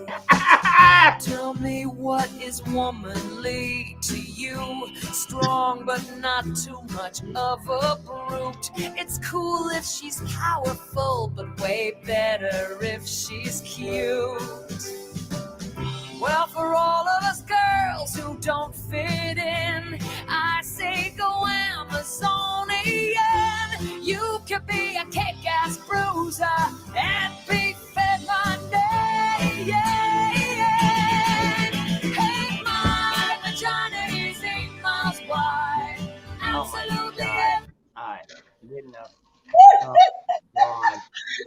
I can't believe that's a real fucking song. Wow. That's fucking brilliant. She actually can sing though. She's got a good voice. Yeah, she actually is pretty. But man, with an 8 mile wide, dude, you'd have to strap a fucking 2x12 on my ass. Throwing a hot dog down the hall. I don't want to fall in. What's up? Oscar Mayer Wiener getting lost. Oh, that's just fucked up. Yeah, but if you have an 8 mile wide pussy, that's just wide enough to shove Obama's attitude and right up.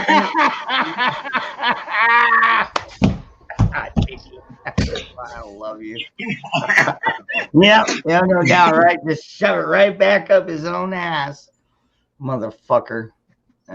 Fucking piece of shit.